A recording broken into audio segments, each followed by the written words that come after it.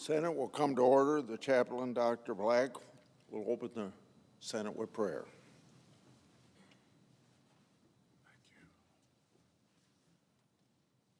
Let us pray. Most holy and gracious God, who turns the shadow of night into the glory of morning, shower our lawmakers with your mercy this day. Lord, calm troubled thoughts and guide their feet in the way of peace. Let your strength be more than sufficient to meet and manage their challenges. Make them instruments of your grace and goodness as you renew in them the joy of belonging to you.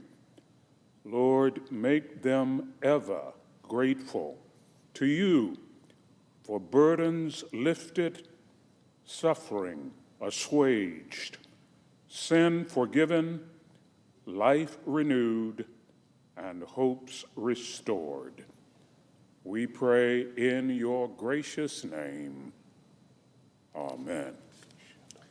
Please join me in reciting the pledge.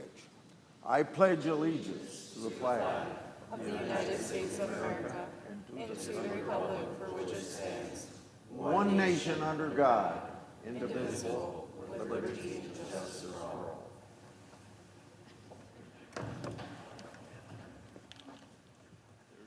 Thank you, sir.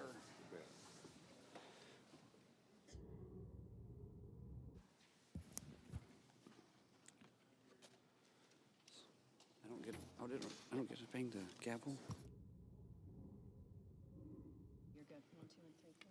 Under the previous order, the leadership time is reserved. Morning business is closed. Under the previous order, the Senate will proceed to executive session to resume consideration of the following nominations, which the clerk will report. Nomination, Department of Defense, Stephen Feinberg of New York to be Deputy Secretary.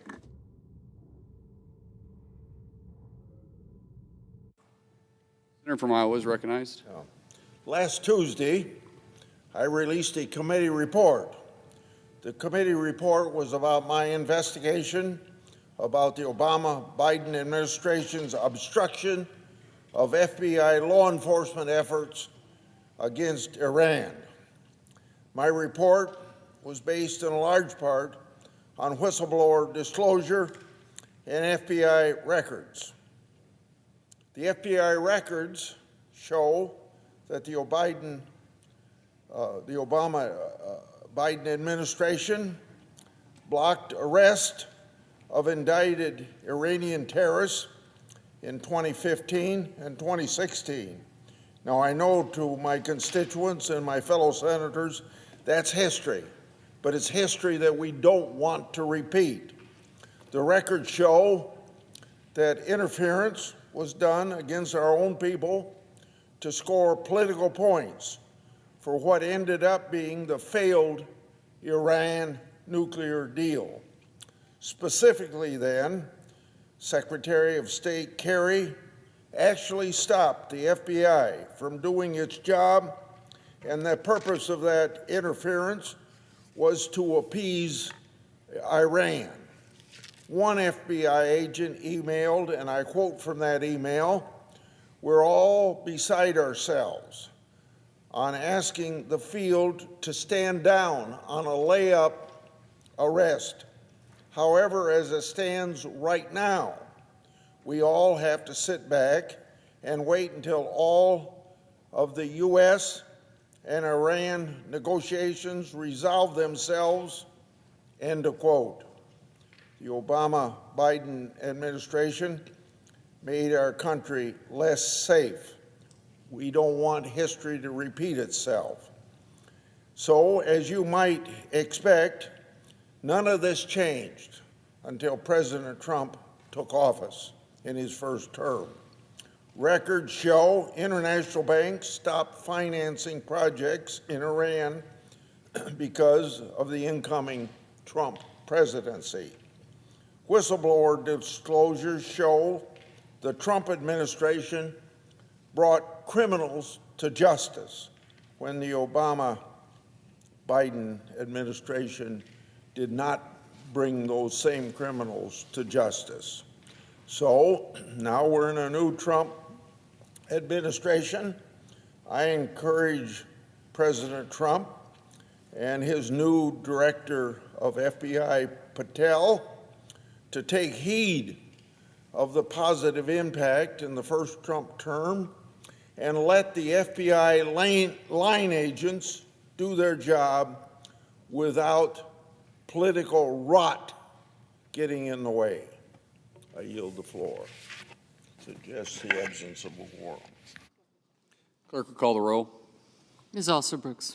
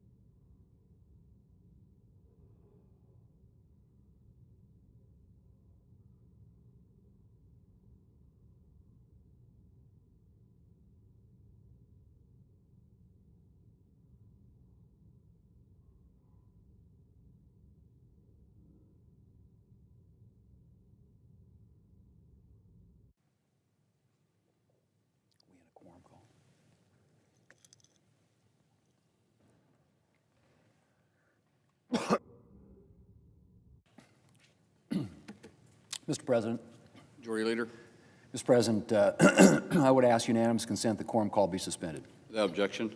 Mr. President, I've spoken a lot about it being a new day in America. It's also a new day in the United States Senate.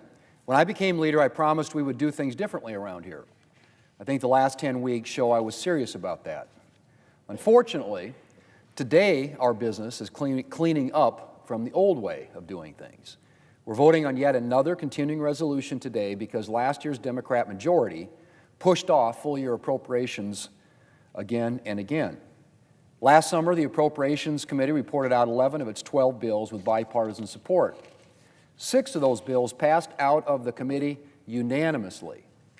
But month after month, Leader Schumer found something more important to do than fund the government. And not one of those 11 bipartisan bills ever came to the floor. So today we're trying to finish up last year's work so that we can begin to do this year's work. To be clear, Republicans aren't thrilled about another CR, but it is our best option to make sure that last year's failure by Democrats doesn't interfere with this year's appropriations process. And I'm hopeful that enough Democrats will reject their party's threat of shutting down the government to get this bill passed today. As I said yesterday, it's time to move on. And moving forward, appropriation bills are going to be a priority in the Senate.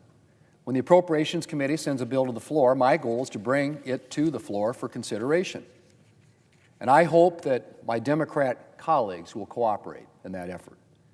We're going to have a debate, consider amendments, and vote. And we're going to try to avoid the end-of-year pileup and continuing resolutions that I know we are all tired of. Mr. President, another continuing resolution, another CR, was nobody's first choice.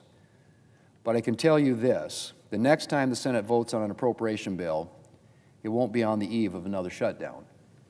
So I appreciate my colleagues' support for this continuing resolution, and I look forward to a much better process for fiscal year 2026. Mr. President, I yield the floor, and I suggest the absence of a quorum. Without objection. Clerk will call the roll. Ms. Alsobrooks.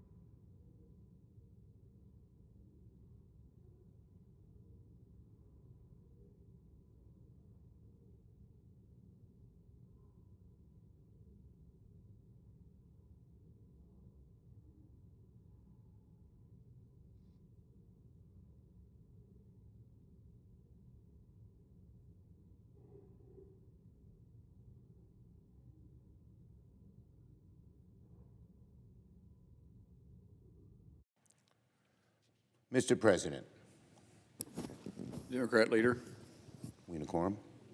Asked unanimous consent the quorum be dispensed with. without objection. Well, Mr. President, as everyone knows, government funding expires at midnight tonight. As I announced yesterday, I will vote to keep the government open. I believe it is the best way to minimize the harm that the Trump administration will do to the American people.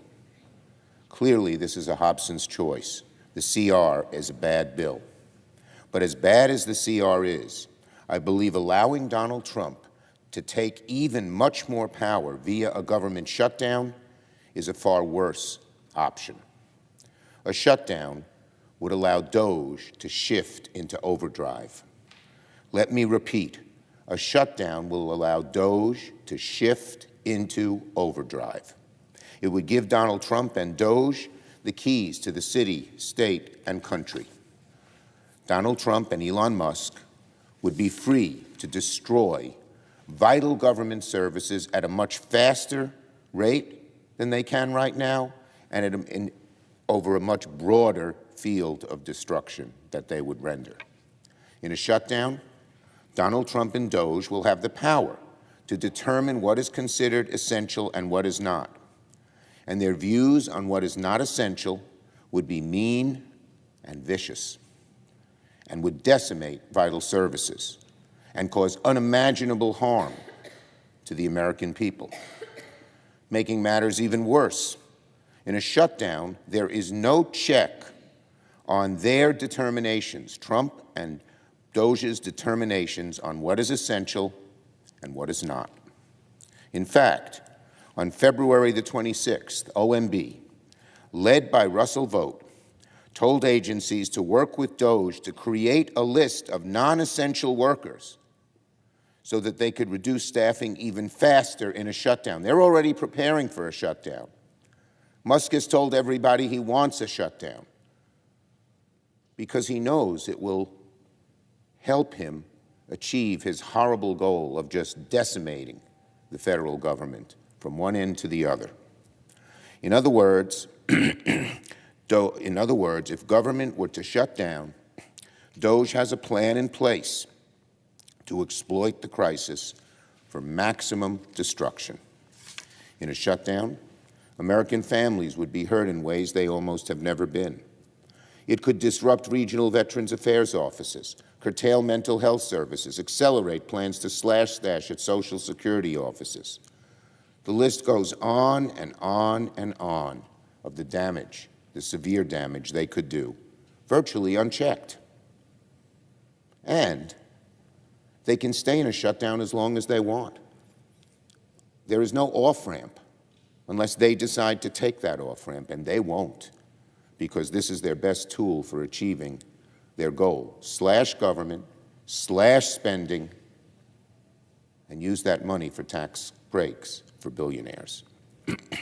So a shutdown would be the best distraction Donald Trump could ask for. So distraction from his awful agenda.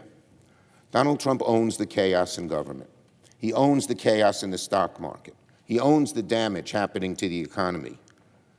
But he knows if government shuts down and all the fighting is over which agencies should be kept and which shouldn't, and Republican senators and congressmen and just obeisance to Trump keep putting bills on the floor to decide that, it will totally distract from the most important fight of all: fighting Republicans for eviscerating Social Security, Medicare, and Medicaid while giving trillions in tax cuts for the ultra-rich. That is the fight. That is the fight American people must know about. A shutdown will be a costly distraction from this all-important fight. Finally, I want to close by reminding everyone it was Republicans who pushed this false shutdown choice. Their inability to govern has led us to this precipice. Our caucus members have been torn between two awful alternatives, and my colleagues and I have wrestled with which alternative would be worse for the American people.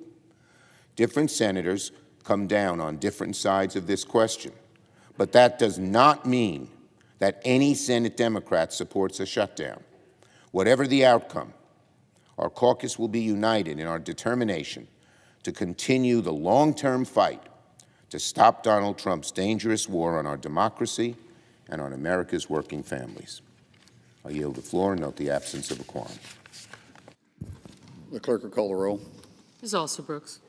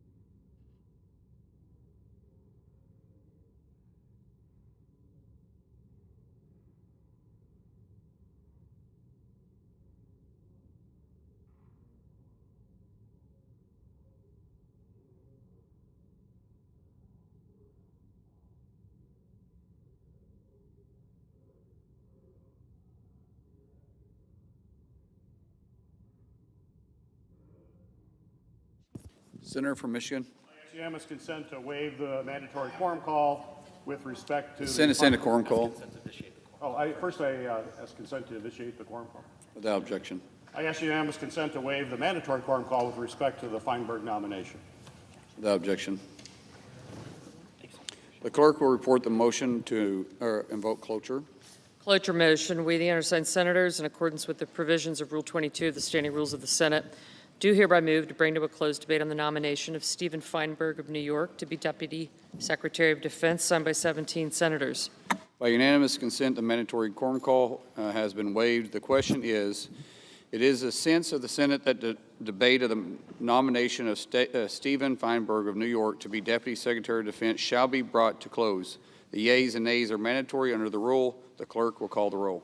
Ms. Alsobrooks, Ms. Baldwin, Mr. Banks, Mr. Barrasso, Mr. Bennett, Mrs. Blackburn, Mr. Blumenthal, Ms. Blunt-Rochester, Mr. Booker, Mr. Bozeman, Mrs. Britt, Mr. Budd, Ms. Cantwell, Mrs. Capito, Mr. Cassidy, Ms. Collins, Mr. Coons, Mr. Cornyn, Ms. Cortez Masto, Mr. Cotton, Mr. Kramer, Mr. Crapo, Mr. Cruz, Mr. Curtis, Mr. Daines, Ms. Duckworth, Mr. Durbin, Ms. Ernst, Mr. Fetterman, Mrs. Fisher, Mr. Gallego, Mrs. Gillibrand, Mr. Graham, Mr. Grassley, Mr. Haggerty, Ms. Hassan, Mr. Hawley, Mr. Heinrich, Mr. Hickenlooper, Ms. Hirono, Mr. Hoven, Mr. Husted, Mrs. Hyde-Smith. Aye.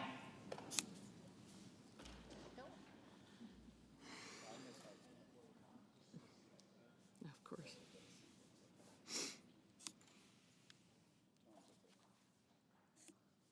I got him. Thank you. Mr. Johnson. Mr. Justice. Mr. Kane. Mr. Kelly. Mr. Kennedy. Mr. Kim.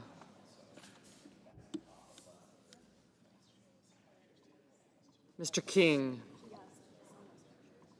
Ms. Klobuchar. Mr. Langford. Mr. Lee. Mr. Lujan. Ms. Lummis. Mr. Markey. Mr. Marshall. Mr. McConnell. Mr. McCormick. Mr. Merkley. Mrs. Moody. Mr. Moran. Mr. Marino. Mr. Mullen. Ms. Murkowski. Mr. Murphy. Mrs. Murray. Mr. Ossoff. Mr. Padilla.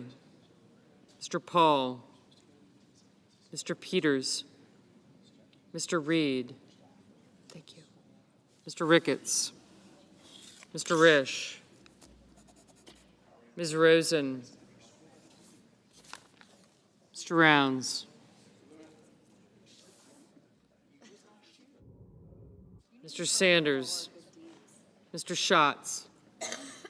Mr. Schiff. Mr. Schmidt. Mr. Schumer. Mr. Scott of Florida, Mr. Scott of South Carolina. Mrs. Shaheen. Mr. Sheehy. Ms. Slotkin. Ms. Smith. Mr. Sullivan. Mr. Thune. Mr. Tillis. Mr. Tuberville. Mr. Van Hollen. Mr. Warner. Mr. Warnock. Ms. Warren. Mr. Welch. Mr. Whitehouse. Mr. Wicker. Mr. Wyden. Mr. Young.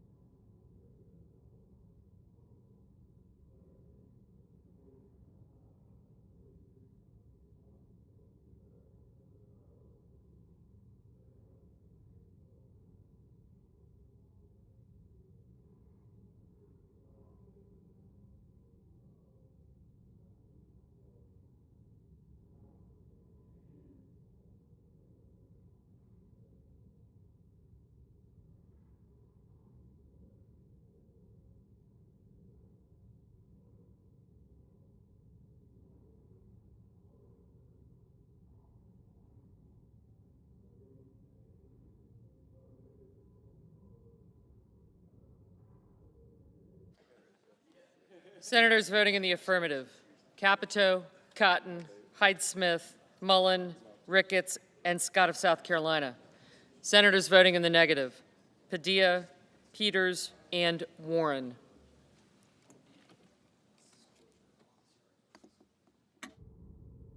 Mr. Risch, aye. Oops.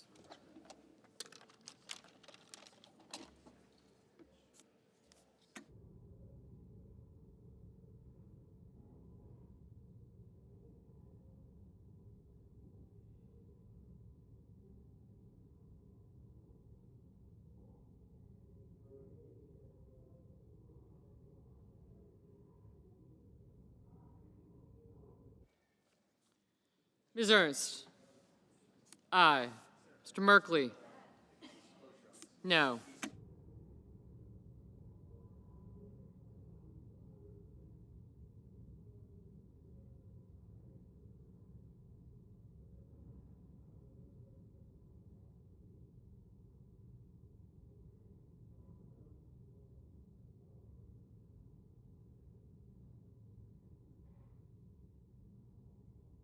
Mrs. Britt, aye.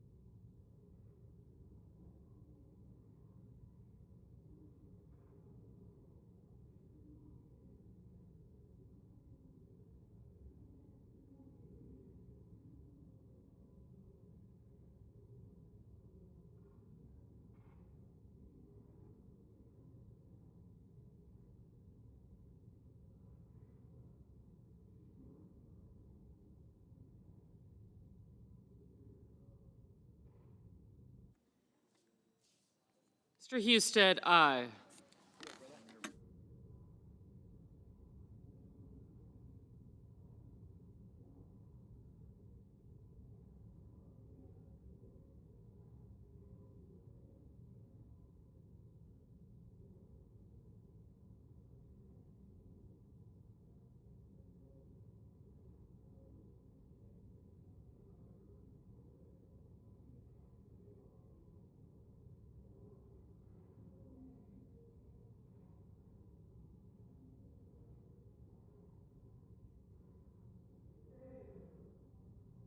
Mr. Hickenlooper, no.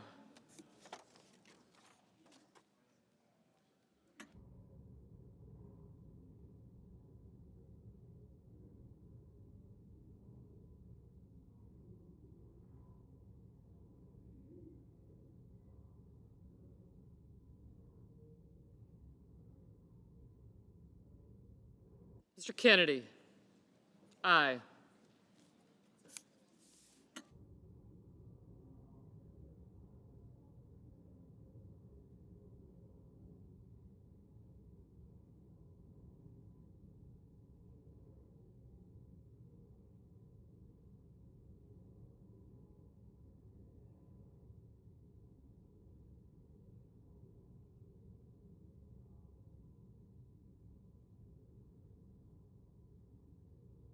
Mr. Banks, aye.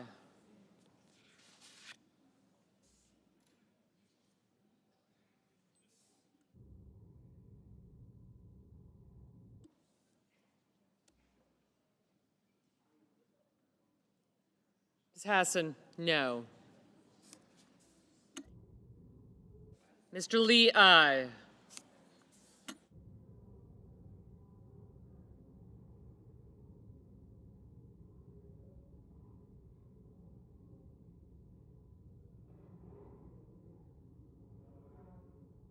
Mr. Young, aye.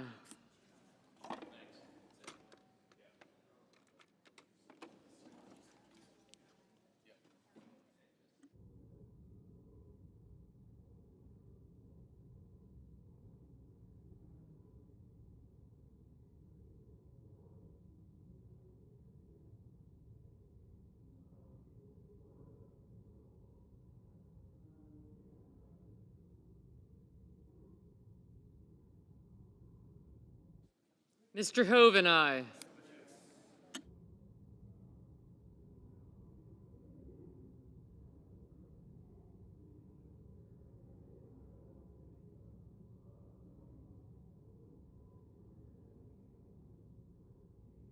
Mr. Fetterman, aye.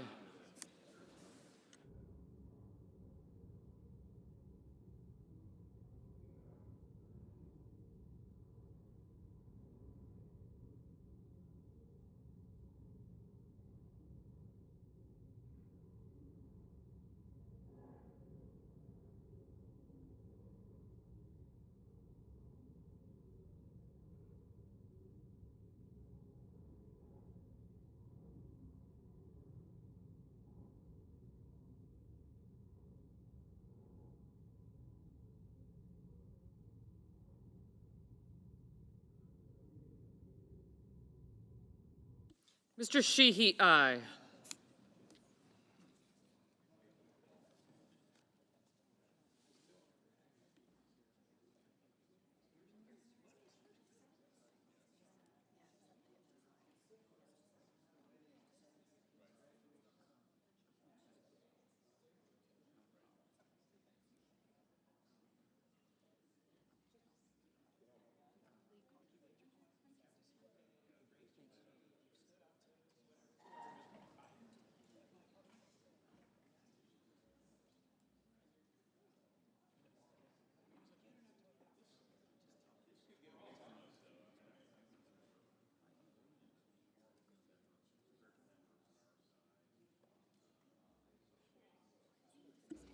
Mr. Paul, aye. Ms. Rosen, no.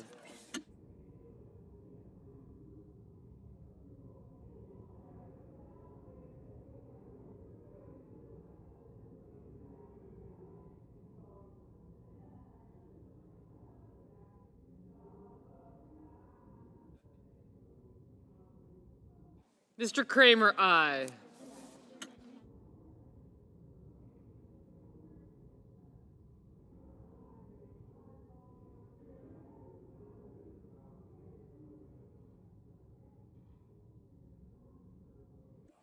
Mr. Langford, aye.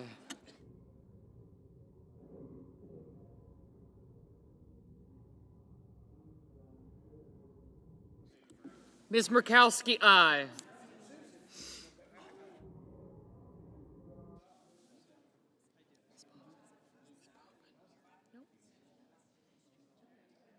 Ms. Baldwin, no.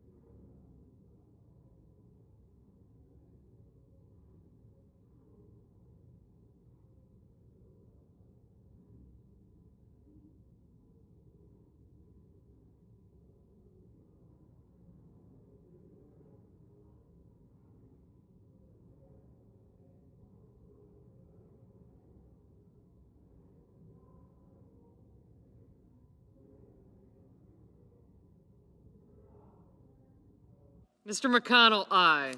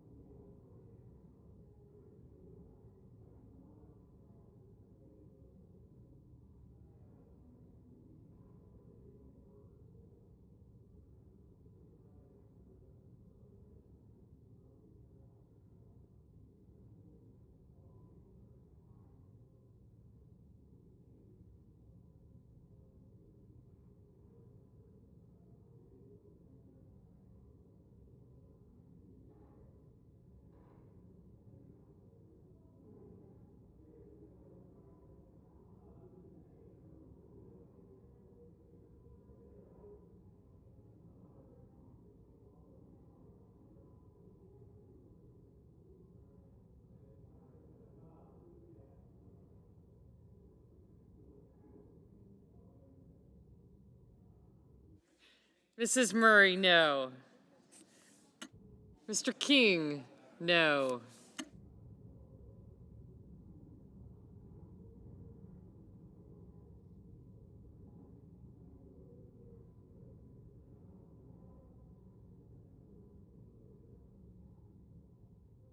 Mrs. Gillibrand, no.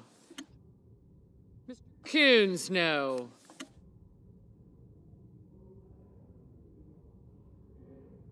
Mr. Barrasso, aye.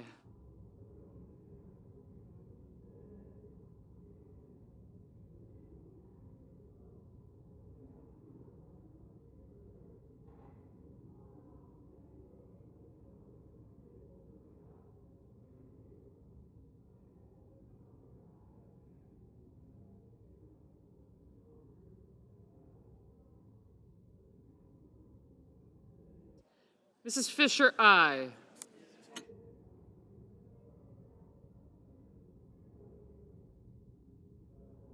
Mr. Kane, aye.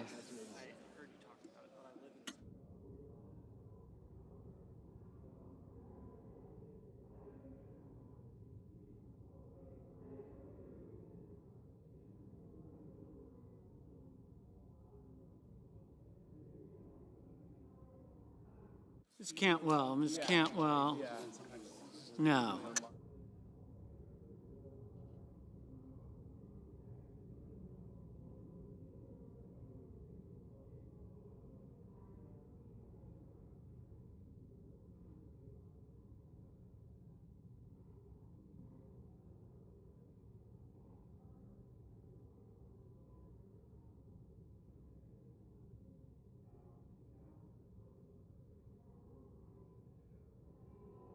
Mr. Whitehouse, no.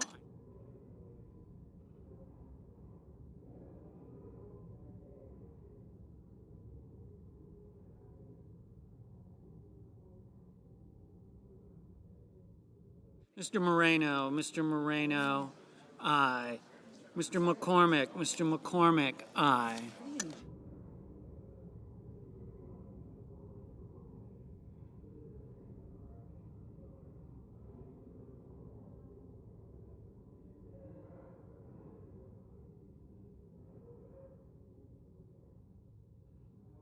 Mrs. Moody, aye.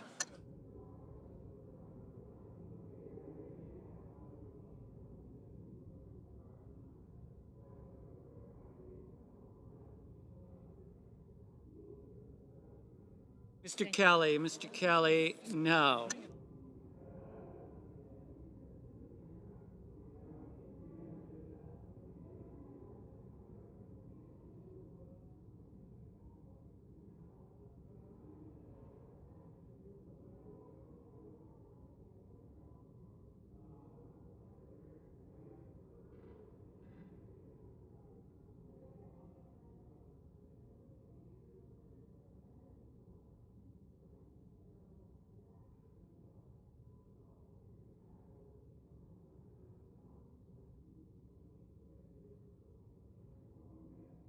Mr. Budd,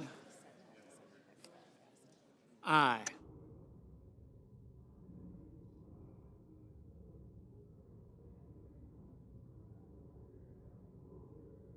Mr. Gallego, no. Mr. Thune, aye.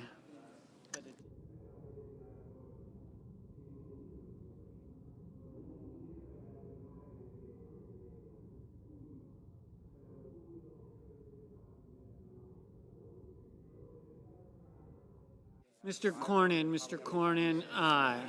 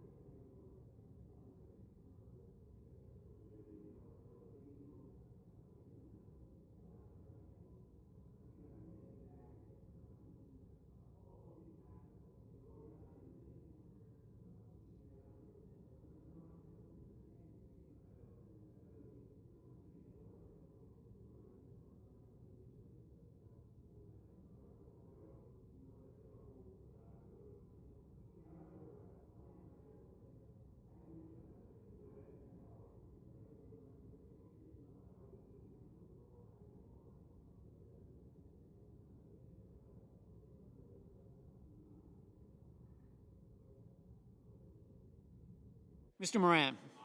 Mr. Moran, aye.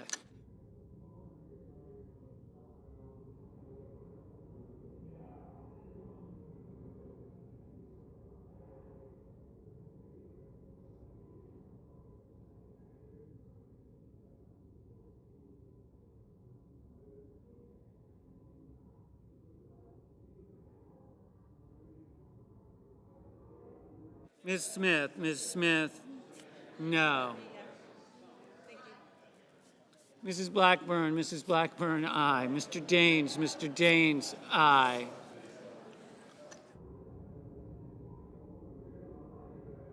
Ms. Hirono, no.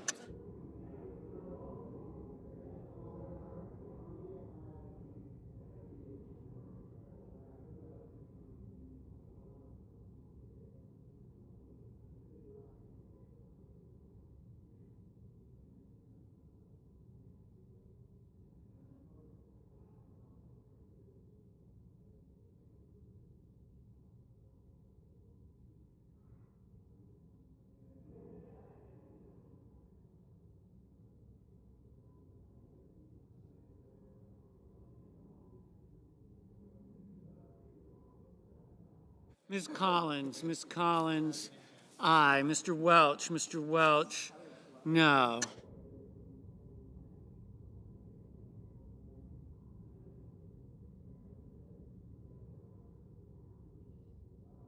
Mr. Haggerty, aye.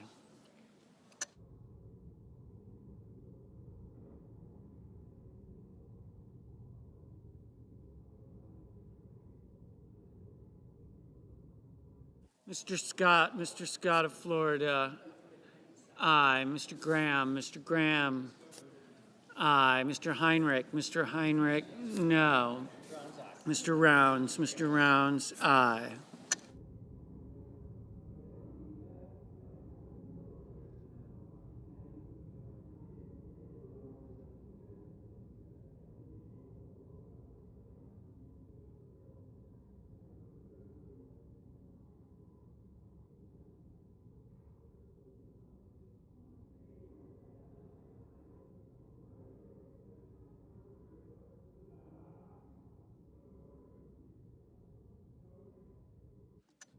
Mr. Kim, no.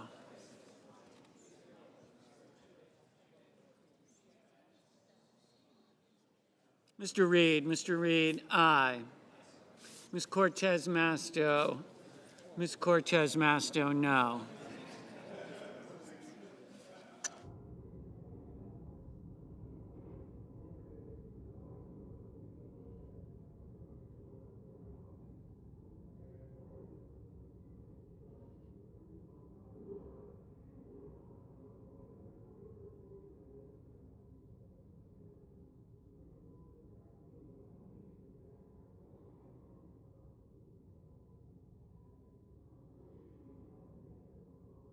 Mr. Sullivan, aye. Mr. Sanders, no.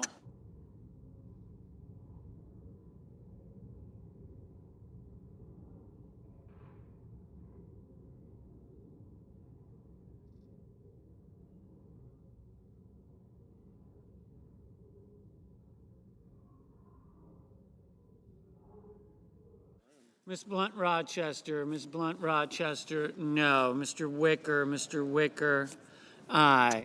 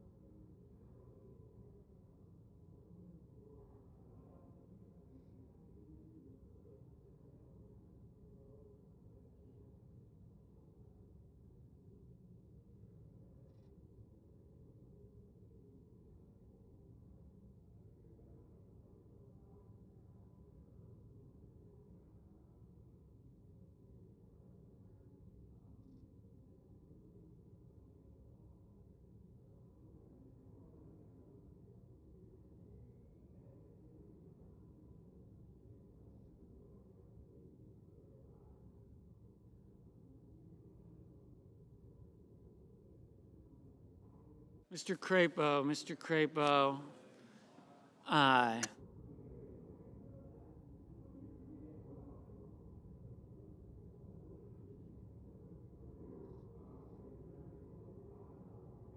Mr. Markey, no.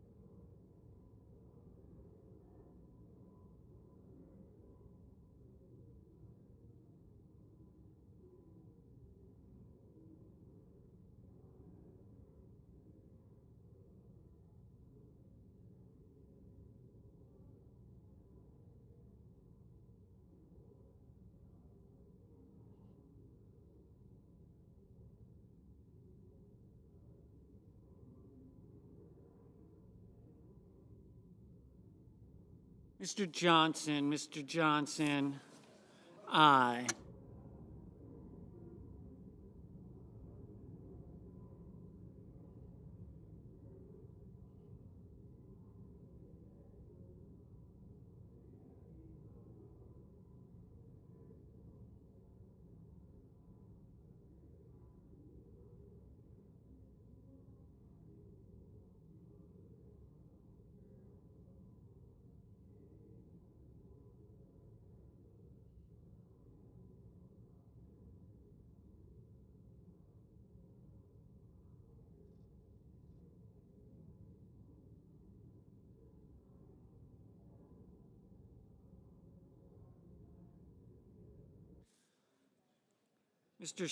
Mr. Schiff, no. Mr. Bozeman, aye.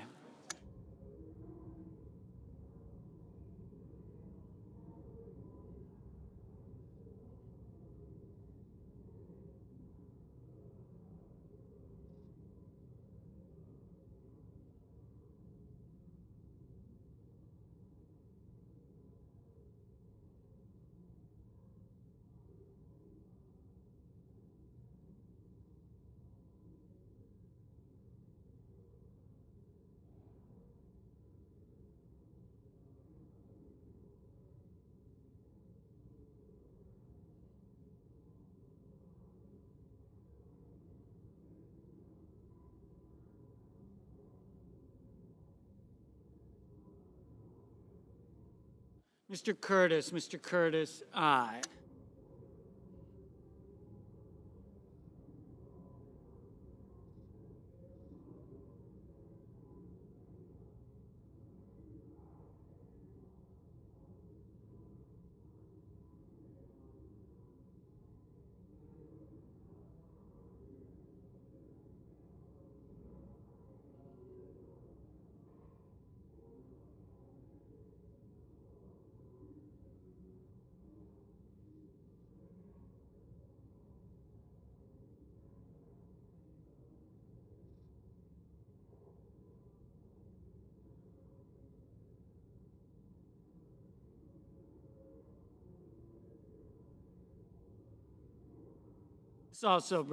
Miss Also Brooks, no.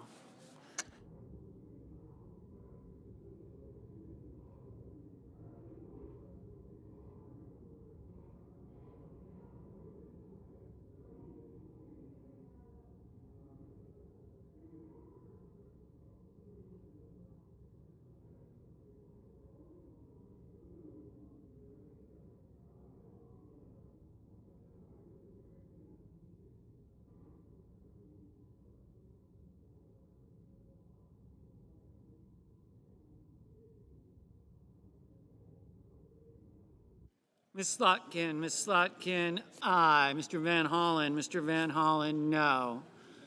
Mr. Murphy, no.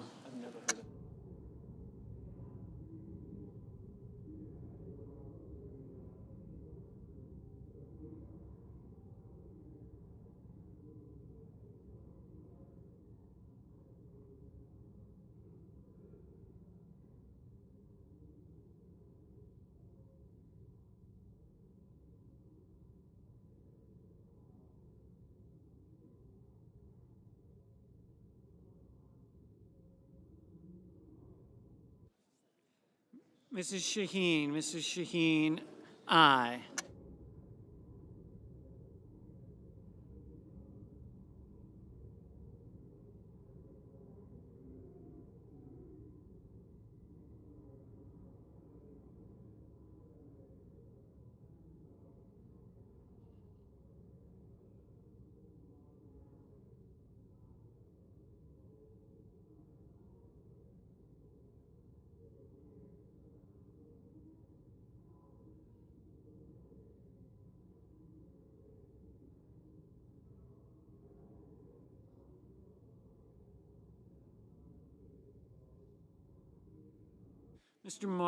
Mr. Marshall,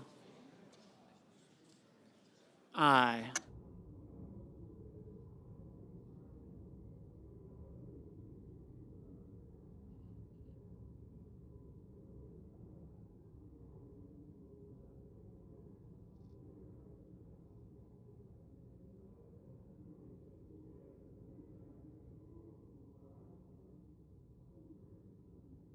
Mr. Durbin, no.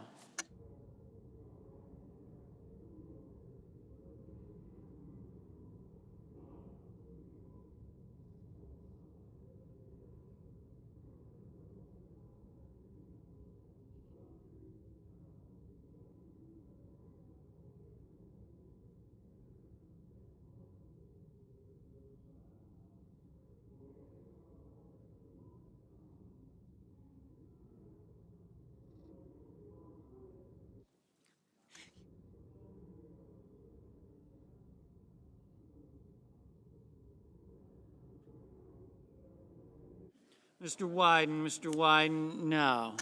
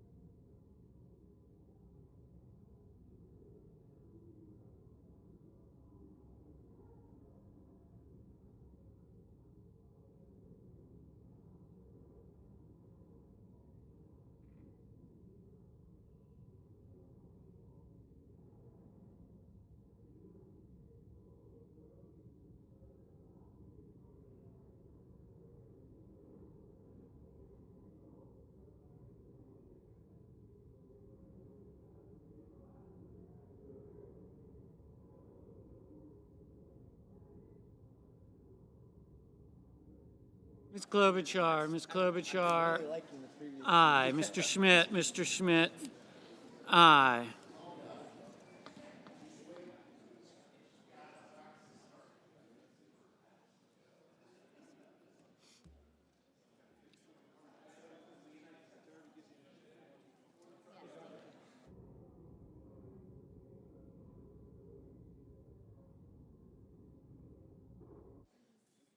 Mr. Lujan, no. Mr. Cassidy, aye. Ms. Klobuchar, no.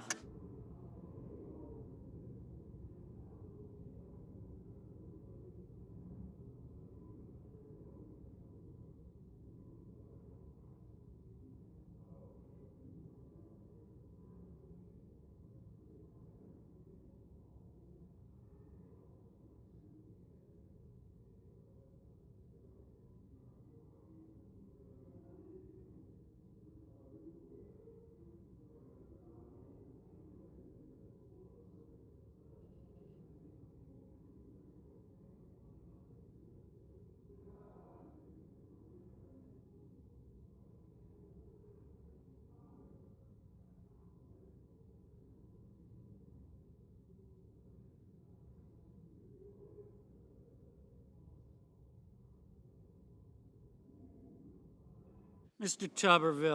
Tuberville, aye.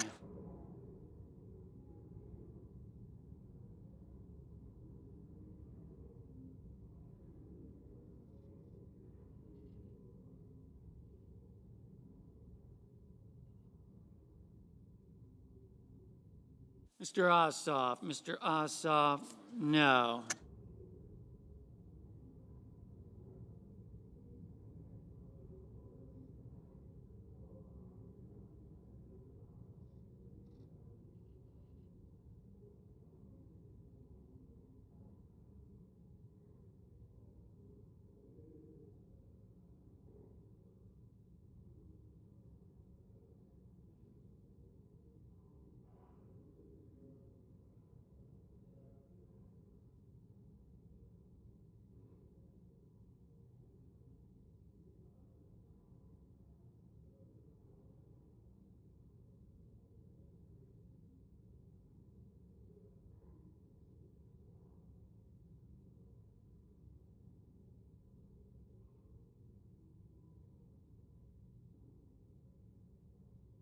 Mr. Tillis, aye.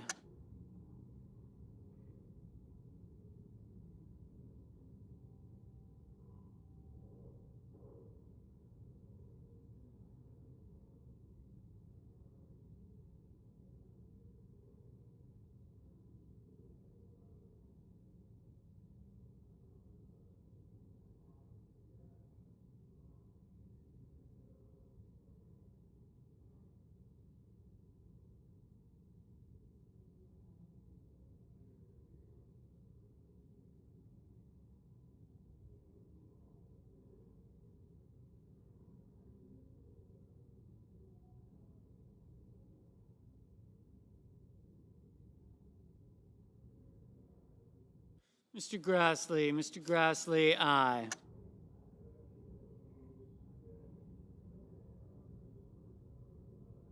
Mr. Warner, aye.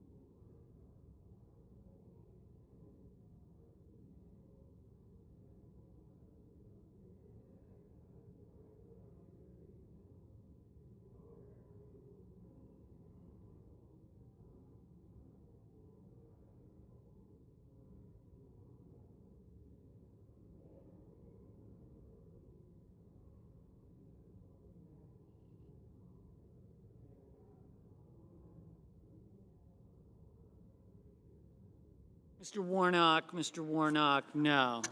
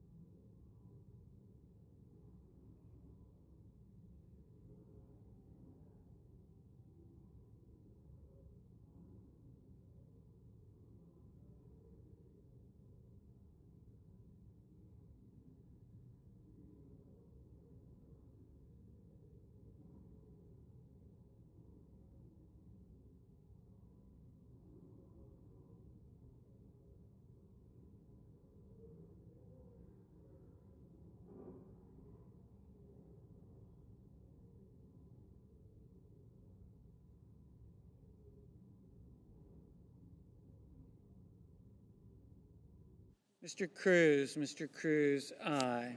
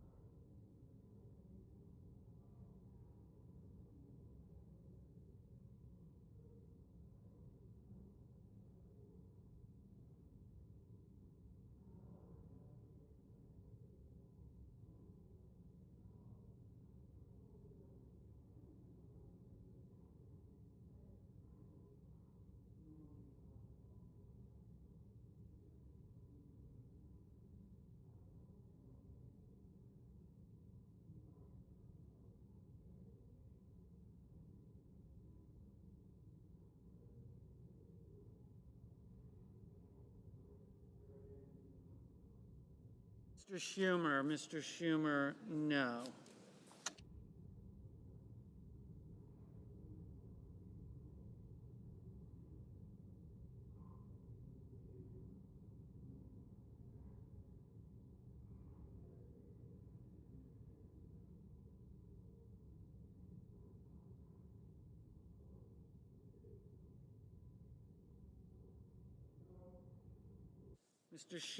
Mr. Schatz, no. Mr. Bennett, no.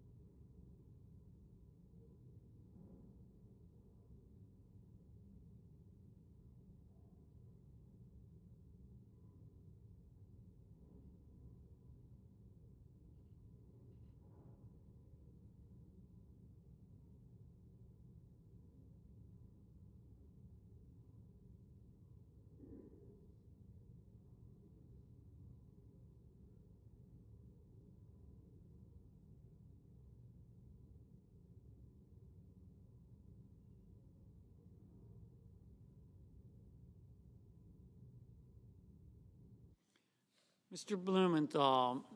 Mr. Blumenthal, no.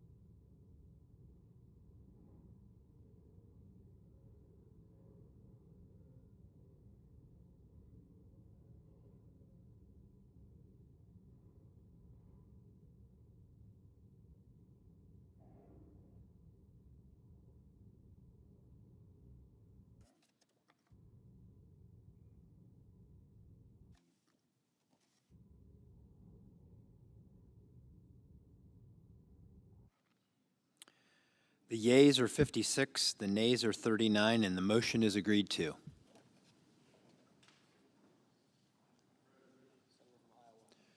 The chair recognizes the senator from Iowa. Thank you, Mr. President. Today is a good day for the Senate and a good day for the American people. The Senate will soon pass a bill that is entitled Halt Fentanyl Act. The House is expected to take the measure up very soon and send it to President Trump, who's waiting with pen in hand to enact one of his campaign promises. The Halt Fentanyl Act permanently schedules these deadly substances that have been the main driver of overdose deaths in the United States No longer does the Drug Enforcement Agency need to play this game of whack-a-mole every time a cartel develops a new fentanyl knockoff.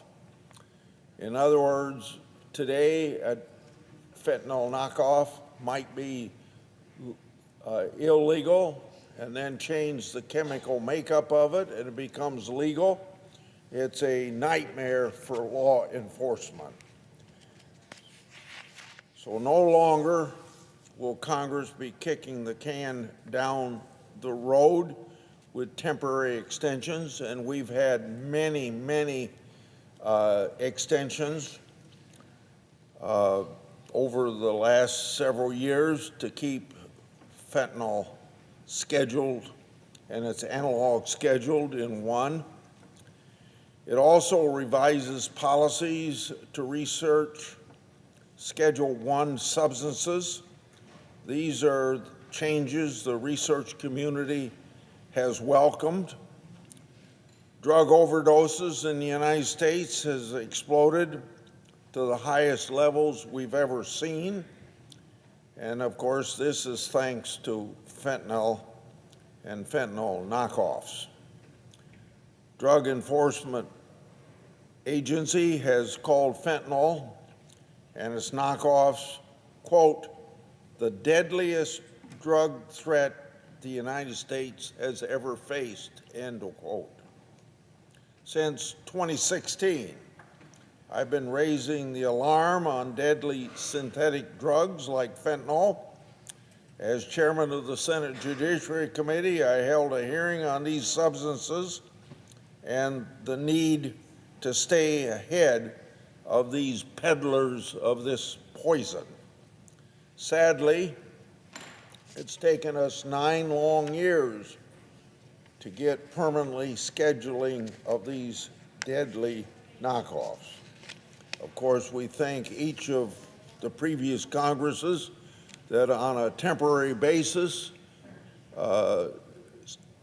extended these scheduling of fentanyl and fentanyl knockoffs. But this bipartisan HALT Fentanyl Act takes care of this by making it permanent. Senators Cassidy, Heinrich, and Johnson were very instrumental in this effort. Their interest in permanently scheduling fentanyl knockoffs inspired the Senate to move this bill to the floor. Republican leadership was also crucial in prioritizing this bill for the floor and helping us navigate the floor process. Credit is also due to our House colleagues, Representative Griffith, Chairman Guthrie, and now retired Chairwoman McMorris Rodgers, who led and championed the HALT Fentanyl Act on the House side. I'd also like to thank Dr. Tim Westlake, who came up with the temporary scheduling structure that we've been using since the year 2018. He has testified before my committee and before the Congress on numerous occasions, and I thank him for his hard work and unflappable dedication. So, in the end, this campaign earned the support of nearly every major law enforcement organization and also several medical associations and research associations supporting the research component of this bill.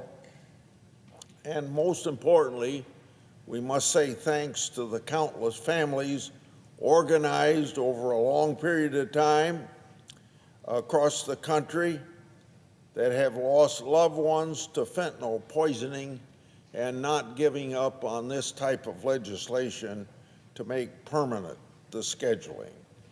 So I want to thank my Senate staff who helped make this possible, especially Colleen Bloss and Michael Perkins, who spearheaded this effort for me and all the committee members. Together, We've taken steps to open the doors of research, to permanently schedule the deadliest substance the United States has ever faced, and to send a clear message that Congress is willing and ready to act. Together, we've taken an important step to live up to our commitment to our constituents and to the loved ones lost, to put them first and to serve them. I yield. I suggest the absence of a quorum. The clerk will call the roll. Ms. Also Brooks.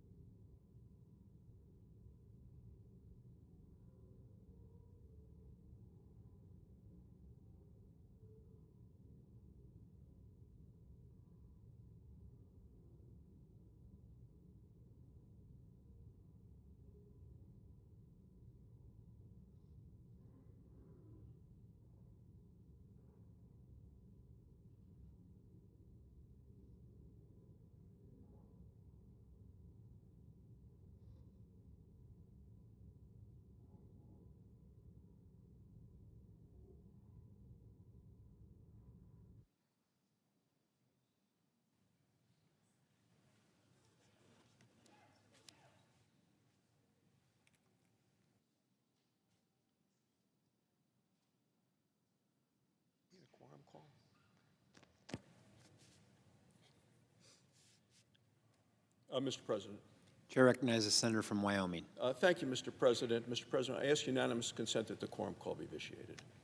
Without objection. Thank you, Mr. President. Mr. President, I come to the floor with my colleague from Wyoming, Senator Cynthia Lummis, to mourn one of Wyoming's most beloved and fiercest champions. Passed earlier this morning, that would be former U.S. Senator Al Simpson. Not just former senator, former member of the Wyoming House of Representatives, former Army veteran, passed away earlier today at the age of 93 in his hometown of Cody, Wyoming.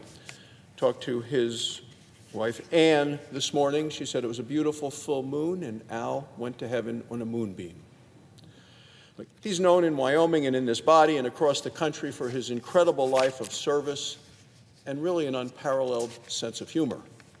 Throughout his life, Al boldly fought to uphold the values and the ideals of this great nation.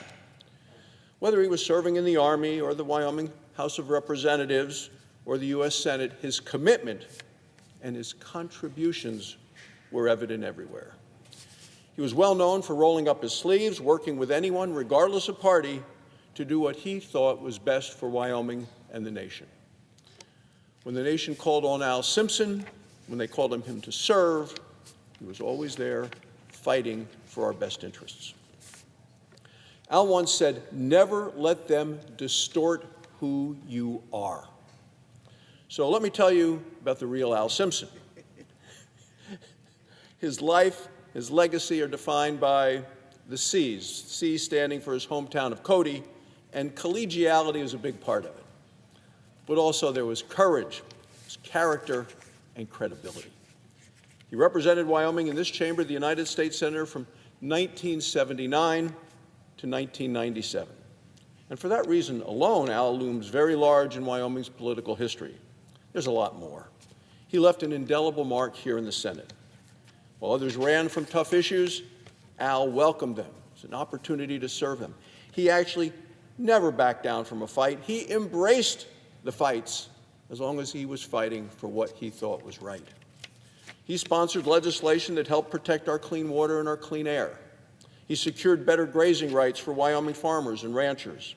He fought to secure our borders and imposed stiff sanctions on employers who hired illegal immigrants. He once said, "The first duty of every nation is to secure its borders." He was so right.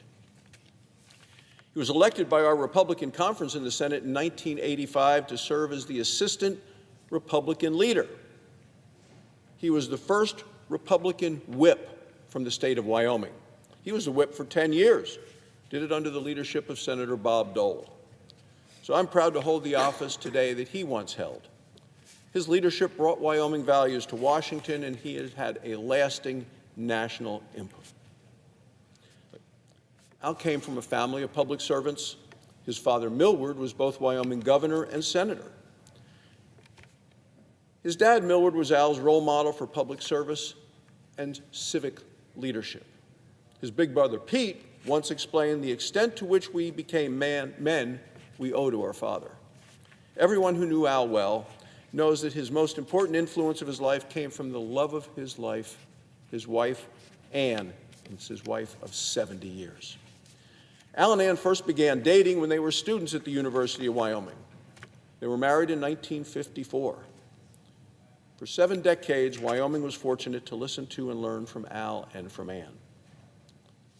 They were an inspiration to all of us. They were to me, to my wife Bobby. They were, I know, to Cynthia, to her husband Al.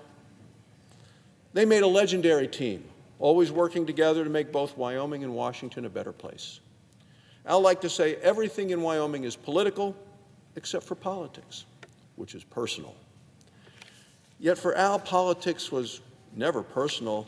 His debates were passionate and they were principled, but he was friends with Ted Kennedy. They collaborated together on legislation. From energy to border security to fiscal responsibility, Al worked across the aisle to tackle the tough issues. He always did what he believed was best for the country. In today's political environment, Al's example of bridging partisan divides is more important than ever.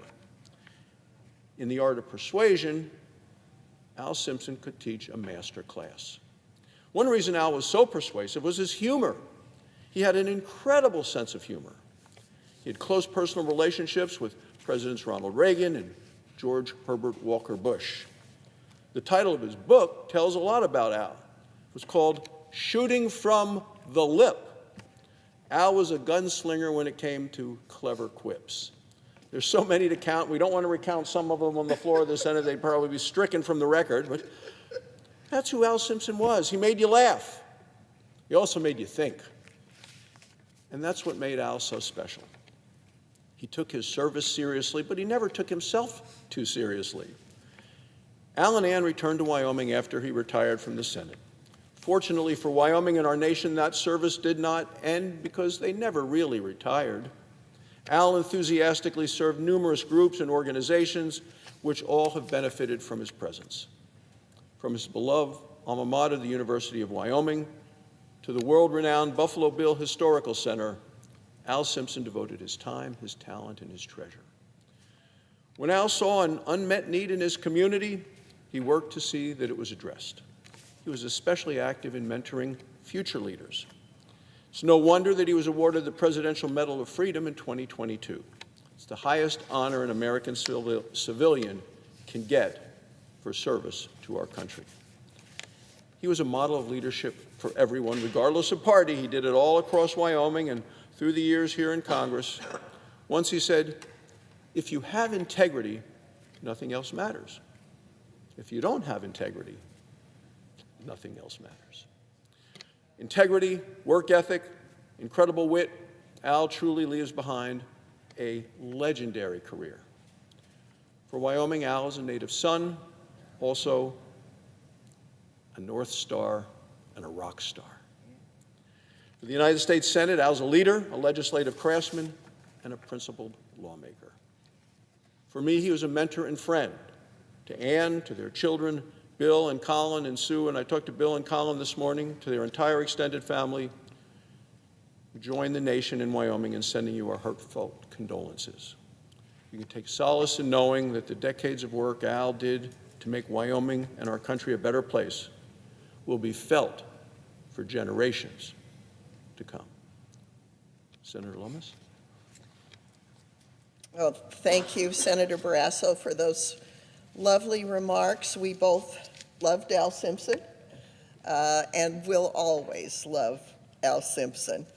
So today we join the entire state of Wyoming, his family and his close friends, in celebrating his life and mourning the passing of U.S. Senator Al Simpson. He was absolutely larger than life and always will be. A beloved statesman, he dedicated his entire life to serving others, his entire life of 93 years. For 18 years here in the U.S. Senate, 12 years in the Wyoming House of Representatives, and 28 years as a very active elder statesman, particularly in his efforts to help and serve our beloved alma mater, the University of Wyoming. He tirelessly advocated for the state of Wyoming, fighting to ensure every corner of our state was not only a great place to work, but a great place to make a home and raise a family. And indeed, he contributed to that as well, with his children and grandchildren and his beloved, beautiful Ann Simpson. My gosh, I saw a picture in the hallway in their home of Ann Simpson when she was in college. She was an absolute knockout. They became the inseparable dynamic duo of Wyoming, she playing the straight woman to his hilarious antics that everyone so loved. There was no stronger advocate for the needs, industries, and interests of Wyoming than Senator Al Simpson. As Senator Barrasso mentioned, during his U.S. Senate tenure, he was repeatedly chosen by his colleagues to serve in leadership as the Republican whip and was a close friend and ally of both Presidents Reagan and George H.W. Bush. Those who met Senator Al Simpson knew he never forgot a face or an interaction, good or bad, and he was happy to remind you of either. And those who were privileged enough to call him friend enjoyed his fierce loyalty, truly fierce loyalty, the kind we all hope we might have with someone in our lives. And his famous sense of humor. I once went to a reception here in Washington, D.C. at a beautiful home, and we walked in, and there's a fireplace in the hallway with an original Pizarro hanging over the fireplace. And he goes, "Oh, look, Cynthia, it's a pisseroo." And that was classic Al Simpson. Al was well known around the Capitol for his pithy one-liners, and families in Cody looked forward to spotting him towering. He was a very tall man, maybe 6'7" or so. And he would tower above the trick-or-treaters in his costume, by the way, of Frankenstein. He called himself Franken Al, and he would imitate the monster, which he also had perfected over the years. Al loved life. He loved public service. He loved the state of Wyoming, and particularly the University of Wyoming. My gosh, he was so good to the law school, to the trial advocacy clinics. There was just nothing he wouldn't do to help the University of Wyoming excel as an institution. But he never missed an opportunity to praise his beloved Anne, his children, his grandchildren. I was in law school with both Colin and Bill Simpson.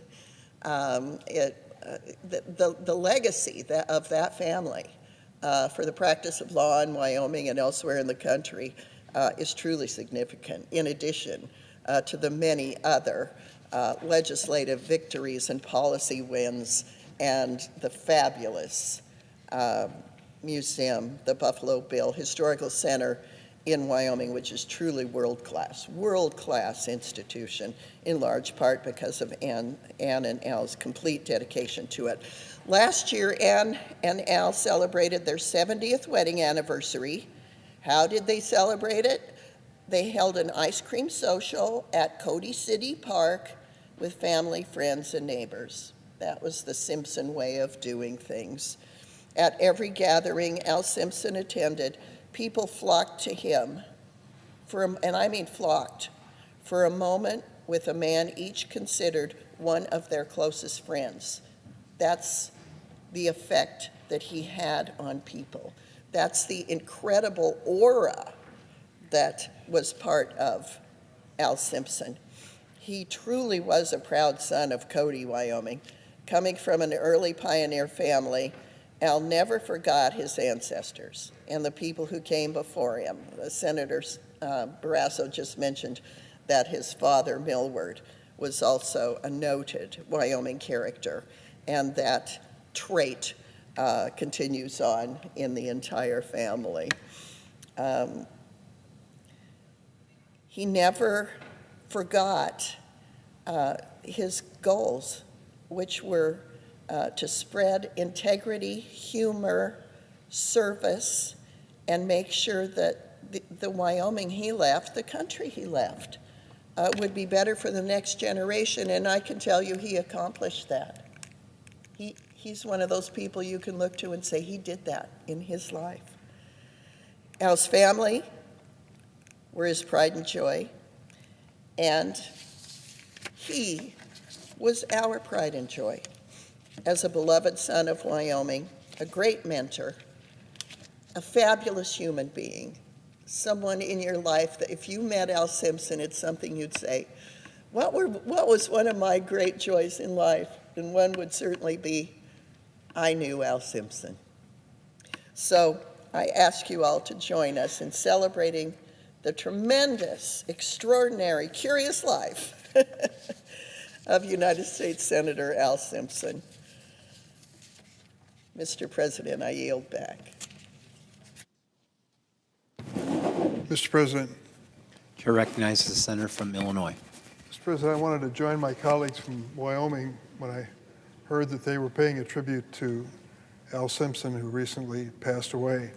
It was my good fortune 15 years ago to be a member of the Simpson-Bowles Commission, where Al Simpson, who had then retired from the Senate, co-hosted that with Erskine Bowles in a bipartisan effort to deal with the deficit.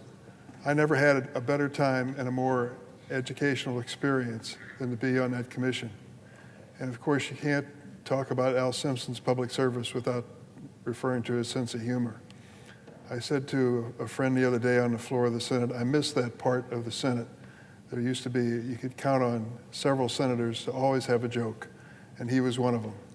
And good joke tellers, I've found, have two qualities. First, they tell the same joke many times, but it seems like it's the first time. And second, they usually start laughing before the punchline because they're enjoying the joke so much themselves. But in addition to his good humor and nice way about him, he was a wonderful person to work with. Really bipartisan. Being a Democrat, I didn't know quite how I'd deal with him since we'd never served together in the Senate. But he took me under his shoulder like any member of his own party or family. I might also mention for the record that Al and his wife were close friends, Paul and Jean Simon from Illinois, my predecessor. And Ann Simpson attended the funeral service for Jean Simon in Carbondale, Illinois, which I thought was a nice tribute, family to family. I'm sorry that we don't have people like Al Simpson still serving. Maybe it's incentive for all of us to get a little better at our joke telling. Thank you, Mr. President.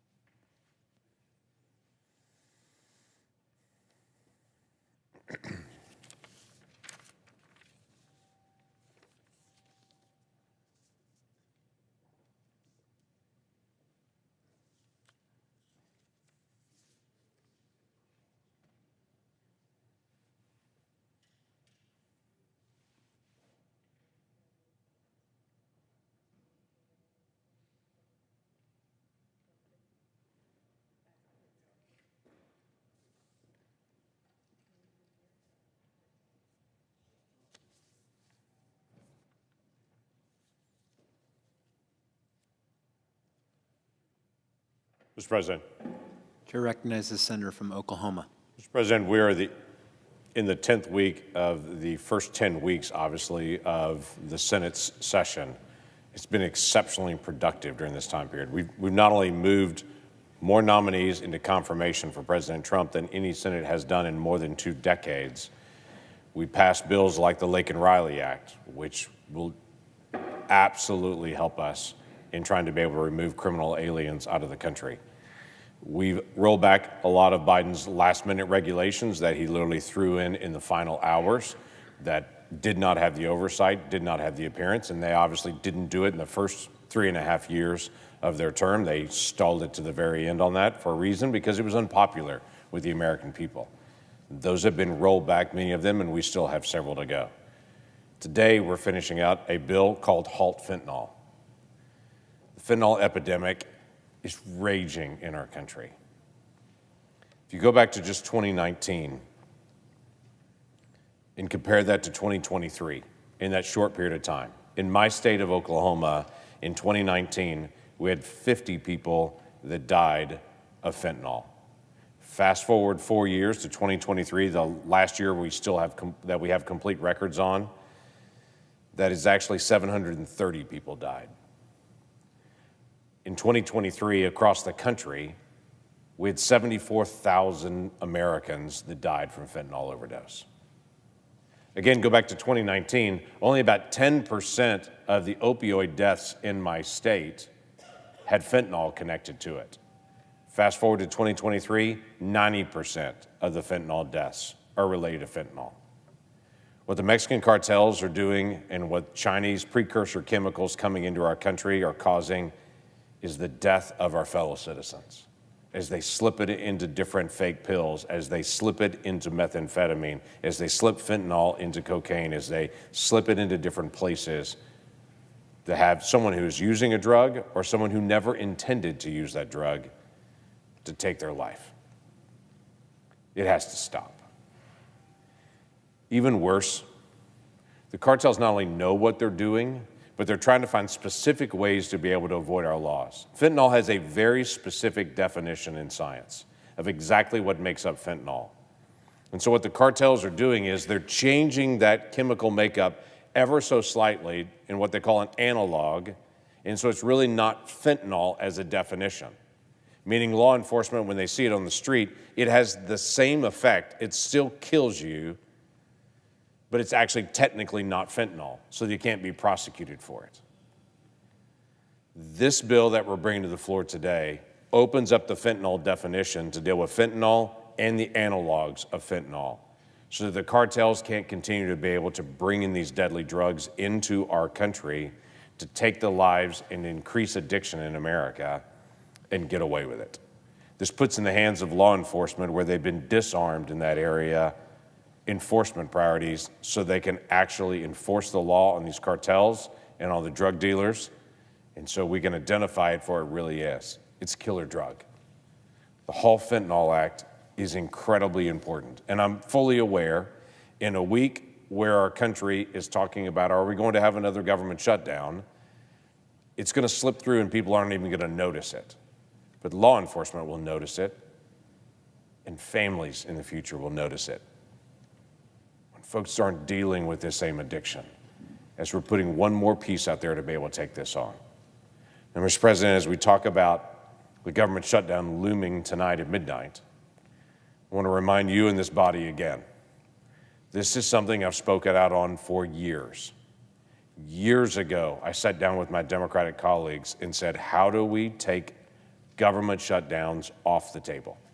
How do we end this? There's been proposals for literally decades to be able to end government shutdowns.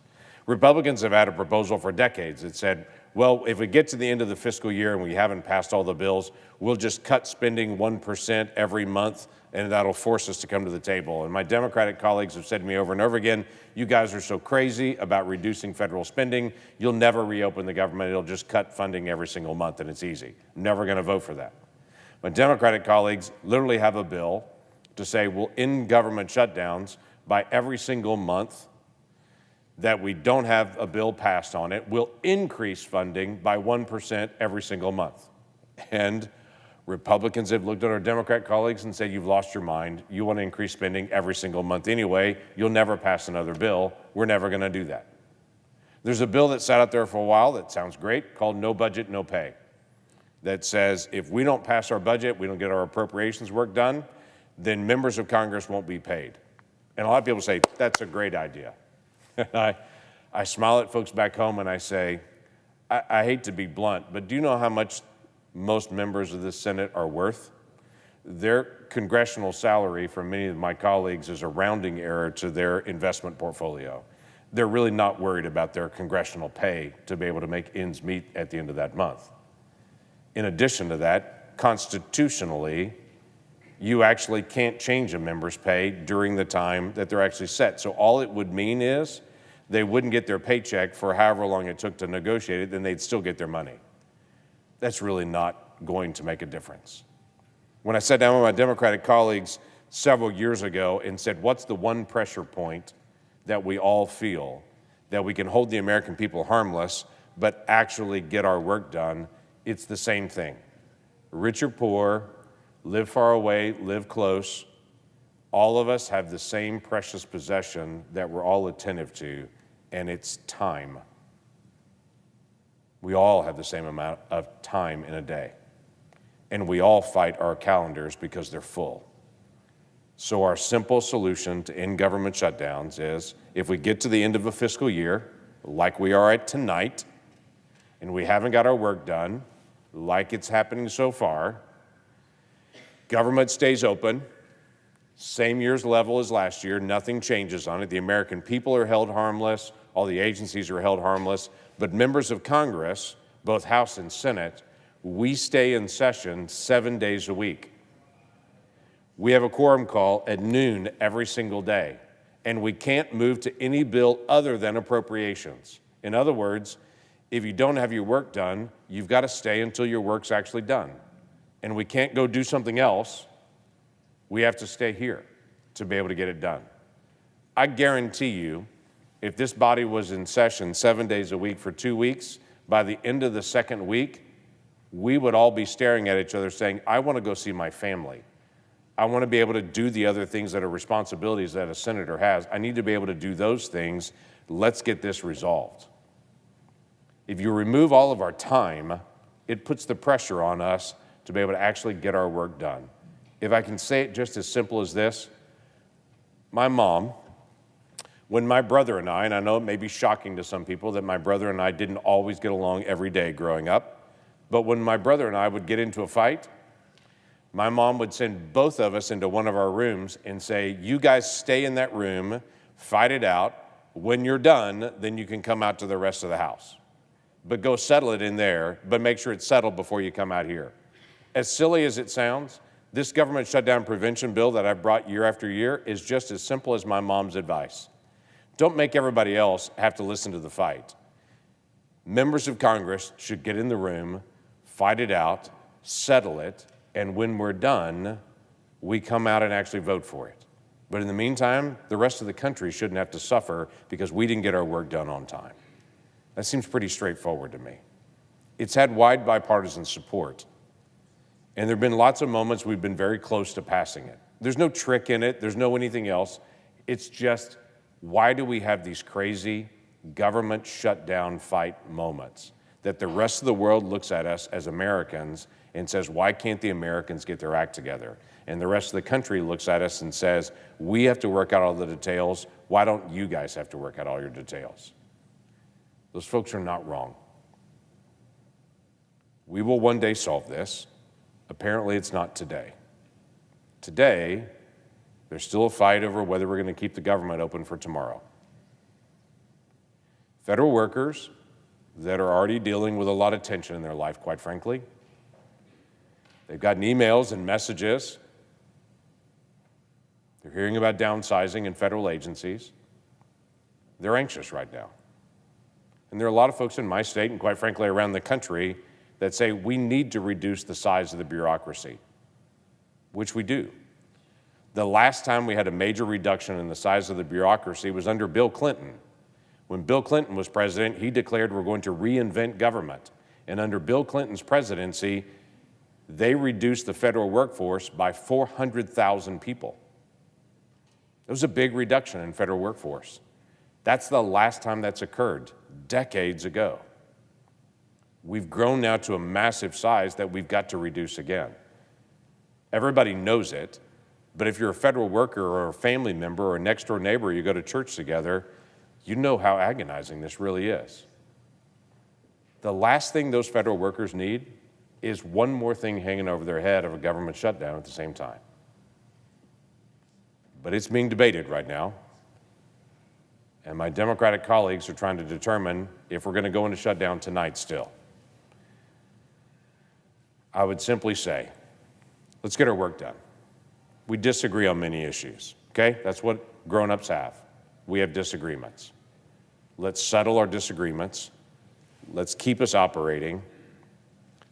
Let's take this off the table for good at some point so we don't have this threat hanging over us and some countdown clock on 24-hour news. Here's how many minutes it is until we have a government shutdown. Let's take that off the table and let's get our work done. We have a giant deficit, giant, $2 trillion in overspending this year. We should have budget fights. We should be more efficient. We should allow DOGE and some of those folks to be able to go after some of the wasteful spending. I don't have a lot of people back in my state that are contacting me and saying, I really want to make sure that we're still spending all that money for the grants to go to the transgender opera in Colombia that USAID is funding, or the DEI initiatives in Serbia that USAID is funding. No one's calling me and saying, we need to make sure we keep doing those things. Everyone looks at it and shakes their head and says, what in the world? I want my tax money to go to education, and I want it to go to roads, and I want it to go to national defense. Don't do that. So let's find ways to be more efficient. Let's find ways to be able to reduce waste and fraud. But let's also have the fight during office hours so the American people don't have to feel the effect of a government shutdown. Clock's ticking today. My Democratic colleagues have got to determine if we're going to have this vote today. Let's pass it. I yield the floor.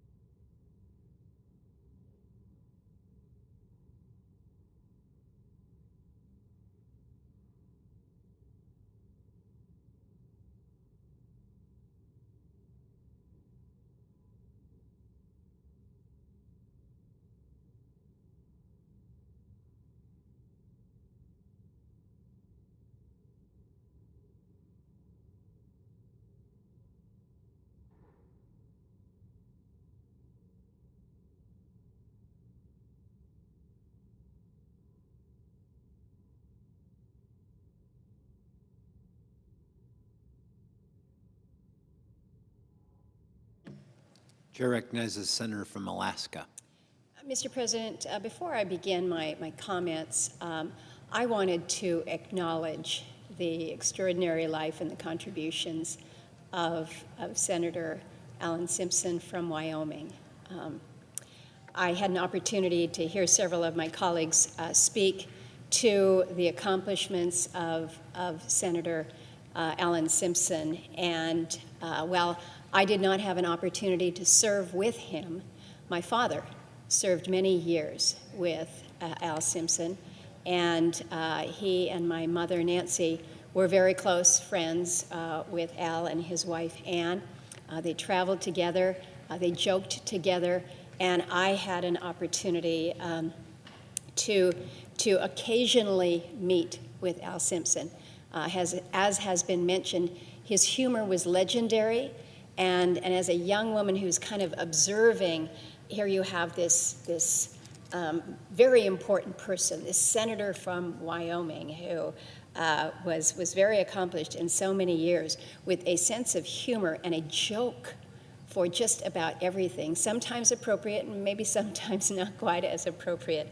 But he was a genuinely beautiful individual, and you saw how he reacted and interacted with people at all levels. I can only imagine the depth of appreciation and love that he had from the people in the great state of Wyoming, because those of us who had just mere glimpses of an opportunity to see him and to know him found him to just be truly a lovely and a good man. And so I know that my parents would want me to be able to express my condolences to the Simpson family and the great appreciation for the contributions that he made to his state of Wyoming and to our great country.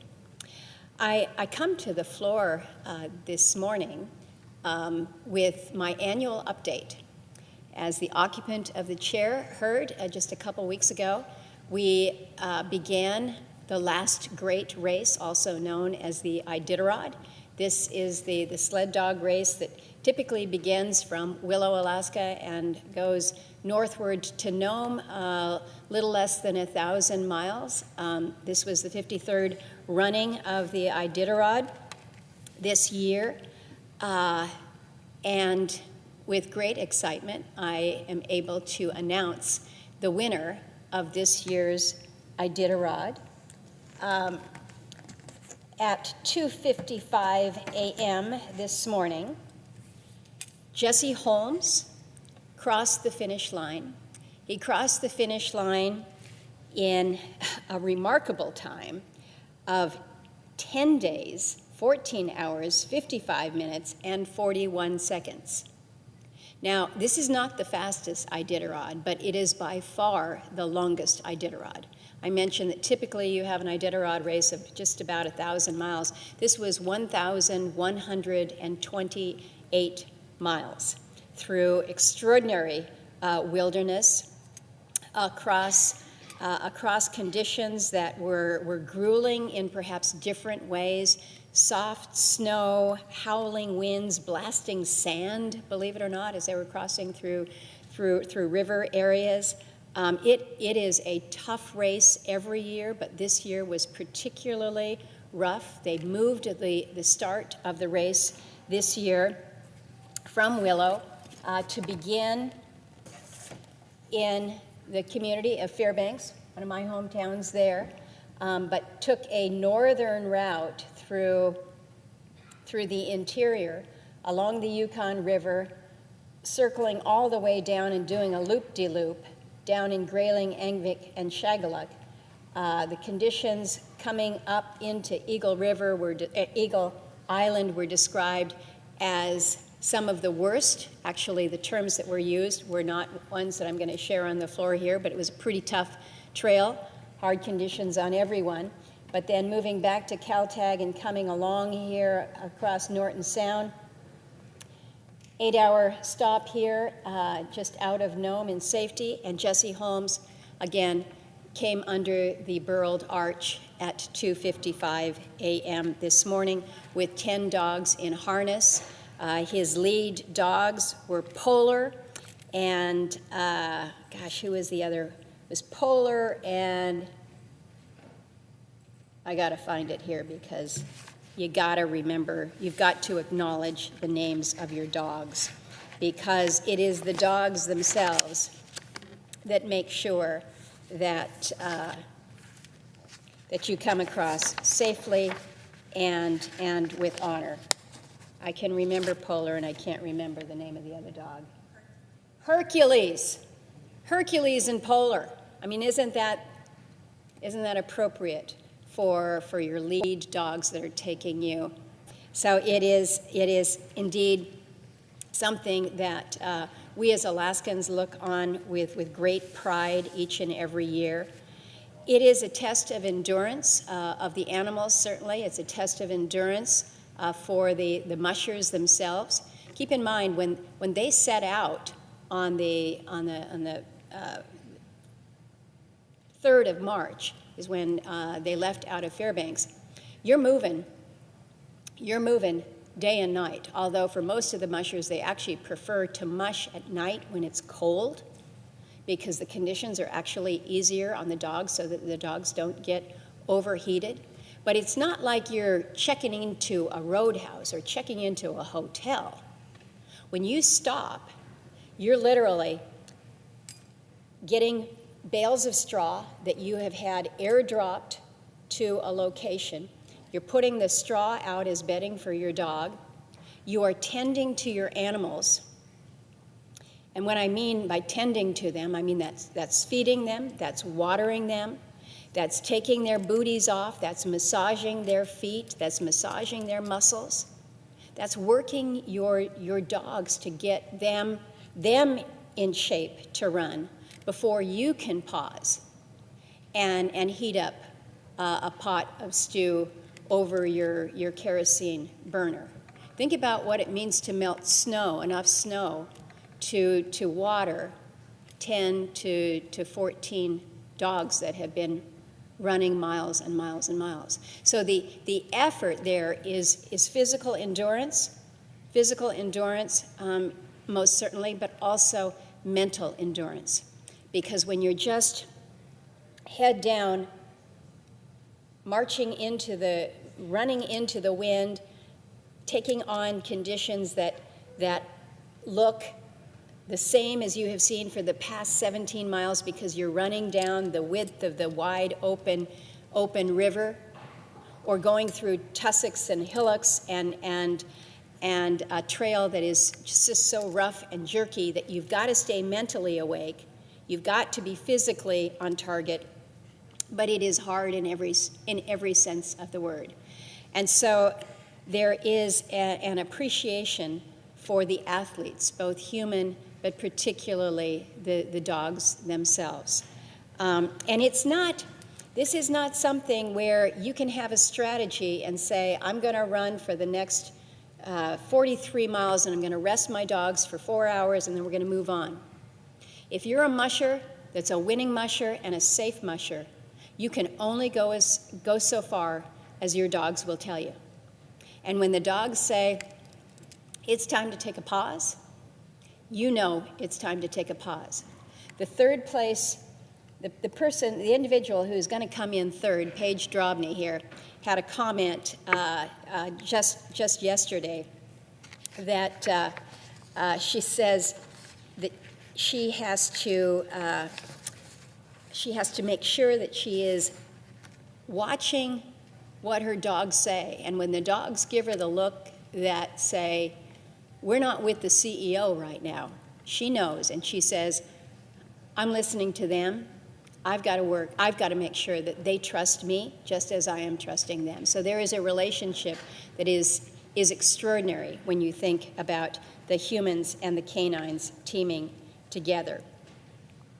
So we have Jesse Holmes, who came in first. Matt Hall has come in second. He's already in Nome, and Paige Drobny is well on her way in. But every single one of these mushers is a winner.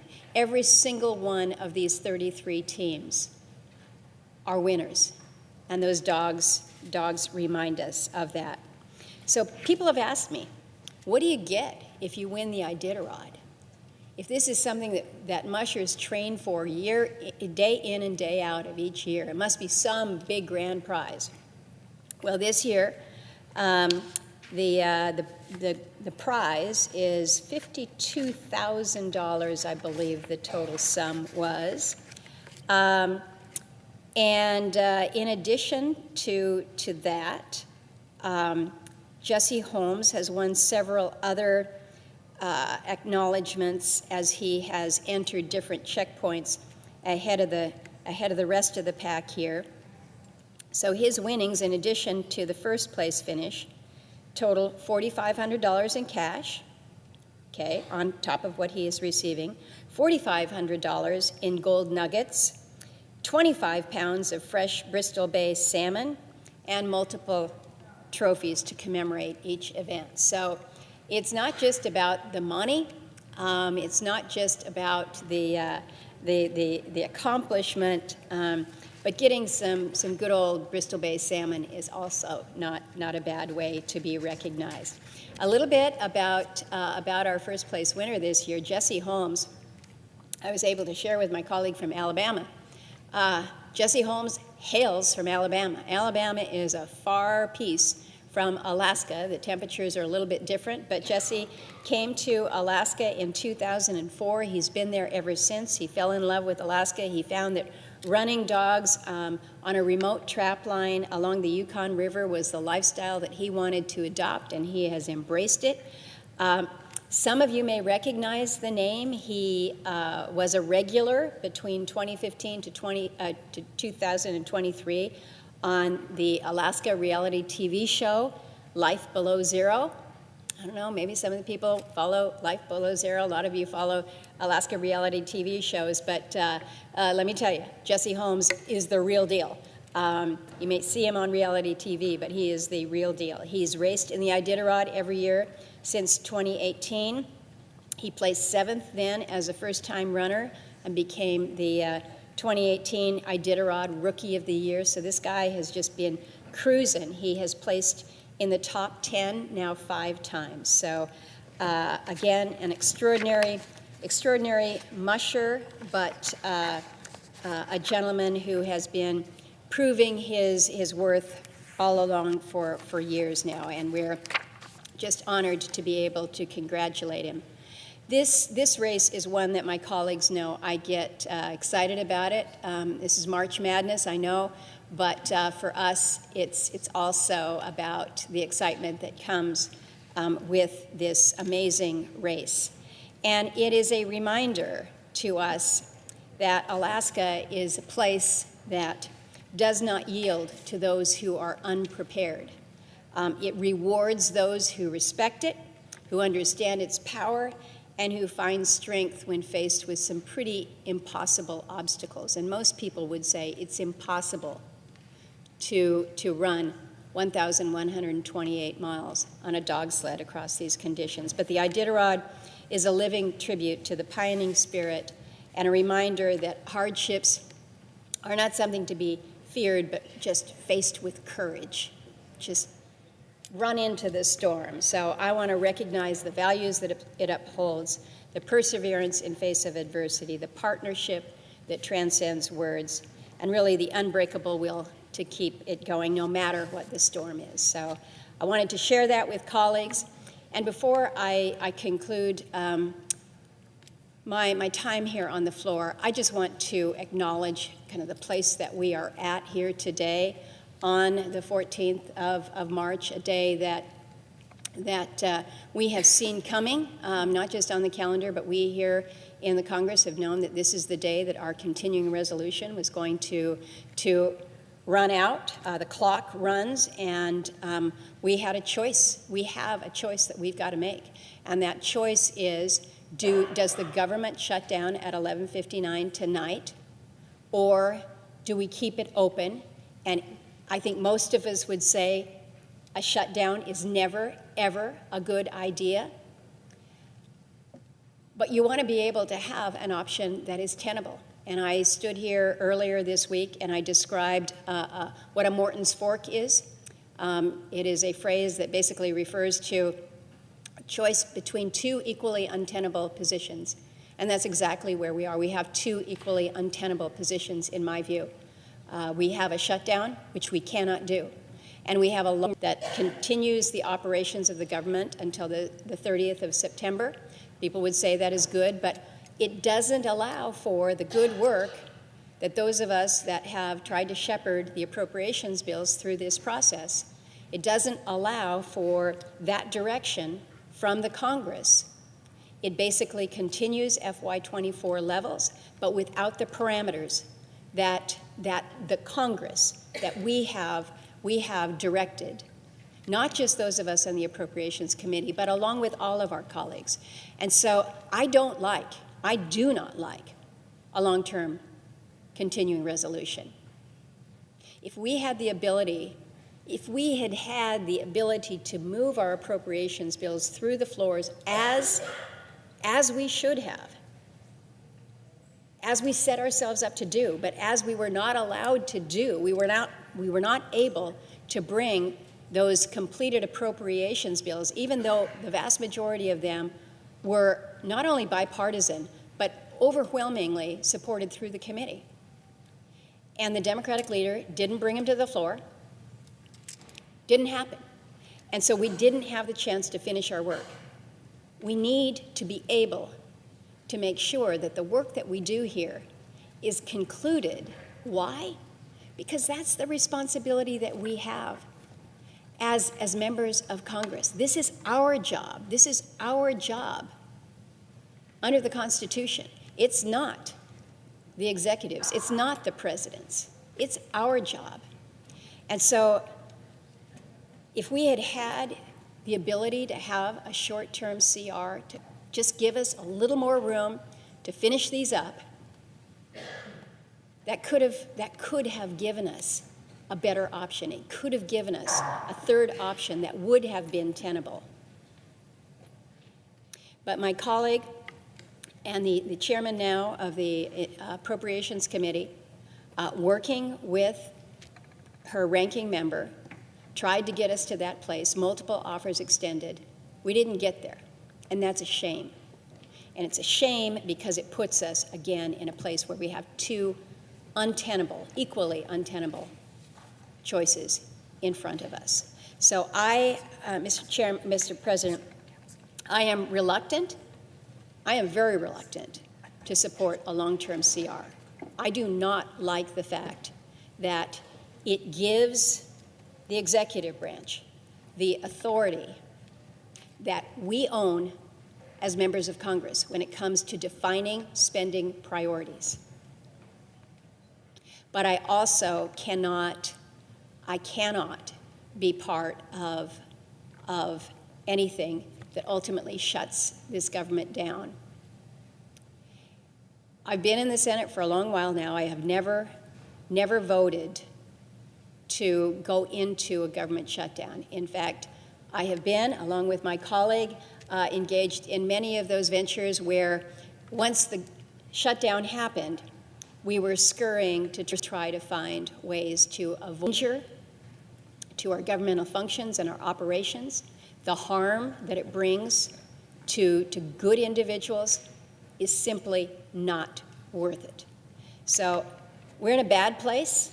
We are in a bad place, and it's a place that I regret. But I can tell you, for one, as a member of the Appropriations Committee, I want us to be able to do our work, and I want to be able to see our work completed, voted on, and then signed into law as the American people expect us to do. With that, Mr. President, I see that my friend from Maine and the chairman of this great committee that we're going to make sure is able to do its work. I yield to her. Mr. President. Recognizes the senator from Maine. Thank you, Mr. President. I want to thank the senator from Alaska, who is an extraordinarily talented leader on the Appropriations Committee, for her comments.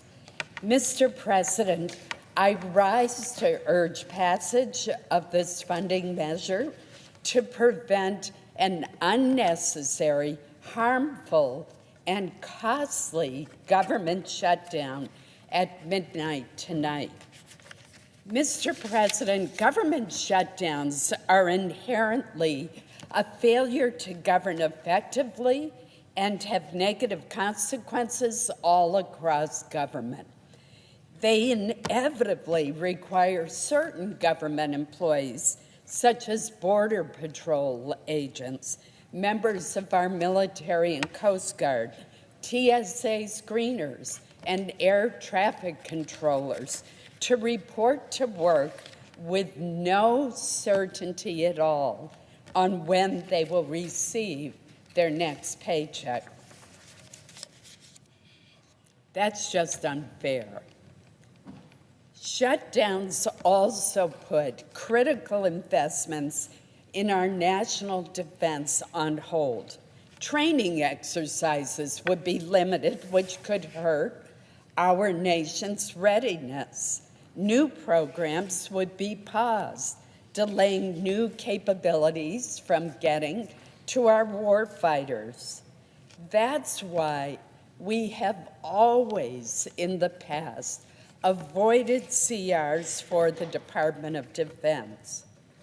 At our borders, the men and women performing vital law enforcement activities would have to do so without pay and without the assistance of support staff, putting more pressure on frontline operators. Other harmful potential impacts include curtailed operations for the Veterans Benefits Administration, resulting in the closure of education and GI Bill call centers, and the suspension of career counseling and transition assistance for our veterans, the closure of our wonderful national parks to visitors, increased travel delays as the onboarding of additional TSA agents would stall, and some FAA employees would face furloughs, and costly delays for projects at the Army Corps of Engineers and critical water infrastructure projects.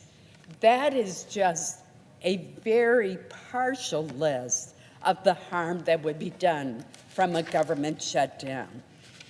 This unfortunate situation that we're in with a continuing resolution should, however, have been avoided. The Senate should have finished these bills last year, and I called for that repeatedly, as did many other members. Senator Murray and I worked as a team, provided leadership, consulted with the members of our Senate Appropriations Committee. Each of us worked so hard to report 11 of the 12 bills with overwhelming bipartisan support, including 6 which came out of our committee unanimously. Unfortunately, these bipartisan bills languished on the calendar for months, never being brought to the floor for consideration.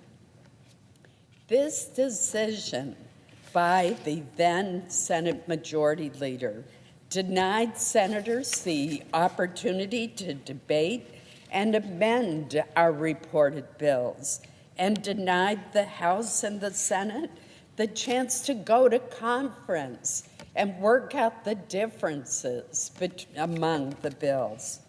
Similarly, attempts since January by House Chairman Tom Cole and I to reach agreement with our Democratic counterparts regrettably were not successful, despite my making 5 good faith offers. Now, Madam President, that opportunity is gone. A year-long CR is by no means my first choice, but our focus now, given where we are, must be on preventing a government shutdown. For the most part, this is a straightforward CR that simply continues fiscal year 2024 funding levels. Now, it does include, and this is important, a number of needed anomalies that are aimed at addressing pressing needs.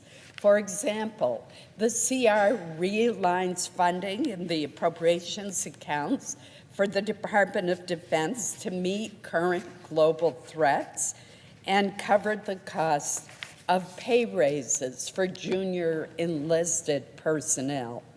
It provides increased funding for housing assistance and for what is known as the WIC program for women, infants, and children to maintain support for these vulnerable families.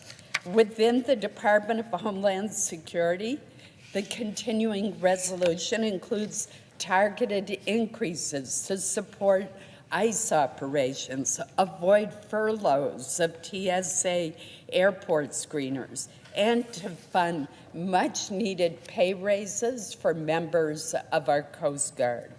It also includes increased funding for the FAA so that more air traffic controllers can be hired to make our nation's airspace safer.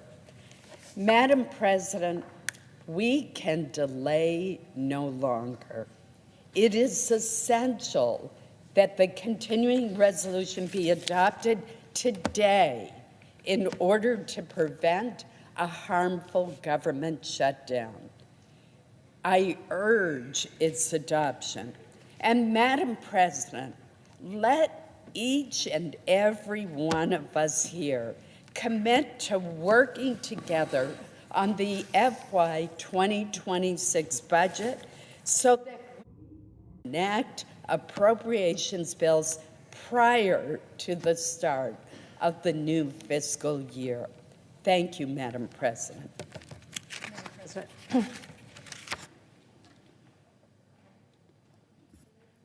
Senator from Washington. Thank you, Madam President. And I ask unanimous consent to complete my remarks before the vote. Without objection. Thank you. Madam President, I have made no secret of my opposition to this bill. For weeks, I have been warning about the real dangers of a year-long CR like the one that has come before us from the House Republicans. But before I talk about those dangers and why I will be voting no on cloture and on final passage, I want my colleagues to hear what I have to say, but I do hope that they've joined me in voting no. I want to talk for a moment about how we did get here, because I fear some members of Republican leadership may need a history lesson. The fact of the matter is, the only reason we are staring down a shutdown deadline halfway into this fiscal year is because the House Republicans decided to kick the can down the road with a major punt, and because they have repeatedly walked away from the table. This is just the historical record. We were all here for it. We saw what happened. Perhaps it's worth ticking through it once more, because I'll admit it can get easy to lose track of all that has happened over the last few months and just how many times House Republicans made a deal just to break it in recent years. So I want to give a refresher. It's been a while as my time as a preschool teacher, but I guess school's back in session. Because I'm not going to let anyone get away with ignoring how Republicans forced us to the edge of a shutdown today. Remember, last year, after a bruising FY24 process in which House Republicans made one ridiculous demand after the next and caused one delay after the other, as Appropriations Chair, I worked hard alongside my colleagues, including Senator Collins, who's here today, within our committee to write and pass serious bipartisan spending bills for this current fiscal year. It was no easy feat. We had less resources at our disposal to make use of, and we had even more challenges to address. But we managed to work together, Senator Collins and I and our committee members, and we cleared all of but one of our bills, overwhelmingly in committee, and many of those bills cleared on unanimous votes.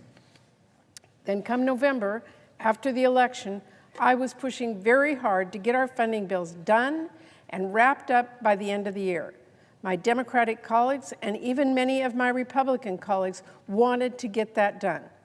But Speaker Johnson and Trump chose to kick the can down the road. They chose to. Trump reportedly wanted to make sure his fingerprints were on our spending bills for this fiscal year. And the Speaker not only wanted to, of course, please Trump, he was worried about how a messy funding fight might complicate his path to becoming Speaker again. So the decision was made, and Speaker Johnson punted from December to March. Then we negotiated a bipartisan CR to fund the government through March 14th today. Along with that, we passed a disaster relief and we extended critical laws. And we reached a bipartisan, bicameral deal, and then House Republicans walked away and blew that deal up at the last minute. Why? I'll tell you. Because the richest man in the world sent a bunch of completely inaccurate tweets. And instead of saying, you know what, actually, Elon, you have no clue what you're talking about. These are programs that help my constituents. House Republicans said, let's put this guy in charge. They killed that bipartisan agreement, rolled out an altogether different bill not long thereafter, and punted on government funding. That is what happened. And that is essentially what they have been doing ever since, cheering and clapping as Trump and Elon got basic facts wrong, broke laws, blocked funding that our communities needed, dismantled entire agencies, fired veterans, shuttered our Social Security offices, and break government to enrich themselves. And while Trump and Republican leadership were fixating on whether they passed one bill or two for their plan to cut health care for kids, to pass more tax cuts for billionaires, a fast approaching deadline was on its way to us, one that's here now. For the next several months, Madam President, I have remained at the table, ready to negotiate funding bills. My Democratic counterpart in the House, Rosa DeLauro, and I never left the table, not once. We made an offer after an offer, as did our Republican counterparts. My top priority has been and continues to be doing what we do every year, which is passing full-year funding bills with the detailed directives that we include in our spending laws every year. I have wanted to make sure we continue to provide those and make sure that our constituents' voices are heard. They're heard in federal funding, which I have to say this CR fails to do. Instead of working with us in good faith to fund the government in a bipartisan way, Speaker Johnson and Republican leadership walked away and started working on a Republican funding bill without an ounce, not an ounce, of Democratic input. I remained at the table. My counterparts on appropriations and I continued to talk to keep the ball rolling. But by the end of last week, for all intents and purposes, we had an agreement on top-line funding. But the call had been made. The call had already been made. Johnson was in on it. Trump was in on it. Russ Vought was in on it. And Johnson decided, instead of talking with Democrats, it would be easier to have Trump get on the phone and scream and bully House Republicans into submission. He figured if outright intimidation from Trump was enough to convince every Republican to vote for a budget resolution that will cut Medicaid for seniors and kids, then it might also be enough for them to pass a Republican CR, especially if Trump threatened dissenters with political retribution, which, of course, he did. And that is the bill they rolled out on Saturday and passed earlier this week. Now, as I have laid out in depth, the year-long CR House Republicans sent our way hands a blank check to Elon Musk and Donald Trump to decide how our constituents' taxpayer dollars get spent, all while cutting the funding working people count on each and every day. It is anything but a, quote, clean CR. What Republicans are pushing here is not a continuing resolution. In this case, CR stands for complete resignation, because what Republicans are doing here is ceding more discretion to two billionaires to decide what does and does not get funded in their states. It is a power grab CR. But not only that, it does make serious cuts to domestic funding. It leaves our working families in the dust. We are talking about a nearly 50% cut to life-saving medical research into conditions affecting our service members. It is a giant shortfall in funding for NIH. It is a massive cut in funding for Army Corps projects and $15 billion less for our domestic priorities.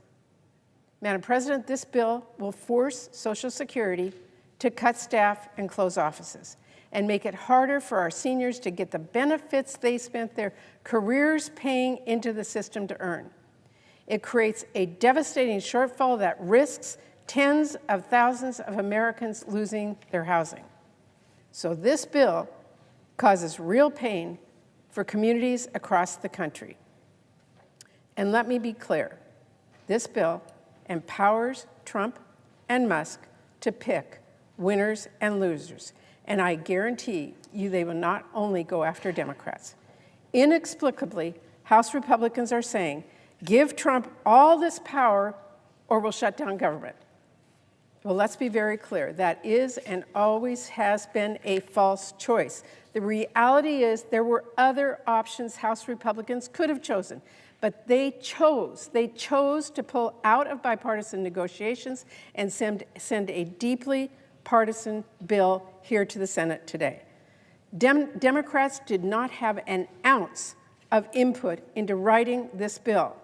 And now House Republicans expect us to support it? That makes zero sense. Let me be clear. In my time in Congress, never, ever has one party written partisan, full-year appropriations bills for all of government and expected the other party to go along without any input.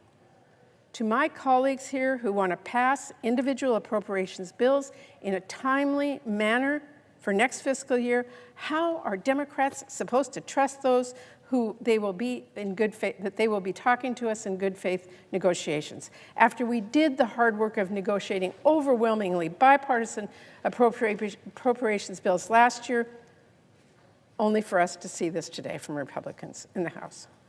Only for Republicans to now say, swallow this partisan House Republican CR, or it will be Democrats that are shutting down the government. Madam President, that is a false choice and one we cannot accept going forward. When I cast my vote today, I am representing nearly 8 million people in Washington state. And in this democracy, their voices count for something. So you better believe I am not handing over my vote in exchange for nothing. The choice is not a government shutdown or passing a bill to write a blank check to Elon Musk. It is not, that is not how this works. On Monday, I rolled out a clean 4-week extension to prevent a shutdown and to keep government funded while giving us the time to hammer out a bipartisan agreement. We could still pass that right here, right now. If any member has any suggestions on what they want to see in the CR, I am all ears. Now, House Republicans may have already left town, but I'm pretty sure they know how to get on a plane. That's their job. Show up and vote. The bottom line is this bill will mean more pain and chaos for our country. I cannot support it. And please let's remember, Republicans control the House, the Senate, and the White House.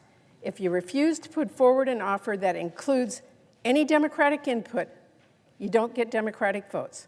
That's on Republicans. If you don't get any input from Democrats, it's a Republican vote. A shutdown is on Republicans. The American people rightly understand that Republicans have pushed this country towards a shutdown. They do understand that Donald Trump has created a massive economic uncertainty and is putting us on track for a Republican recession. With his indiscriminate layoffs, his illegal funding freeze, his incoherent trade war, and now by threatening a Republican shutdown. Democrats did not write this bill. We did not have any input. But if we had, we sure wouldn't have handed over more of our power to 2 billionaires. You can bet we would not have cut our domestic investments by billions. Democrats did not write this bill. But if we did, we would have protected our public schools. Democrats did not write this bill, but if we did, we would have put our veterans first. And you can bet we would not have prevented the District of Columbia from spending its own taxpayer dollars and be forced to lay off police and teachers. Democrats did not have any say on this bill. But if we did, we would have protected our public lands and your health care and life-saving cancer research. So I hope my Democratic and, yes, my Republican colleagues as well will join me on voting no on this bill and swiftly passing a 4-week extension so we can hammer out a better bipartisan solution. I am voting no because my constituents should have a say in how their tax dollars are spent. I am voting no because Congress, each one of us, not Elon Musk, should decide which schools or which hospitals get funding. I'm voting no, and I hope my colleagues will join me. And before I close, Madam President, I want to say to my constituents who are frightened and scared, I understand your fears. Some days I share them. But your voice matters. Speaking out matters. You elected me to be your voice, and you better believe I will keep fighting for you. So shoulders up. Keep the faith. We stand strong, but we do not stand down. We're going to keep fighting for the America we love. Thank you, Madam President. I yield the floor. Senator from Mississippi. I ask unanimous consent to speak for up to 5 minutes prior to the scheduled roll call votes. Without objection. Thank you, Madam President. I have the greatest respect for the previous speaker and also for the distinguished chair of the Appropriations Committee. If she gets her way this afternoon or later tonight, the government will shut down. We'll have to call the House back in. It will be a long period of uncertainty and a shutdown, and that's the choice we're faced with. The Speaker of the House has been faced with a very, very slim margin in the House of Representatives. He's had to do a deal that none of us likes, but he's decided that we have a responsibility to govern, and the better choice is to keep the government open. The previous speaker has had 6 months to try to negotiate the deal, which she says we can do now in 30 days. It's not going to happen. But we're here to make tough choices. Today, Senator Collins and I and others will make tough choices. We don't like the choices before us, but that's the way you have to govern. But let me talk about an easy choice that the Senate will soon have to make, and that is the nomination of Mr. Stephen Feinberg, President Trump's choice to serve as Deputy Secretary of Defense. Here's the reason it's going to be an easy choice for us in just a few moments. He was reported from the Armed Services Committee by an 18-9 vote, a bipartisan, overwhelming vote, and he'll do a good job. The Secretary of Defense focuses on policy, on the overall policy. The Deputy Secretary of Defense, the position that Mr. Feinberg will hold if he is confirmed, as I'm sure he will be. This person oversees the day-to-day operations of the vast Pentagon by leading its budget process, managing its people, and driving crucial internal reforms. Steve Feinberg is the exact person for this. Now, under normal circumstances, the Deputy Secretary of Defense requires exemplary skills in management, budgeting, and problem solving. But today's extraordinary environment requires even more of that, a manager of the highest caliber in that role. And so let's look at just 2 or 3 items from Steve Feinberg's resume. He's been founder and co-chief executive officer and chief investment officer of Cerberus. He's also founded and co-founded other Cerberus affiliates and Cerberus funds. He's managed separate pools of capital for Gruntel and Company, and he's also had high responsibilities in Drexel, Burnham, and Lambert. He knows how to manage huge billion-dollar operations and to manage people. He's also a perfect person for this role. He's well-spoken, he's calm, he's understated, he'll be largely invisible, but he is the man to help us rebuild the military, reform the way the Pentagon does business, and turn this unaudited Pentagon bureaucracy around. He will get a resounding bipartisan vote on the floor, I predict, as he did in the committee. And I congratulate the President on this nomination and on the bipartisan vote that we'll soon get on a vote that is relatively easy compared to some of the harder votes later on today. And I yield the floor, Madam President. The question occurs on the nomination. Is there a sufficient second? Appears to be. Clerk will call the roll.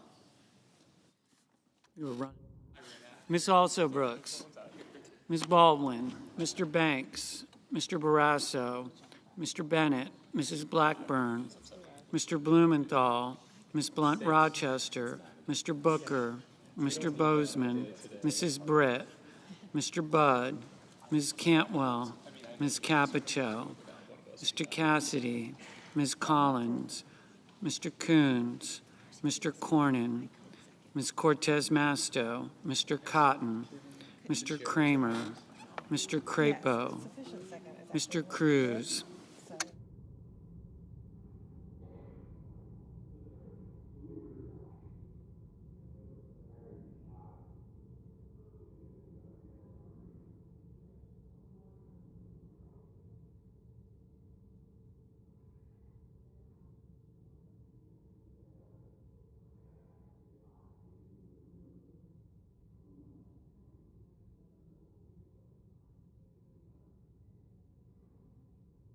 Mr. Curtis.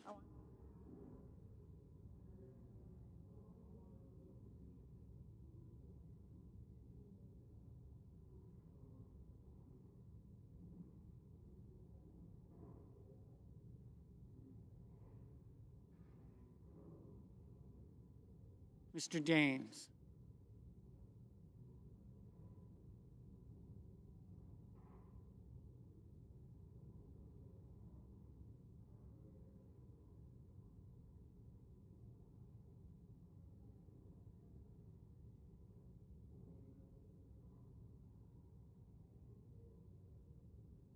Ms. Duckworth.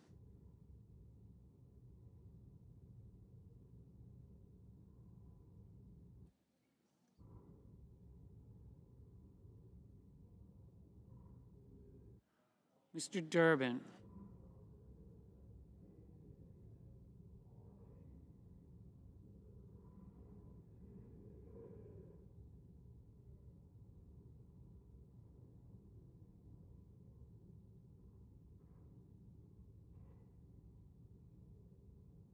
Ms. Ernst.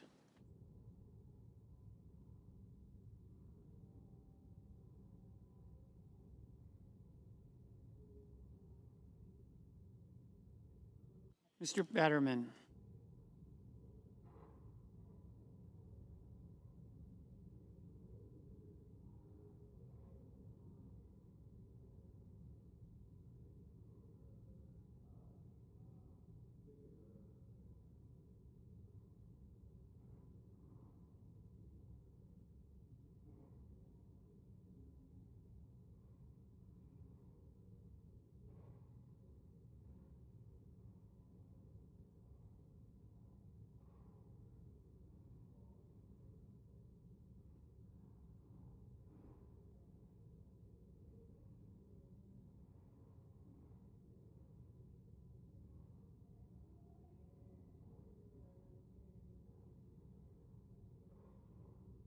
Mr. Betterman, Mrs. Fisher, Mr. Gallego, Mrs. Gillibrand.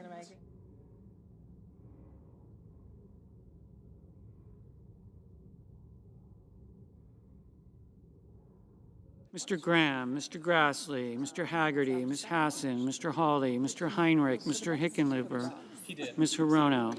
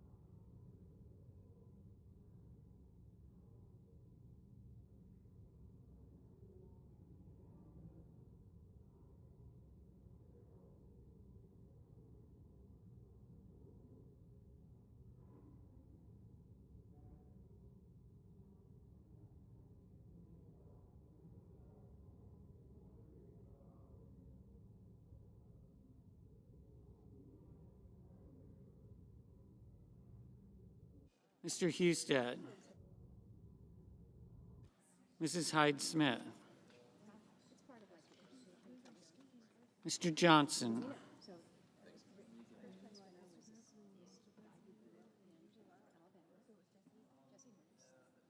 Mr. Justice,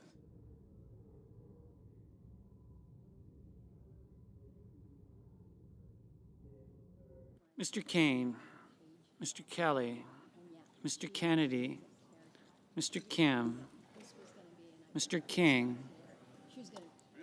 Ms. Klobuchar, Mr. Langford, Mr. Lee, Mr. Lujan, Ms. Lummis.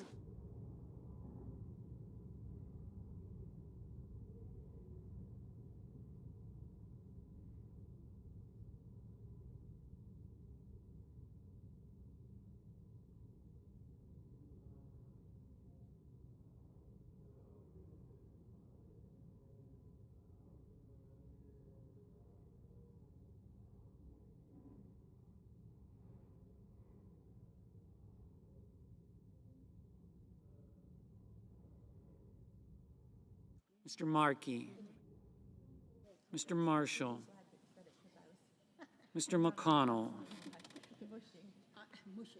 Mr. McCormick,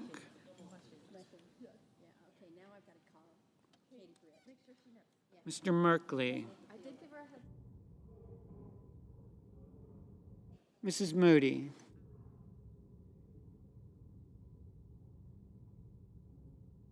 Mr. Moran,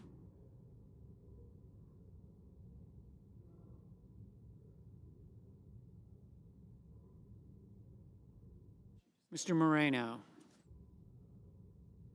Mr. Mullen,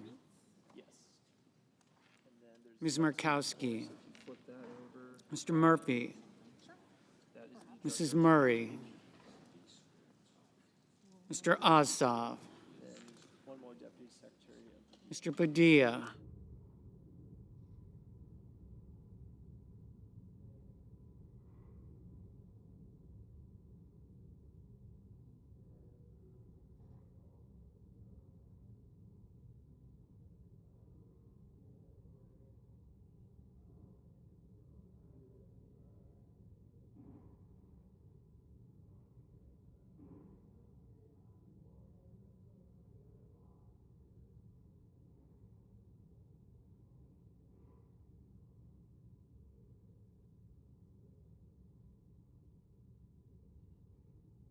Mr. Paul, Mr. Peters, Mr. Reed, Mr. Ricketts,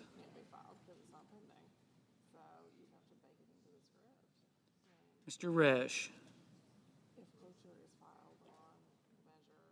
Ms. Rosen, Mr. Rounds, Mr. Sanders, Mr. Schatz,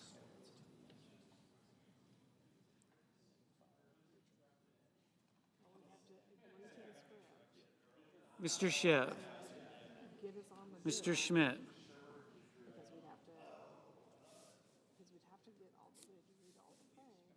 Mr. Schumer, Mr. Scott of Florida, Mr. Scott of South Carolina,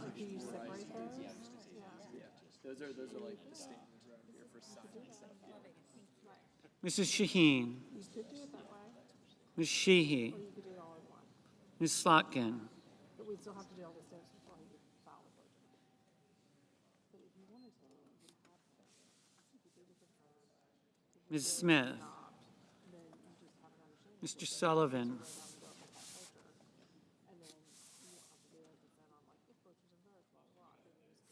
Mr. Thune, Mr. Tillis, Mr. Tuberville, Mr. Van Hollen, Mr. Warner, Mr. Warnock,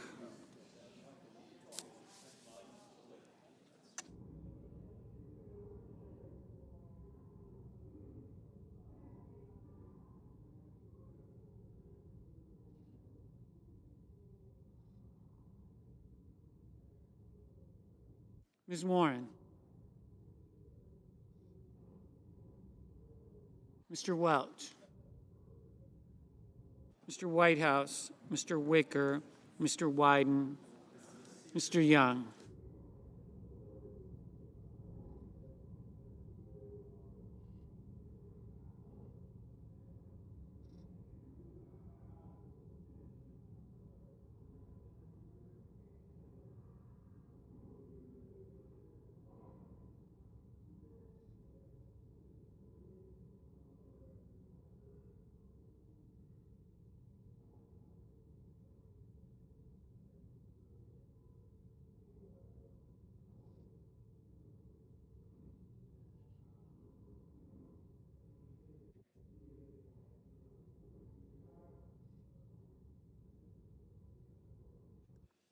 Senators voting in the affirmative: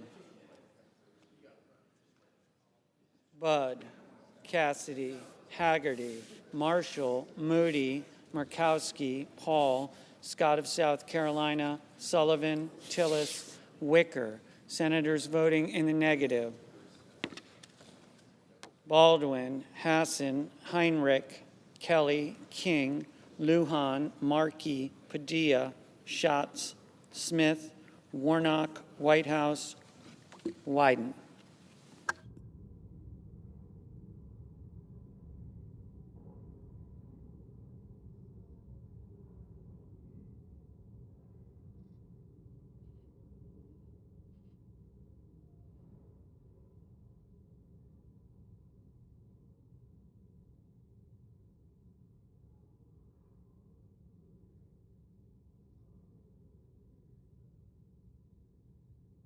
Mr. Tuberville, aye.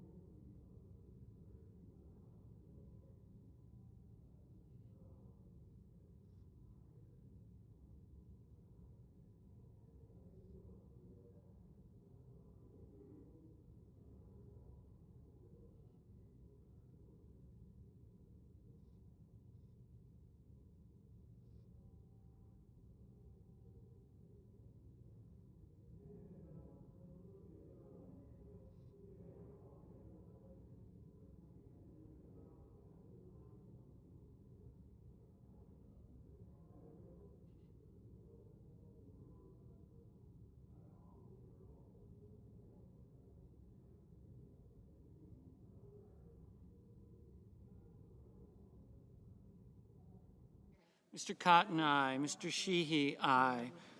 Mr. Welch, no. Mr. Merkley, no.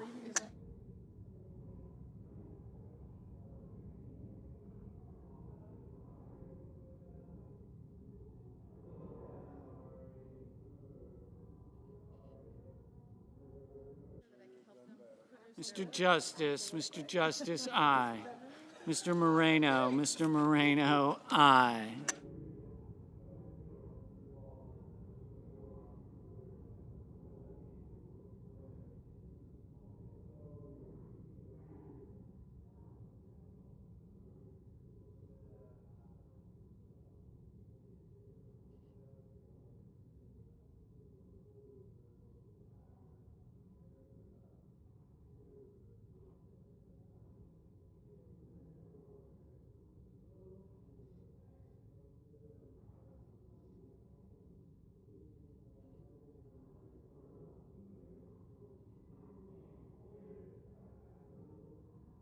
Mr. Ricketts, aye.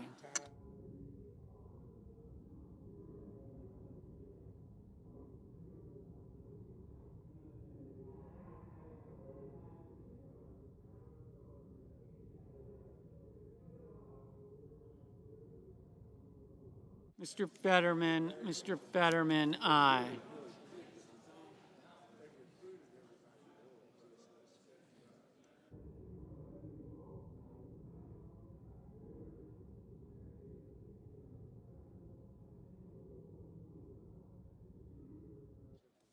Ms. Hirono, no.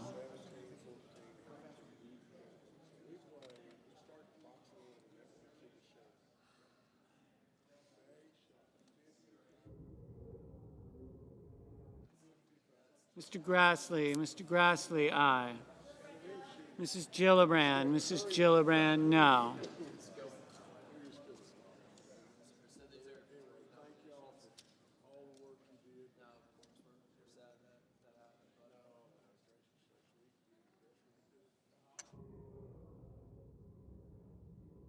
Ms. Ernst, aye. Mr. Barrasso, aye.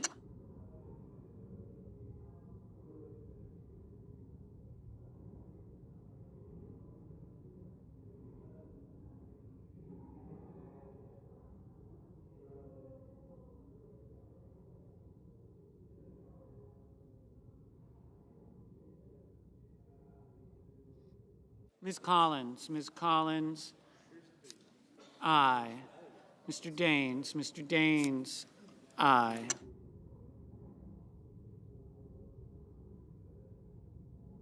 Mr. Kane, aye.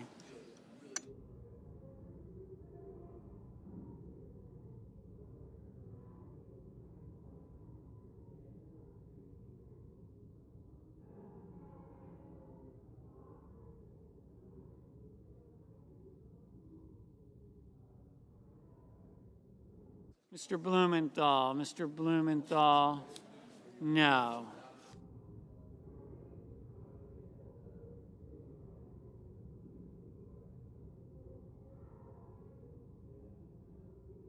Mr. Langford, aye. Mr. Crapo, aye. That's right. Yeah, you won't see. Yeah, that's right.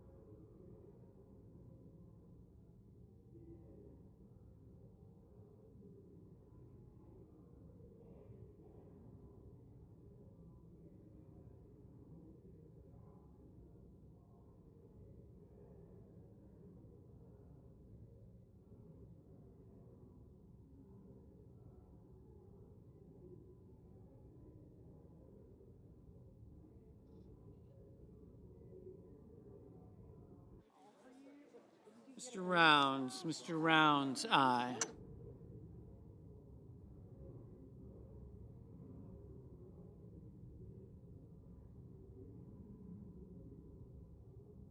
Mr. Murphy, no.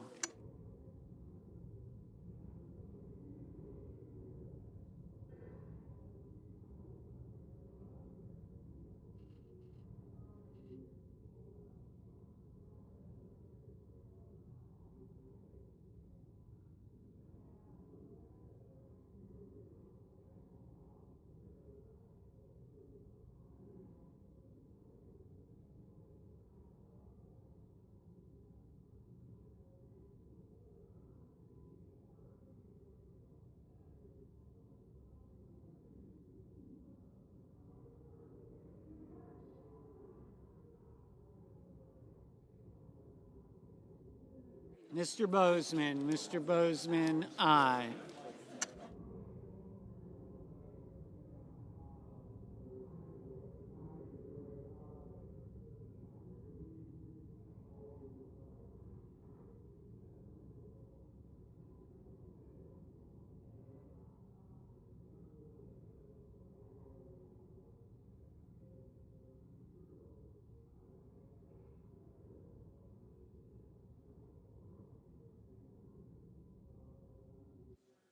Mr. Johnson, aye.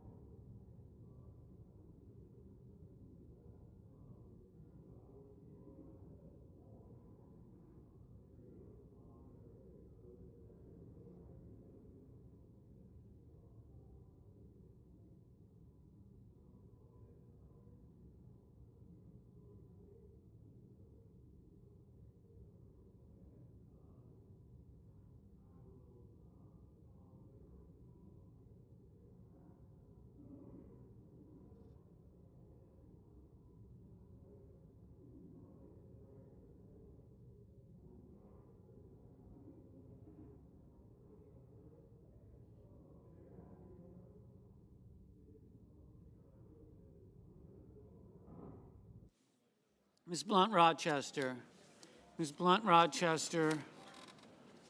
no.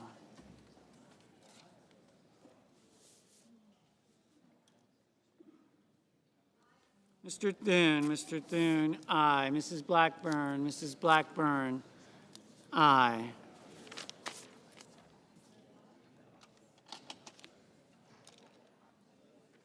Mr. Moran, aye.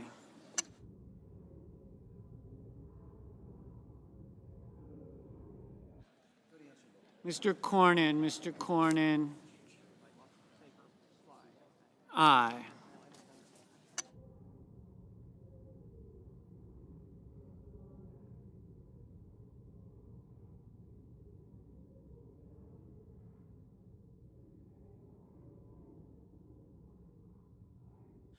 Mr. Reed, aye.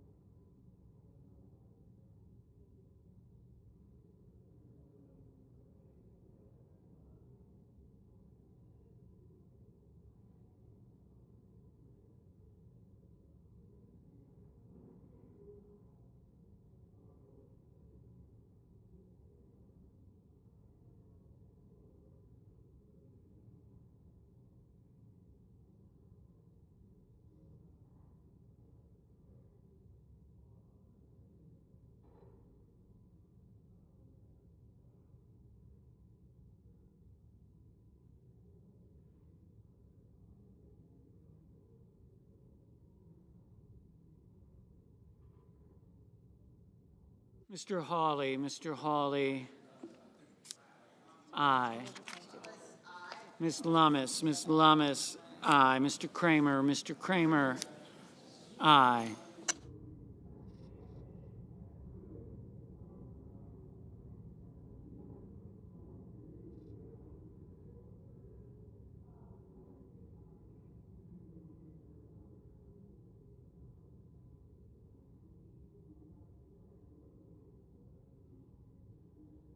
Mr. Durbin, no.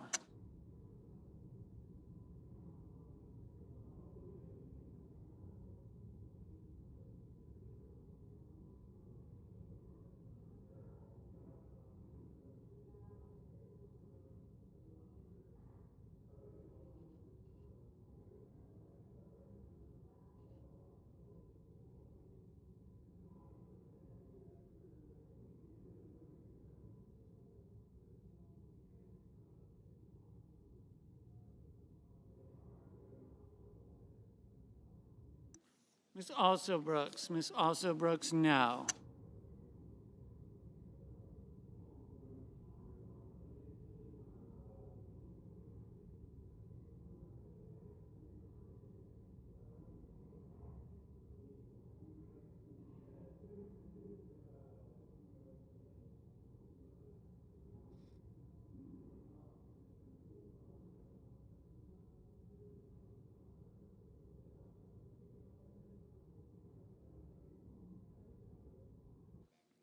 Mr. Curtis, aye. Mrs. Murray, aye.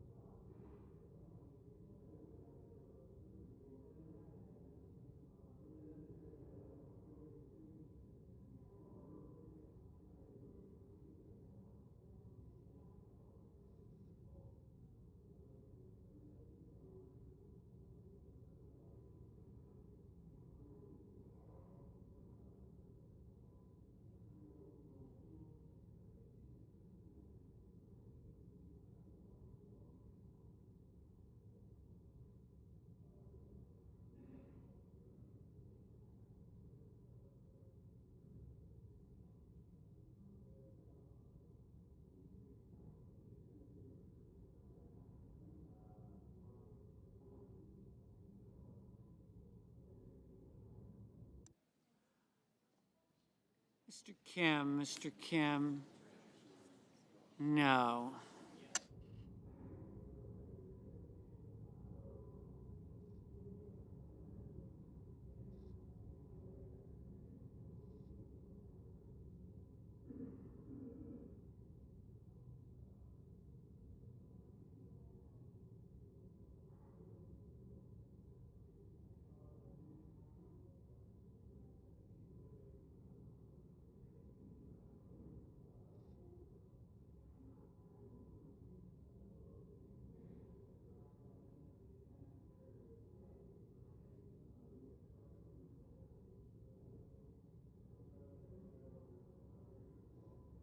Mrs. Fisher, aye.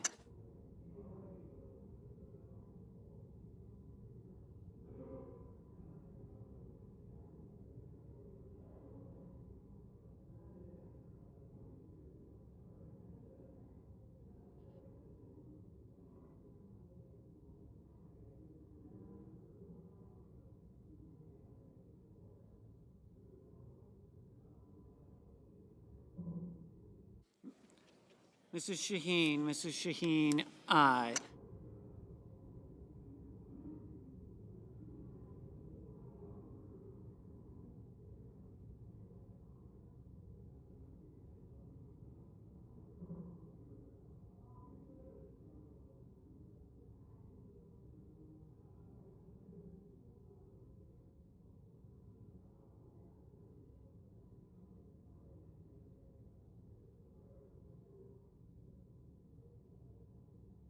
Mr. Banks,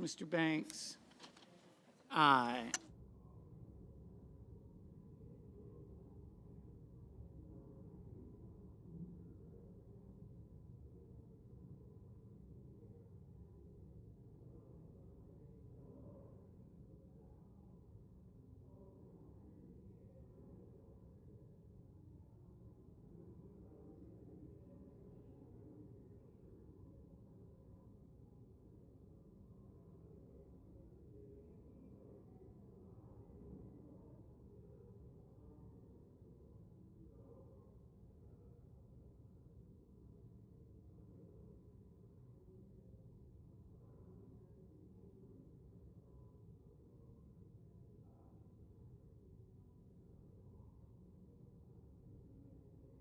Mr. Husted, aye.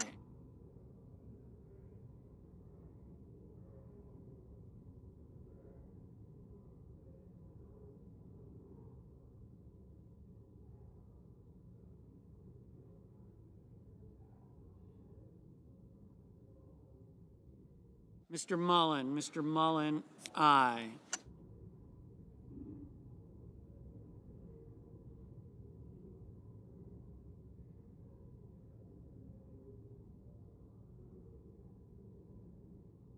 Mrs. Britt, aye.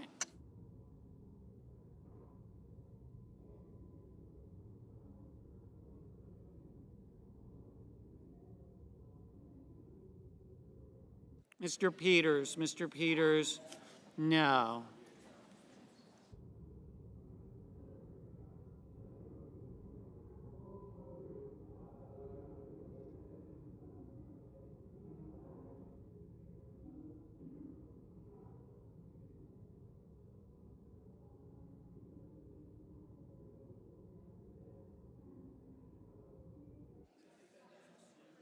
Mrs. Murray,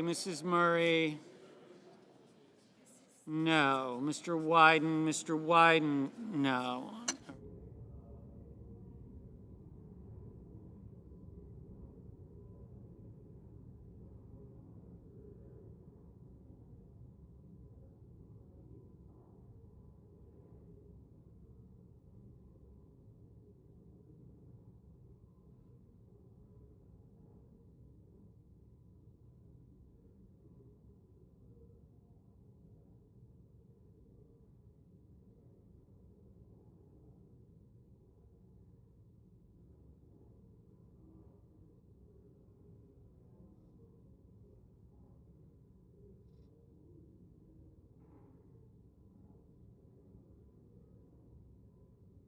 Mr. Graham, aye.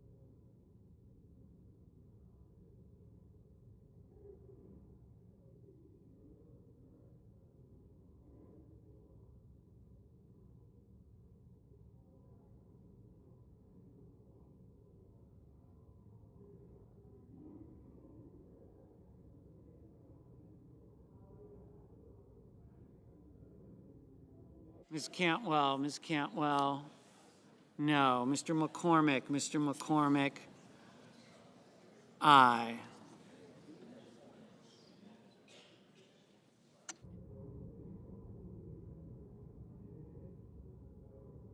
Mr. Shipp, no.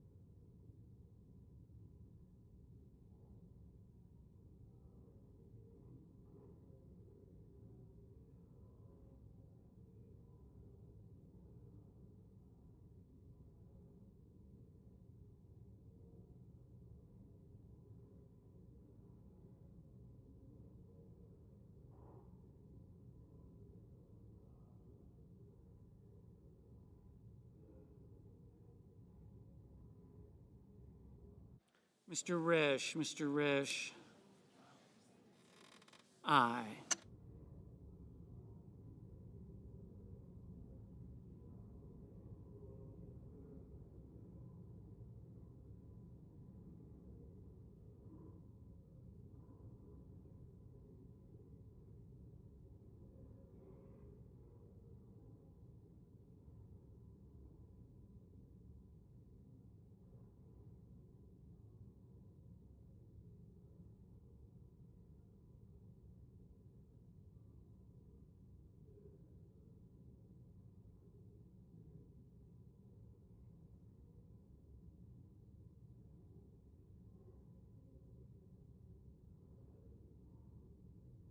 Ms. Slotkin, aye.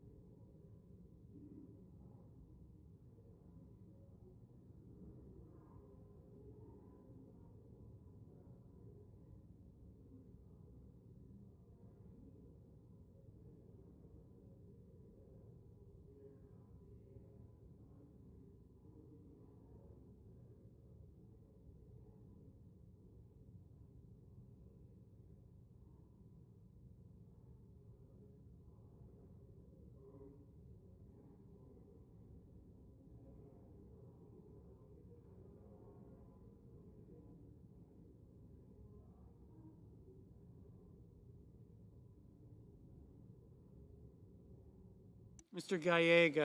Gallego, no.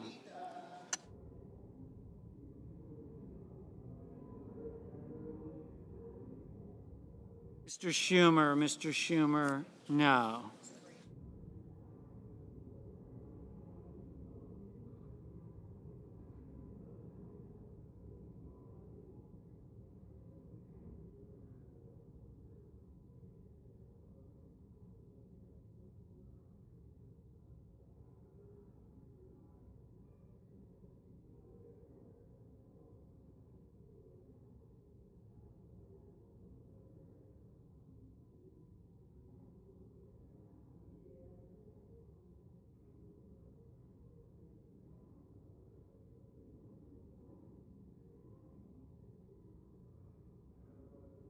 Mr.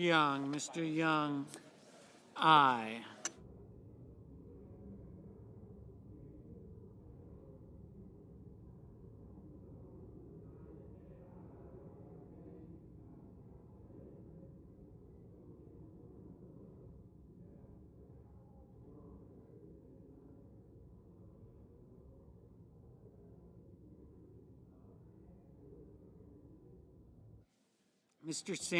Mr. Sanders, no.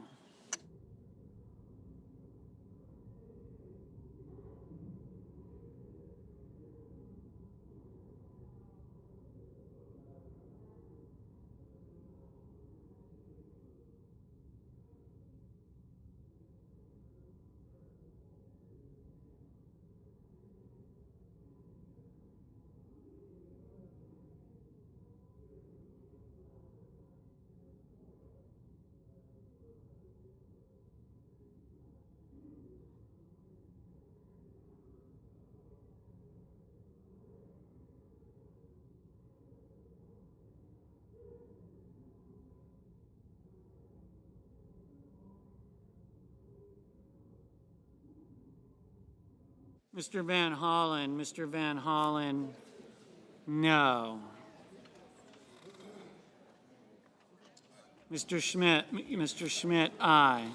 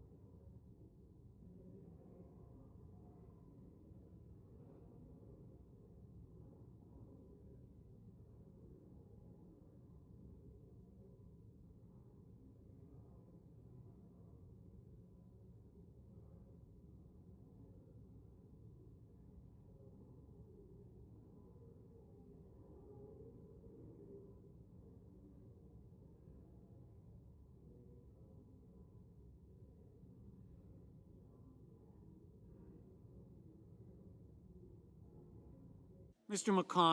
McConnell, aye.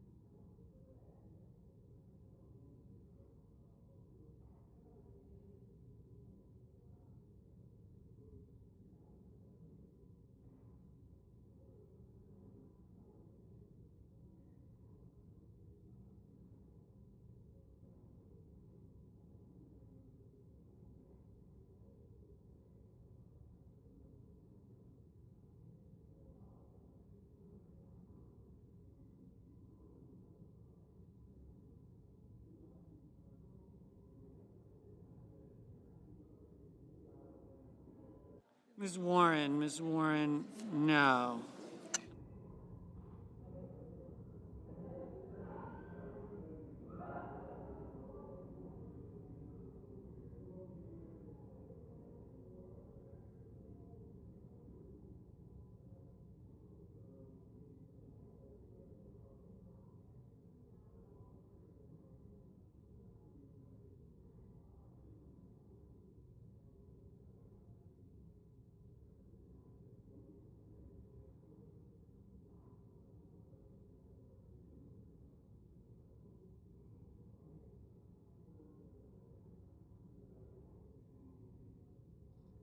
Mrs. Hyde Smith, aye.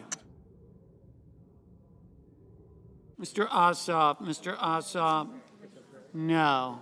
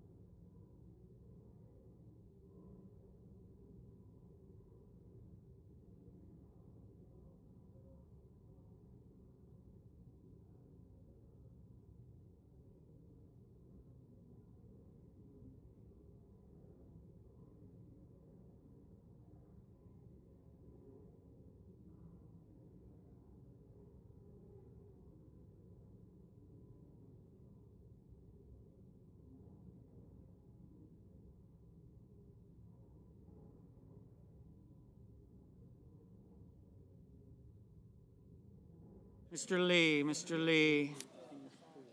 aye.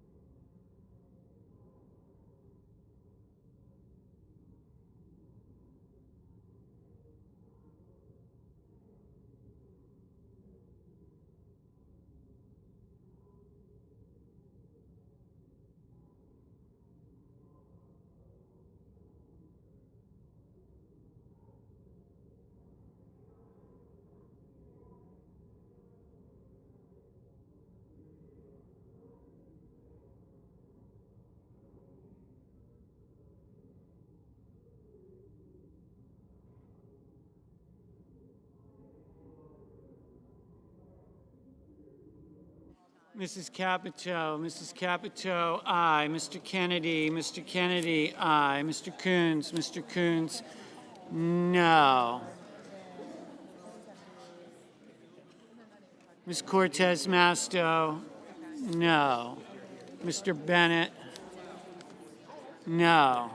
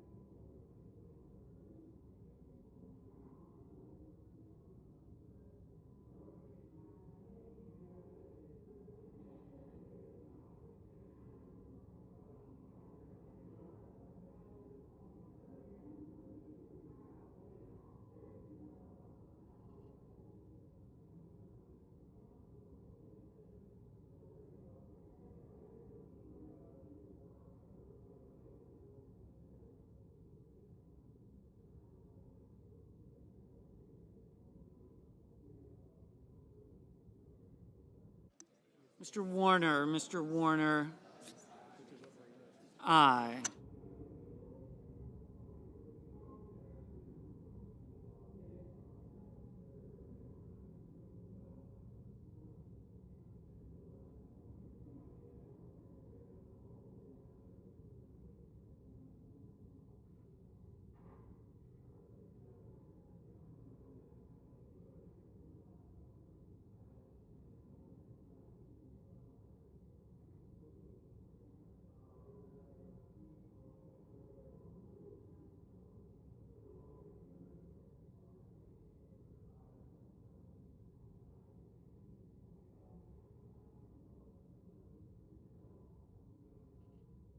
Ms. Klobuchar, Ms. Klobuchar, no.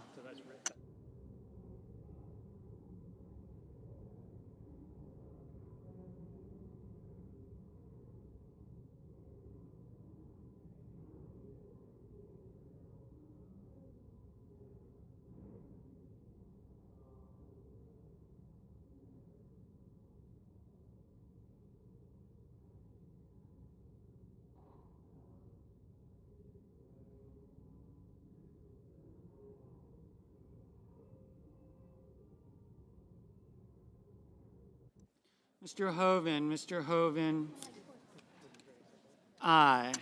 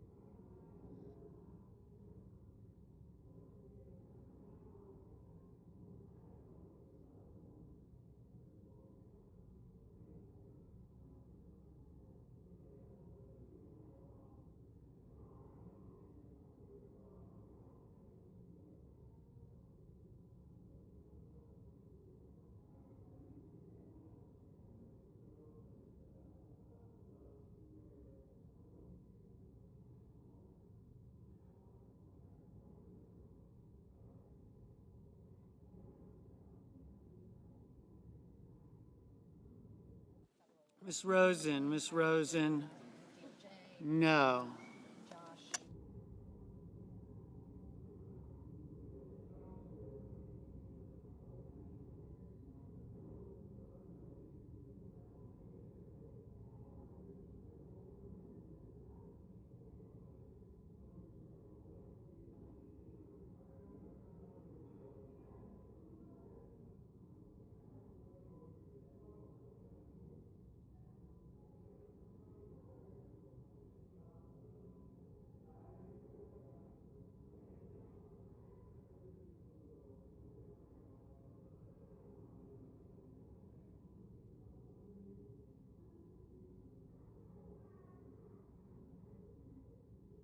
Mr.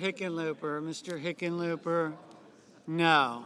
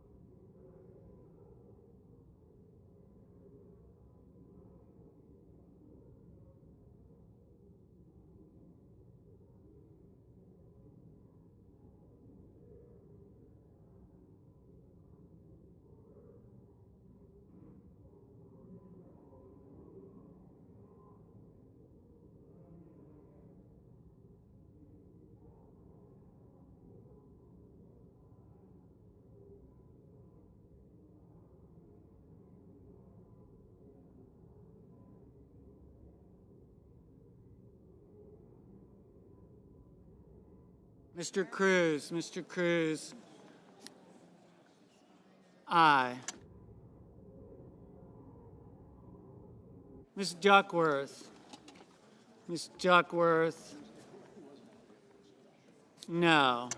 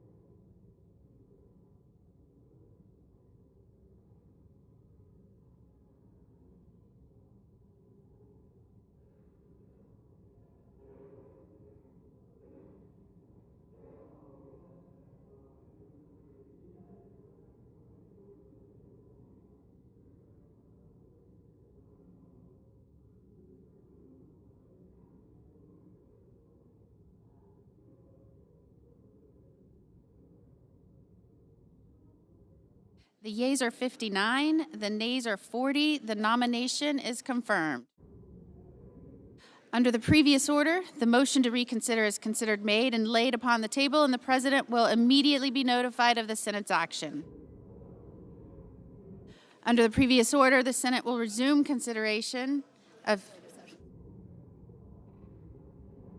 will resume legislative session and resume consideration of Senate Bill 331, which the clerk will report. Calendar number 18, S331, a bill to amend the Controlled Substances Act with respect to the scheduling of fentanyl-related substances and for other purposes.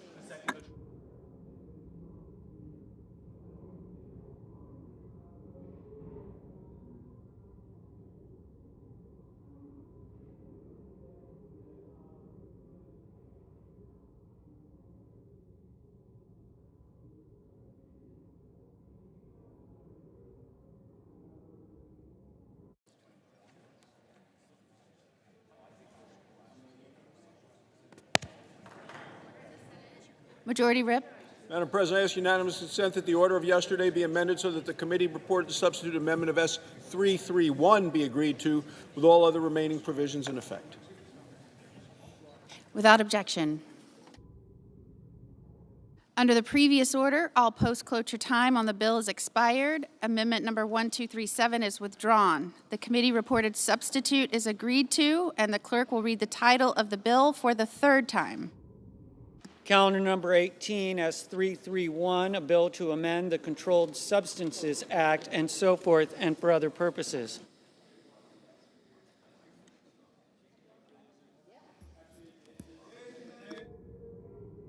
Is there a sufficient second? There appears to be. Clerk will call the roll. Ms. Alsobrooks, Ms. Baldwin, Mr. Banks, Mr. Barrasso, Mr. Bennett,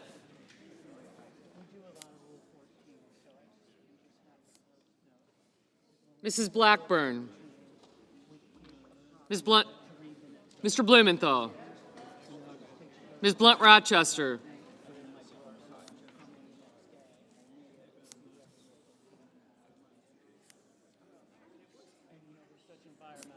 thank you,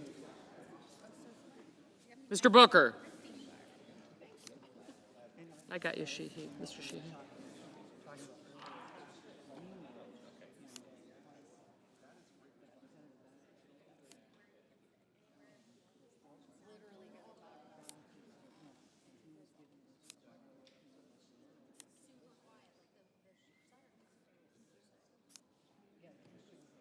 Mr. Bozeman,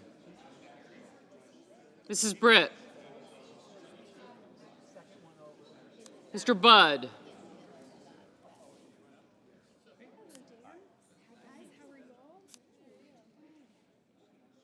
Ms. Cantwell, Mrs. Capito, Mr. Cassidy, Ms. Collins. Mr. Coons. Mr. Cornyn. Ms. Cortez Masto.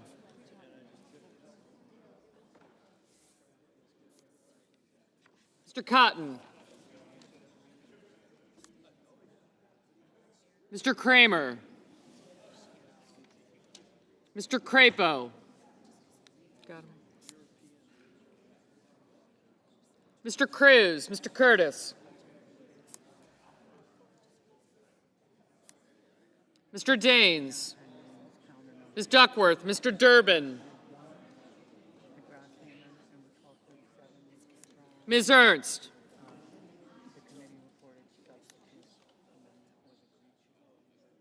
Mr. Fetterman.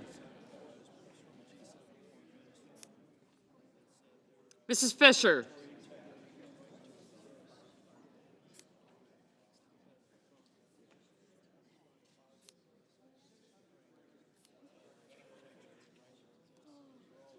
Mr. Gallego. Mrs. Gillibrand.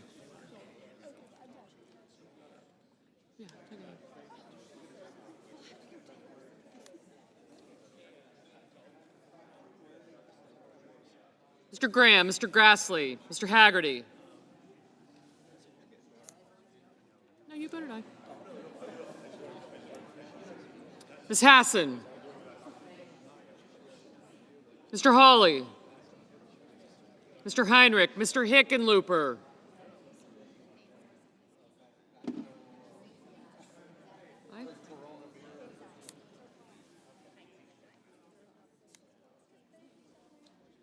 Ms. Hirono.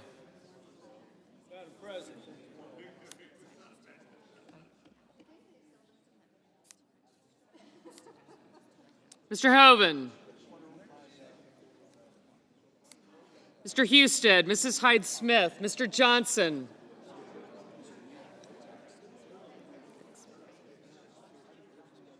Mr. Justice, Mr. Kane. Mr. Kelly. Mr. Kennedy. Mr. Kim. Mr. King. Ms. Klobuchar.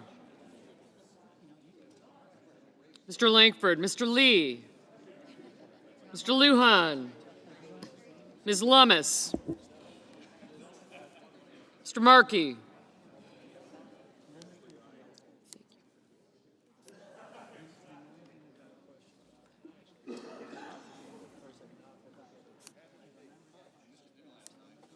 Mr. Marshall, Mr. McConnell, Mr. McCormick, Mr. Merkley, Mrs. Moody, Mr. Moran, Mr. Marino, Mr. Mullen, Ms. Murkowski, Mr. Murphy, Mrs. Murray, Mr. Ossoff, Mr. Padilla, Mr. Paul, Mr. Peters, Mr. Reed, Mr. Ricketts, Mr. Risch, Ms. Rosen, Mr. Rounds, Mr. Sanders, Mr. Schatz, Mr. Schiff,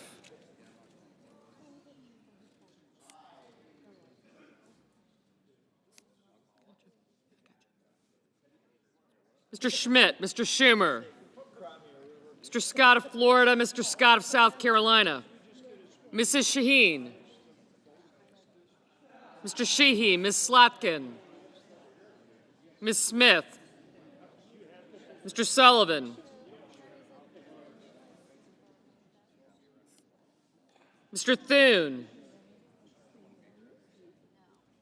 Mr. Tillis, Mr. Tuberville, Mr. Van Hollen, Mr. Warner, Mr. Warnock,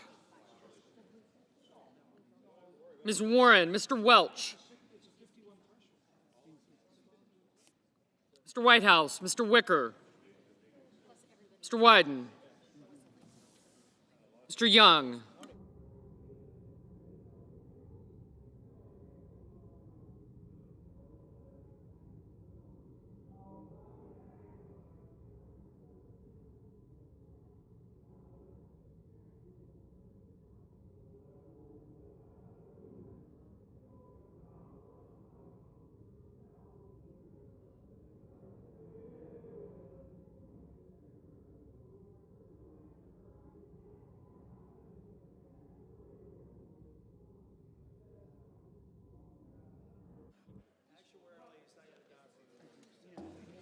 Senators voting in the affirmative: Banks, Barrasso, Blackburn, Blumenthal, Britt, Budd, Capito, Cassidy, Cornyn, Cruz, Curtis, Durbin, Fetterman, Fisher, Gallego, Graham, Grassley, Heinrich, Hickenlooper, Hoeven, Husted, Hyde-Smith, Johnson, Justice, Kane, Kennedy, Kim, King, Langford, Lujan, Lummis, Marshall, McConnell, McCormick, Moody, Moran, Marino, Mullen, Murray, Ossoff, Risch, Schmidt, Sheehy, Smith, Sullivan, Thune, Tillis, Tuberville, Warner, Whitehouse, and Wicker.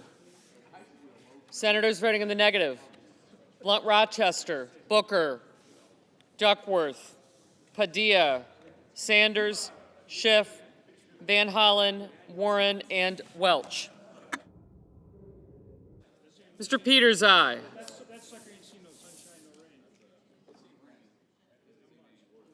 Ms. Cortez Masto, aye.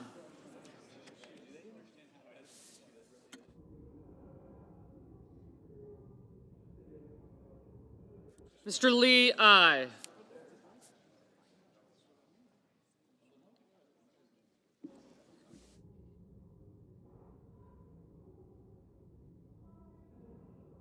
Mr. Scott of Florida, aye.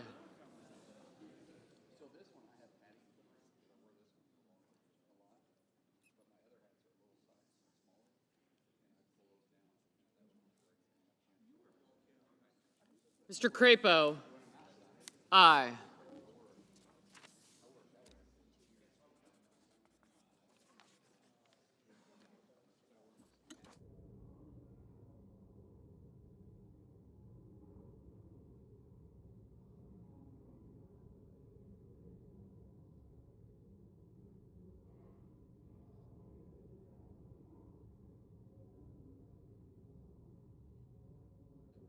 Mr. Bennett, aye.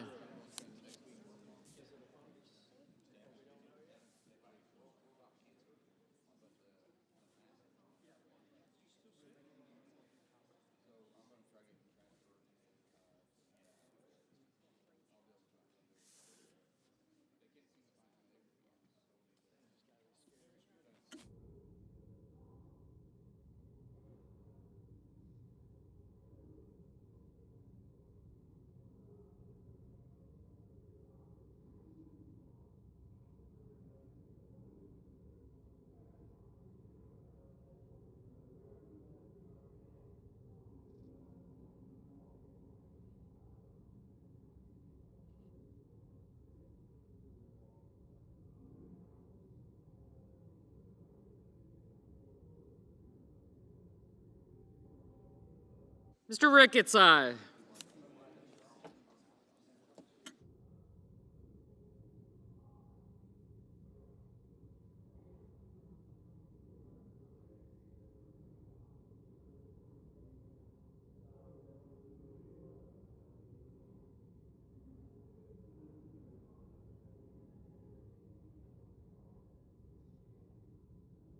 Ms. Ernst, aye.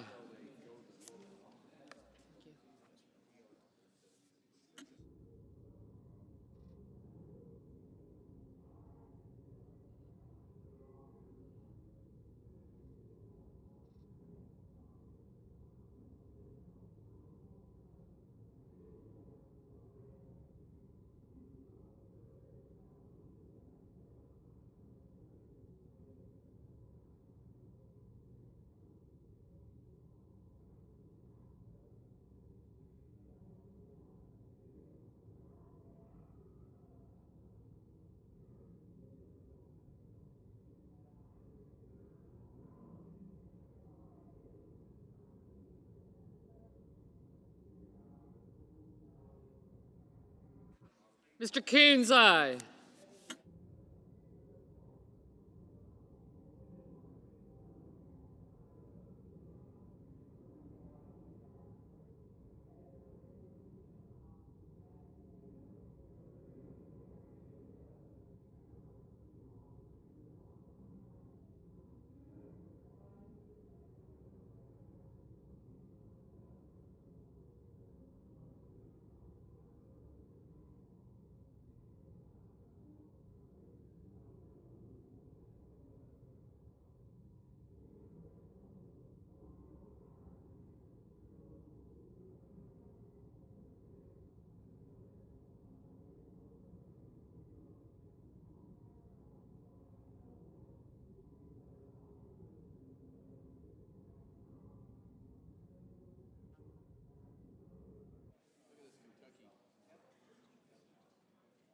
Mr. Paul? Aye.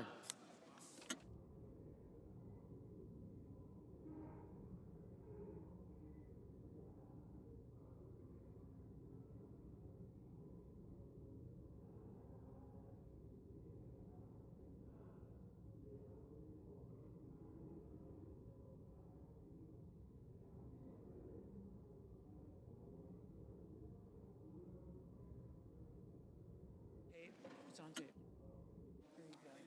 Ms. Hassan, aye.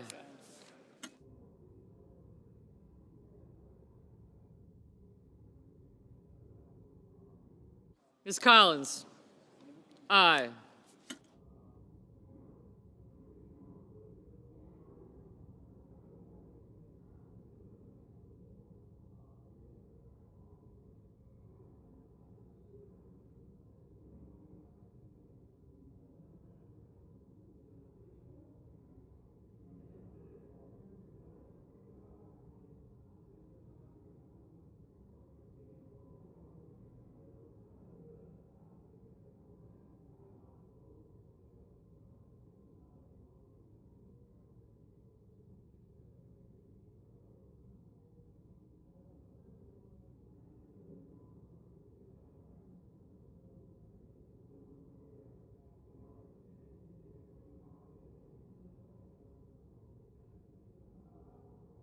Mr. Cotton, aye.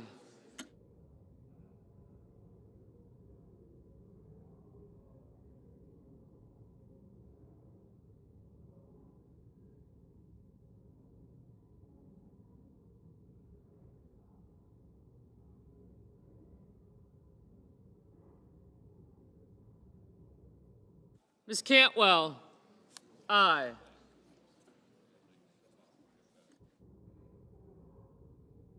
Mr. Rounds? Aye.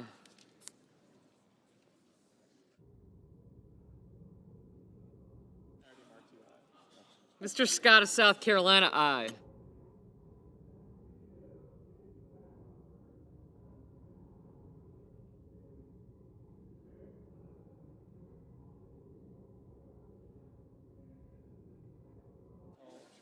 Mr. Schatz, aye.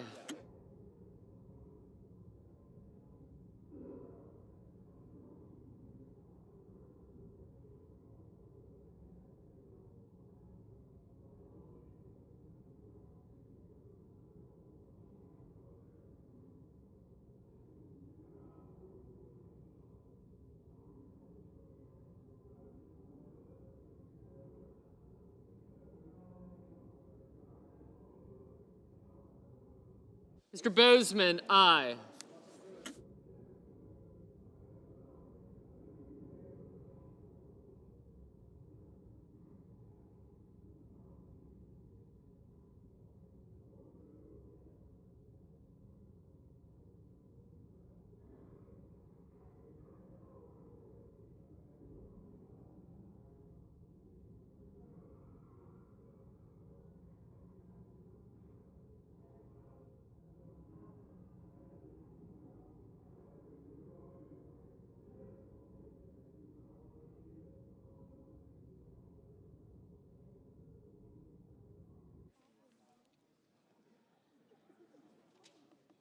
Ms. Rosen? Aye. Ms. Klobuchar? Aye.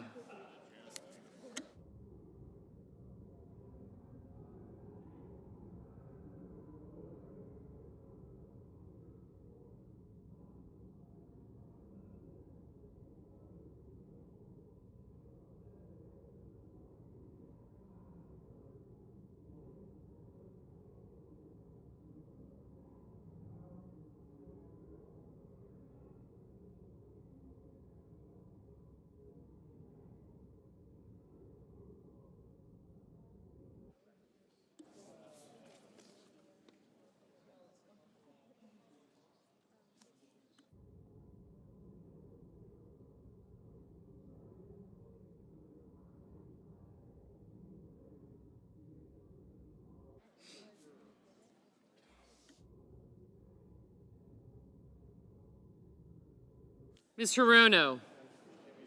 No.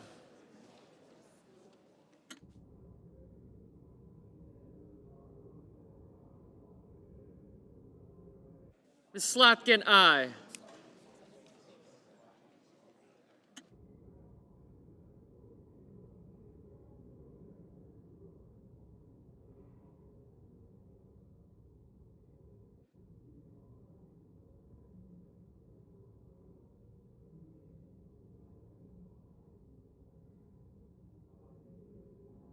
Ms. Also Brooks, no.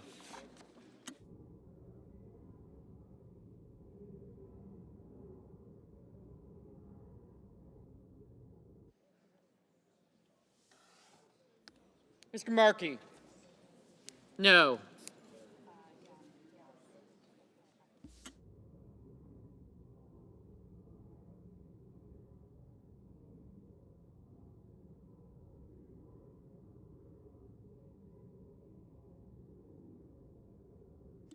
Ms. Murkowski, aye.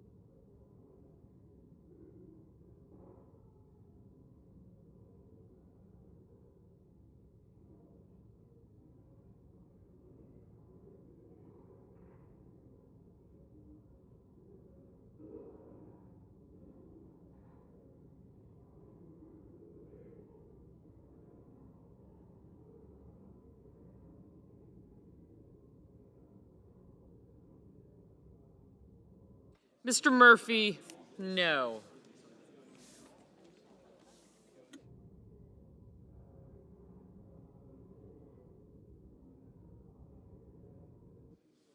Mr. Merkley,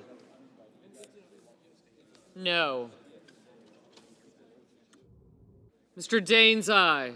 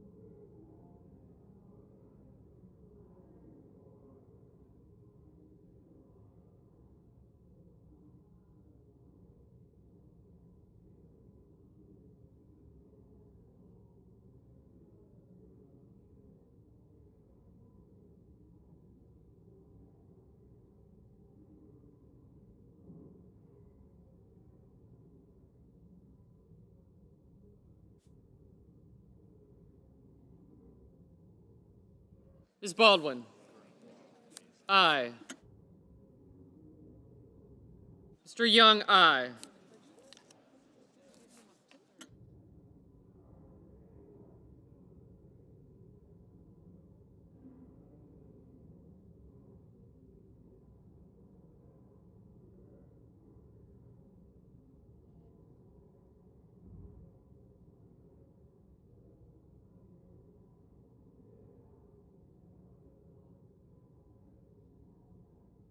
Mr. Hawley, aye.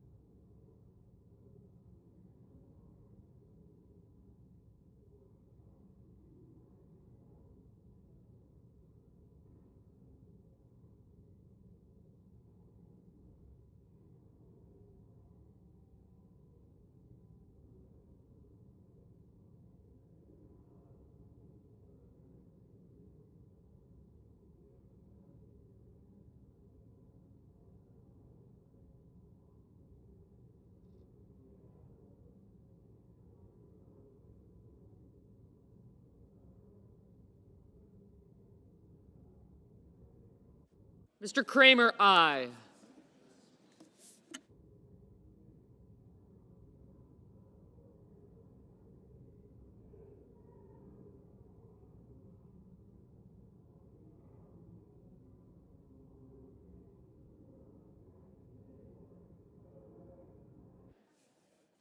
Mr. Warnock, aye.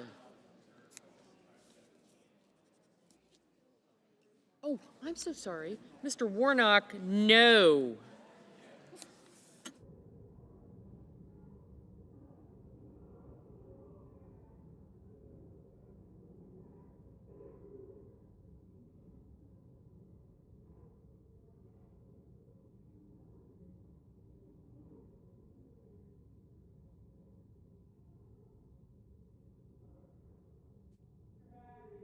Aye.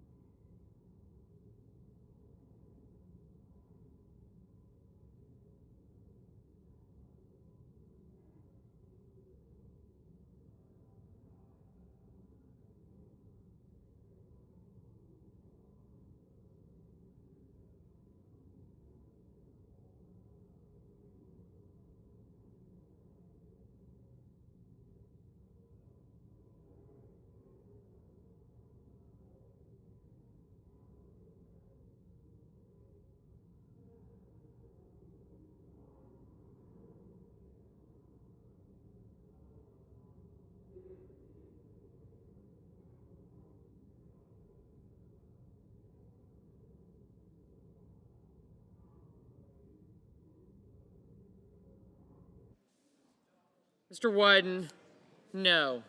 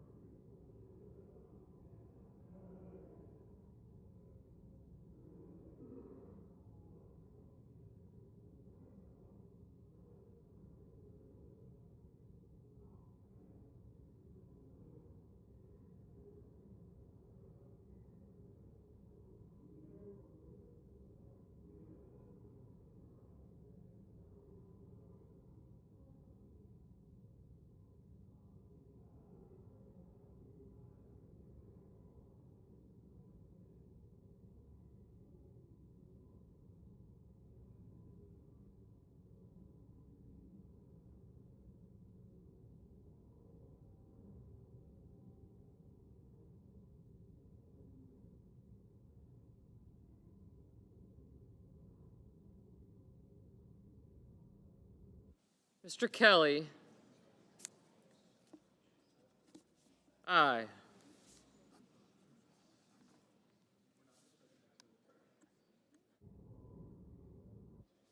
Mr. Reed, aye.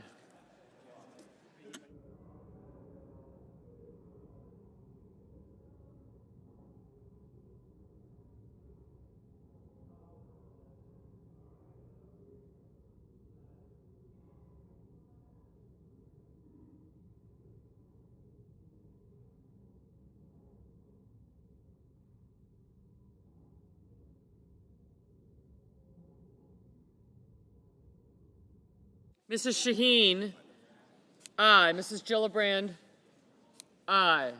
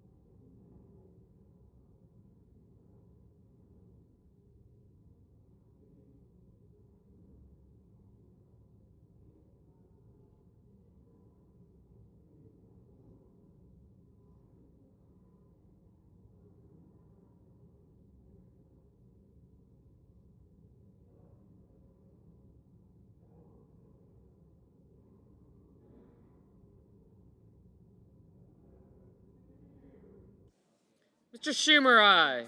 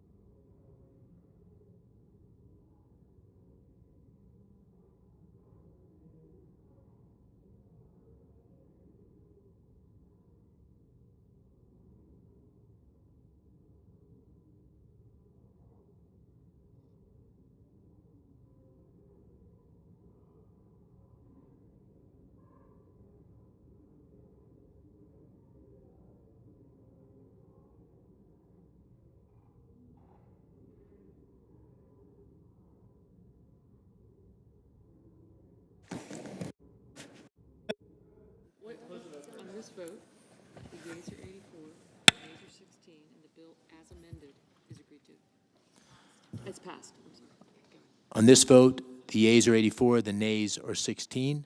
The bill is passed, as amended is passed. President. Under the previous order, the motion to reconsider is considered made and laid upon the table. Mr. Paul's going to come out once it's locked in. He wants the agreement locked in before he speaks. Can you note the absence of a quorum, please? Mr. President, I note the absence of a quorum. The clerk will call the roll. Ms. Also Brooks.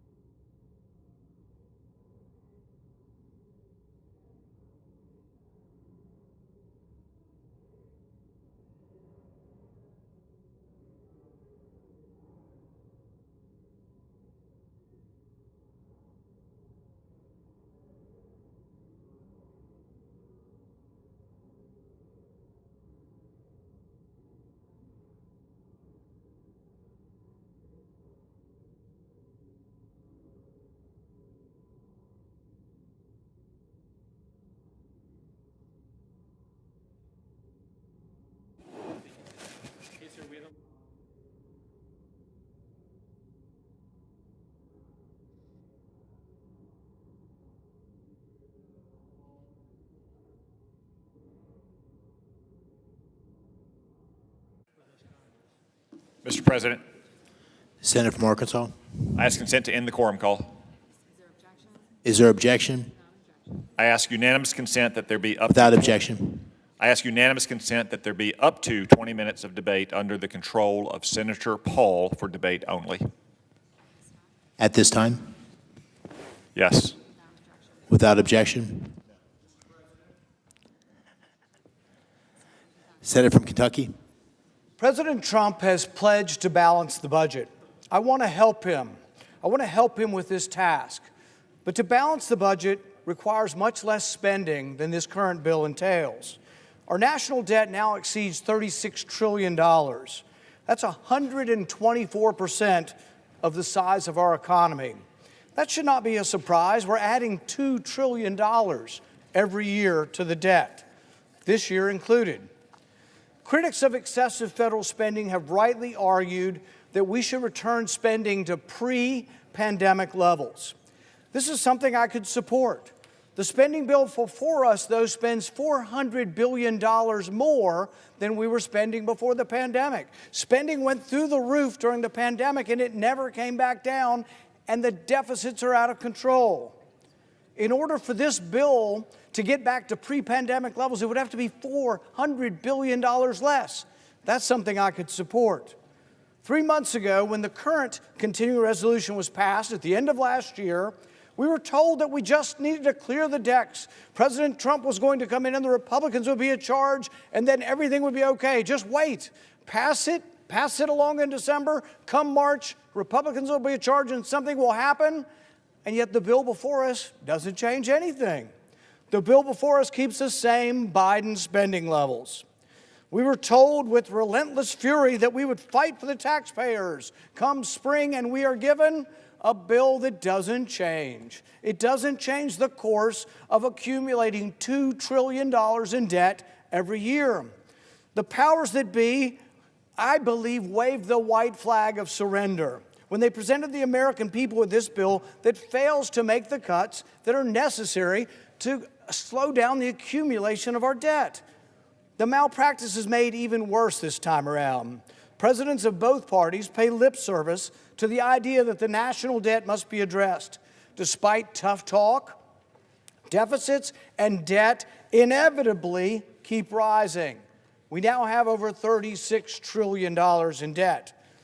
Unlike past presidents, though, President Trump created the Department of Government Efficiency, affectionately known as DOGE, to identify wasteful programs and eliminate them.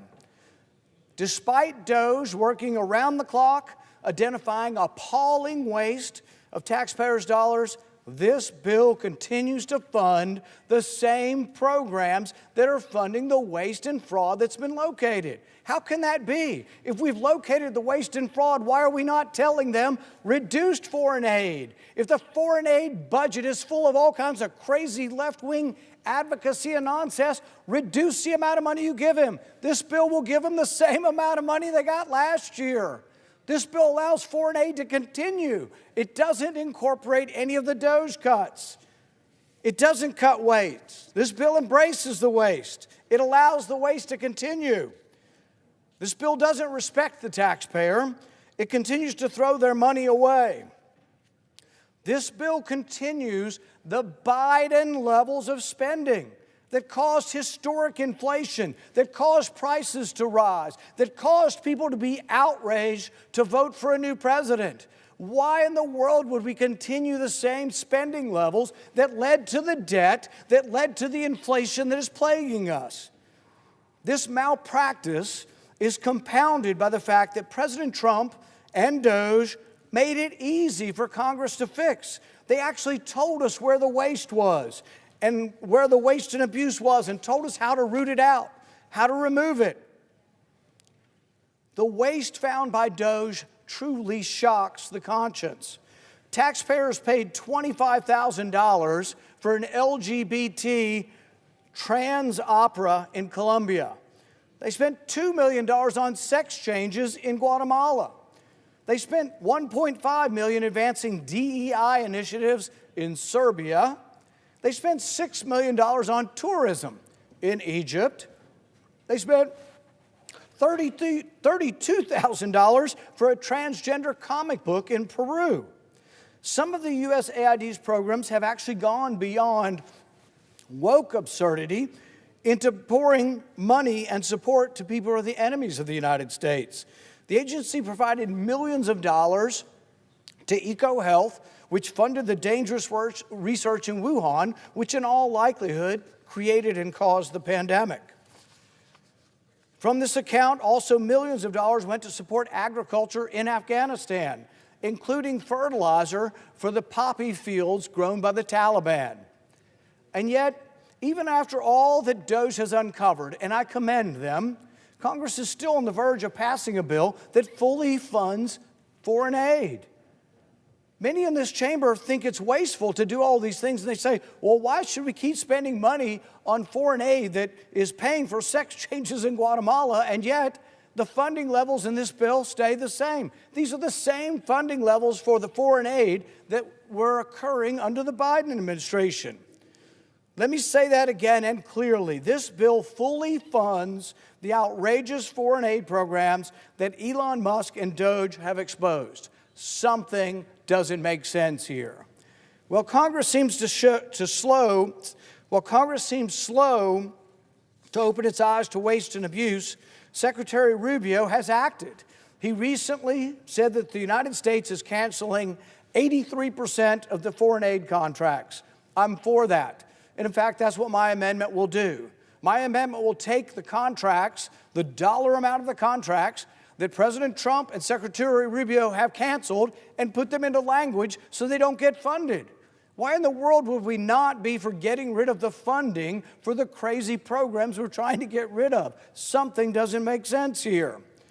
President Trump and his team identified the cuts that need to be made, but it is ultimately Congress, not the executive, that has the power of the purse.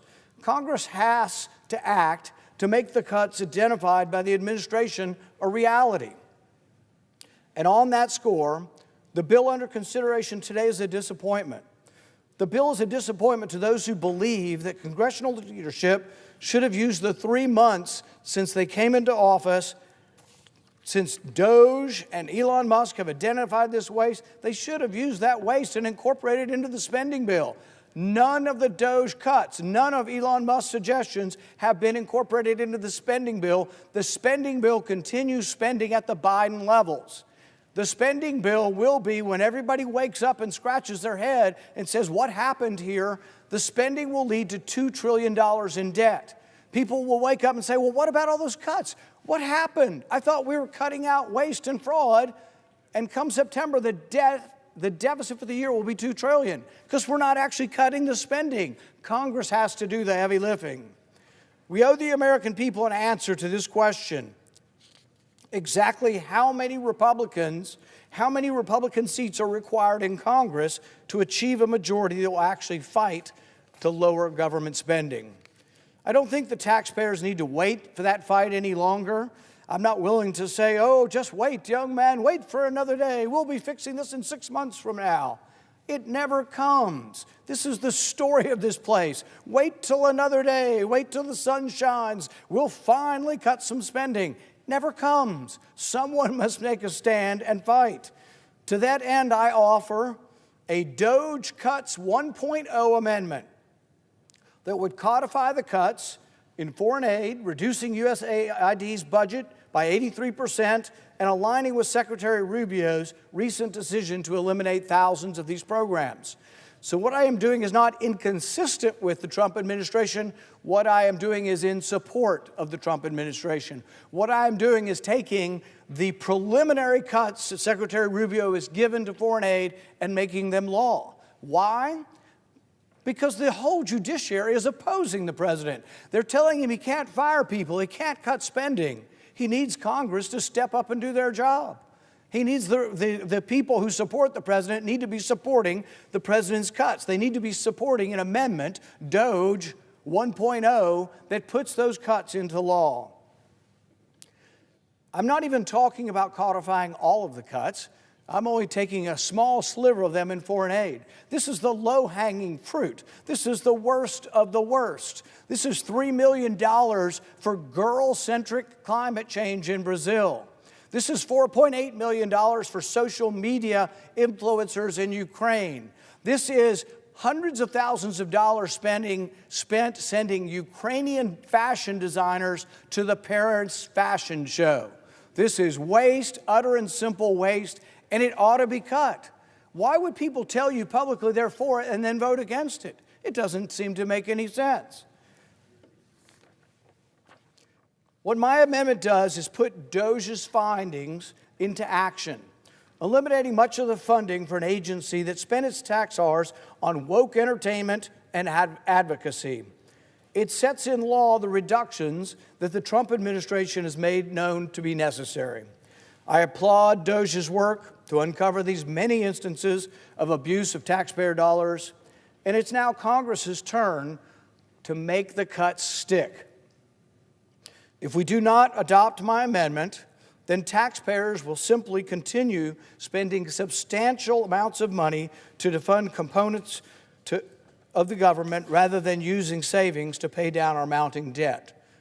In other words, you might cut it and think it's cut one day, but what if the courts say you have to spend it somewhere else? It never comes back. The cuts are never real. The only way the cuts the administration are making will ever be real, will ever be counted, and will ever lessen the debt in the country is to vote in Congress. That's what this is about. It would be the height of hypocrisy for Congress to pay lip service to DOJ's exceptional work, support it on the superficial, and then vote against it when you have a chance to vote on it. Continuing to spend at this bill's level will add $2 trillion in debt. That is a fact. All the newspapers reporting yesterday, it was all over the news, record-setting accumulation of debt. We've accumulated over $1 trillion and we're not halfway through the year. It's a record accumulation of debt. It only stops when people stand up and say enough is enough. The least we can do is make sure that it doesn't include the egregious spending that has come from the foreign aid, the craziness, the sex change operations in Guatemala, trans operas, trans comic books. All of these ludicrous things that no American supports will only go away, and will only go away with permanence if we vote for it.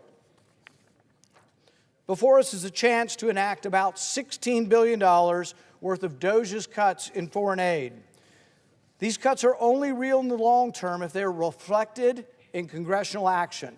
If we continue to fund the federal government at the Biden administration levels, which is what this bill does, then the money from DOJ's hard-found savings will just be spent somewhere else. I urge all my colleagues who have praised DOJ's work to match their actions to their words and vote yes on this amendment. Thank you, and I yield back the remainder. Absence of a quorum. Clerk call the roll.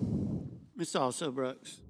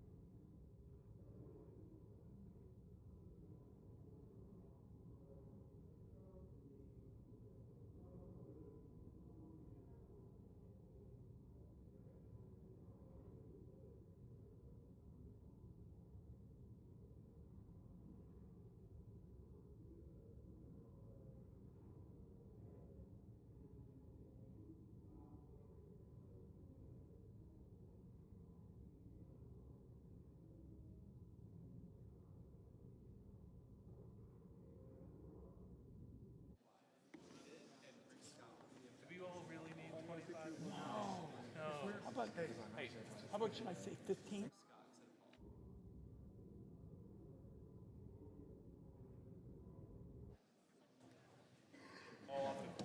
Mr. President, I ask unanimous consent to vacate the quorum call. Without objection. Mr. President, Senator Morgan. Notwithstanding Rule 22, I ask unanimous consent that Senator Wyden, Senator Sanders, and Senator Scott be recognized for up to 25 minutes, and that following the remarks, the Majority Leader be recognized. Is there objection?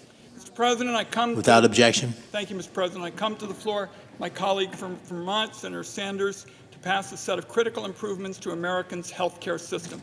This legislation is overwhelmingly bipartisan, fully paid for, and targeted at two objectives every senator ought to support: improving health care for Americans and cracking down on the middlemen who take advantage of the system. 597 days ago, the Senate Finance Committee passed the most comprehensive legislation in history to address the pharmacy benefit manager predatory business practices, and it was passed by a vote of 26-1.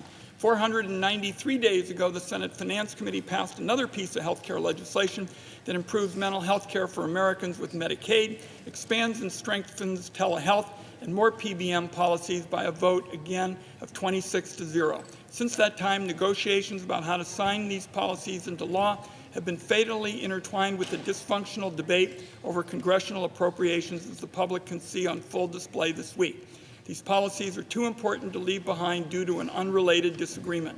Community pharmacists are counting on this legislation. Doctors who don't want to see a pay cut are counting on this legislation. Seniors and working families who want better care at a lower cost are counting on this legislation. So the time to act is now. In December, Democrats and Republicans struck a deal on this bill. I have the press release on my website to prove it. It was introduced in the House and set for passage. But along came Elon Musk and his now familiar wrecking ball. With one tweet, he killed the entire package for reasons that had nothing to do with the bill before the Senate today. Musk even had the gall to tweet, "What is a pharmacy benefit manager?" less than 2 weeks after he single-handedly killed the bill, Mr. President. While this unelected billionaire rifles through Americans' private information and earned benefits, claiming to be looking for waste, fraud, and abuse, he doesn't even know about the middlemen who skim billions off the federal government. Since Musk's tweeting adventure, 237 independent pharmacies have closed their doors. That's nearly 3 small businesses closing every day. Every day matters. That's why it's critical to act now. Now I'd like to yield to the ranking member of the Health, Education, Labor, and Pensions Committee, Senator Sanders, so he can explain the important pieces of this bill that are in his committee's jurisdiction that also need to pass as soon as possible. Senator Sanders. Well, thank you very much. Senator from Vermont. Thank you. Let me thank Senator Wyden for his outstanding work as the former chairman of the Finance Committee and now as the ranking member. Mr. President, I get around Vermont a bit. I get around the country a bit. And generally speaking, when I talk to a group of people, I ask them a simple question. I say, what do you think about the healthcare system? Is it working well or is it broken? Is it dysfunctional? And overwhelmingly, the hands go up that the American healthcare system today is broken, it is dysfunctional, it is cruel. And what people understand is the function of the American healthcare system today is not to provide quality health care to all of our people, which in fact goes on in every other major country on earth. It is to make huge profits for the drug companies and the insurance companies. Mr. President, the current health care system is a system in which we spend twice as much per capita on health care as do the people of any other nation. Astronomical sum of money. And yet, despite all that money, 85 million Americans are uninsured or underinsured, and the cost of health care keeps going up every single year. 1 out of 4 Americans cannot afford the cost of the drugs that their doctors prescribe. And unbelievably, it is a system in which 60,000 Americans die each year because they can't get to a doctor on time. It is a system in which we don't have enough doctors, We don't have enough nurses. We don't have enough dentists. We don't have enough pharmacists. But the good news is the insurance companies and the drug companies are making huge profits. The current healthcare system is a system in which our life expectancy is lower than any other major country. And if you're working class in America, you're going to live 7 years shorter life than if you are wealthy. It is a system in which some 500,000 people go bankrupt each year because of medically related debt.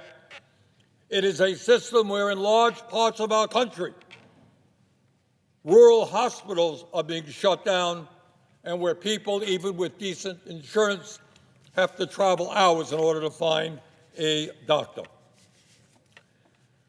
Mr. President, as Senator Wyden indicated, in December, after months and months of difficult negotiations, and I want to congratulate Senator Wyden, Senator Crapo, and all the people involved in those negotiations, we made some progress on this health care crisis by coming together on a bipartisan and bicameral agreement on a health care package.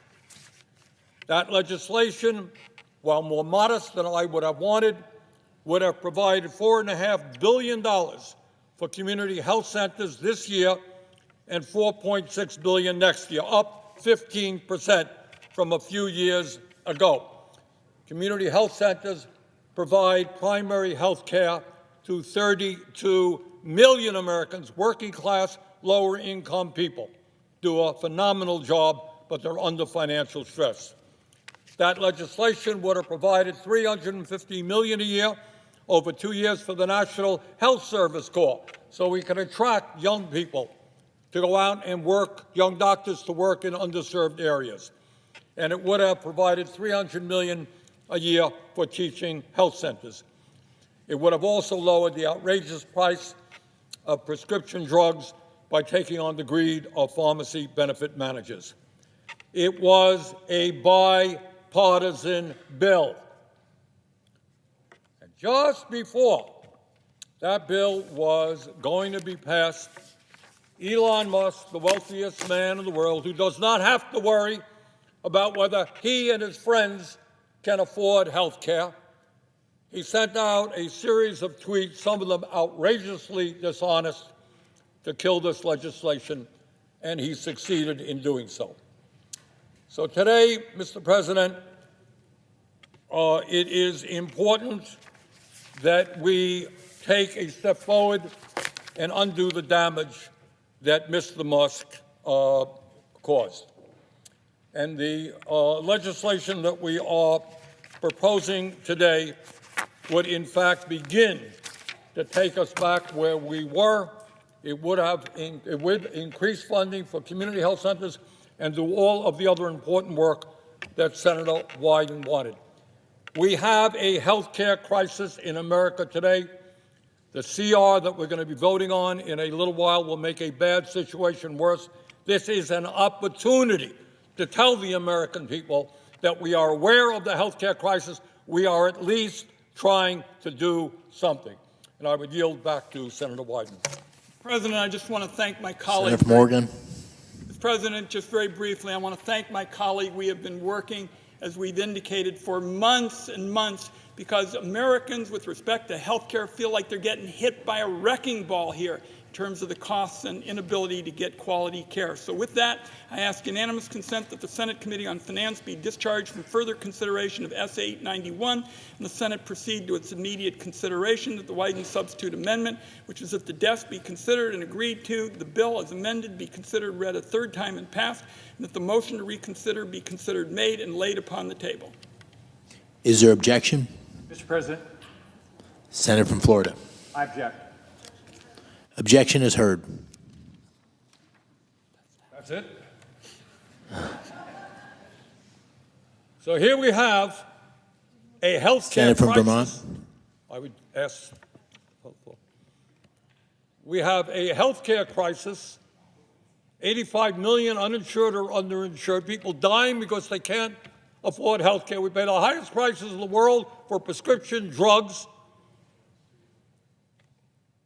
We have reached a bipartisan conclusion to go forward in a modest way, but it would have some impact in improving health care in America, and my Republican colleague objects. That's about it. Well, I hope the American people are watching. Thank you, Mr. President. Note the absence of a quorum. The clerk will call the roll. Ms. Also Brooks.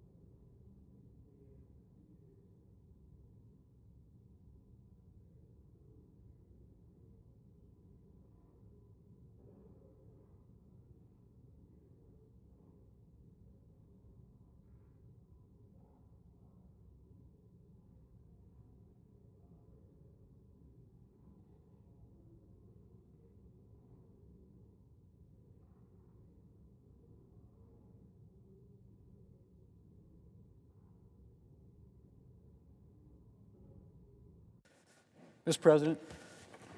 Majority Leader, Mr. President, I ask unanimous consent the quorum call be suspended, without objection. and I ask unanimous consent that the cloture motion with respect to the motion to proceed to H.R. 1968 be withdrawn, the motion to proceed to H.R. 1968 be agreed to, further that if cloture is filed on H.R. 1968, the Senate immediately vote on the motion to invoke cloture, and if cloture is invoked, the only amendments in order to H.R. 1968 be the following: Merkley, number 1273, Duckworth, number 1274, Van Hollen, number 1272, and Paul, number 1266. That the Senate vote on adoption of the amendments in the order listed with 60 affirmative votes required for adoption, with the exception of the Paul amendment, that there be 2 minutes for debate, equally divided prior to each vote. Further, that upon disposition of the Paul amendment, all post-cloture time be expired. The bill be considered, read a third time, and the Senate vote on passage of the bill as amended, if amended, all without further intervening action or debate. Further, that following disposition of H.R. 1968, the Senate proceed to the immediate consideration of S. 1077, that there be up to 10 minutes for a debate on the bill equally divided between the two leaders or their designees, that upon the use or yielding back of time, the bill be considered, read a third time, the Senate vote on passage with no amendments or motions to order the bill, and the motions to reconsider be considered made and laid upon the table with no intervening action or debate. Finally, following disposition of S. 1077, and notwithstanding Rule 22, the Senate resume executive session and vote on the motion to invoke cloture on Phelan nomination, and if cloture is invoked on the Phelan nomination, all post-cloture time be expired. The Senate immediately vote on the motion to invoke cloture on the Landau nomination, and if cloture is invoked on the Landau nomination, all post-cloture time be expired. The Senate vote on confirmation of the nominations at a time to be determined by the Majority Leader in consultation with the Democratic Leader no earlier than Monday, March 24th. Is there objection? Without objection. Mr. President. Under previous order, the clerk will report the bill. Calendar number 26, H.R. 1968, an act making further continuing appropriations and so forth and for other purposes. The Democratic Leader. Mr. President, before we finish today, I would like to say that soon the Senate will vote on a bipartisan piece of legislation that will make an important D.C. funding fix. This legislation will make sure that we take care of the residents of the district. It will support law enforcement and firefighters and teachers and city services. The legislation is very good news for the residents of the District of Columbia. I'm happy we're passing the bill today. I thank my colleagues for working quickly to bring this bill to the floor. Once the Senate acts, we urge the House to act quickly. Now, government funding expires at midnight tonight, and the votes before us is a Hobson choice. The CR bill is a bad bill. But as bad as the CR is, I believe that allowing Donald Trump to take even more power via a government shutdown is a far worse option. A shutdown would allow DOJ to shift into overdrive. It would give Donald Trump and DOJ the keys to the city, the state, and country. And that is a far worse alternative. Now, I want to remind everyone that it was Republicans who pushed this false shutdown choice. Their inability to govern has led us to this precipice. Our caucus members have two bad choices. Different senators will come down on different sides of the question, but that does not mean that any Senate Democrat supports a shutdown. Whatever the outcome, our caucus will be united in our determination to continue the long-term fight to stop Donald Trump's dangerous war on our democracy and on America's working families. And now I want to be clear about what this bill does and does not do. The full-year CR is a law that sets funding levels for the full year, and the President and executive branch have a legal and constitutional duty to faithfully execute the CR. The CR does not change the underlying law, making the Trump administration's impoundments and mass firings illegal. This is true as a matter of law. Nothing in the CR changes the Impoundment Control Act, the foundation of Congress's appropriations authority, and the authorization laws that require USAID and other agencies to exist and to operate the programs Congress has assigned to them. Nothing changes Title V, governing the civil service, the Administrative Procedure Act, and so on. One of the reasons I'm voting for cloture is for the very reason that these actions are illegal and no new law is needed to declare that. I yield the floor. Mr. President, I send a cloture motion to the desk for calendar number 26, H.R. 1968. The clerk will report. Cloture motion. We, the undersigned senators, in accordance with the provisions of Rule 22 of the Standing Rules of the Senate, do hereby move to bring to a close debate on calendar number 26, H.R. 1968, an act making further continuing appropriations and other extensions for the fiscal year ending September 30th, 2025, and for other purposes, signed by 17 senators as follows. Mr. President, I ask consent the reading of the names be waived. Without objection. And I ask consent that the mandatory quorum call be waived. Without objection. Mr. President, for all the information of all senators, there will be up to 9 roll call votes. And I will ask unanimous consent that all votes following the first vote be 10 minutes in length, and that if senators will stay in their seats, we should be able to get them done even more quickly than that. So everybody be here after this first vote. These are going to be 10-minute votes. Without objection. The clerk will report the motion to invoke cloture. Cloture motion. We, the undersigned senators, in accordance with the provisions of Rule 22 of the Standing Rules of the Senate, do hereby move to bring to a close debate on calendar number 26, H.R. 1968, an act making further continuing appropriations and other extensions for the fiscal year ending September 30th, 2025, and for other purposes, signed by 17 senators. By unanimous consent, the mandatory quorum call has been waived. The question is it the sense of the Senate that debate on H.R. 1968, an act making further continuing appropriations and other extensions for the fiscal year ending September 30th, 2025, and for other purposes shall be brought to a close? The yeas and the nays are mandatory under the rule. The clerk will call the roll. Ms. Alsobrooks, Ms. Baldwin, Mr. Banks, Mr. Barrasso, Mr. Bennett, Mrs. Blackburn, Mr. Blumenthal, Ms. Blunt-Rochester, Mr. Booker, Mr. Bozeman, Mrs. Britt, Mr. Budd, Ms. Cantwell, Mrs. Capito, Mr. Cassidy, Ms. Collins.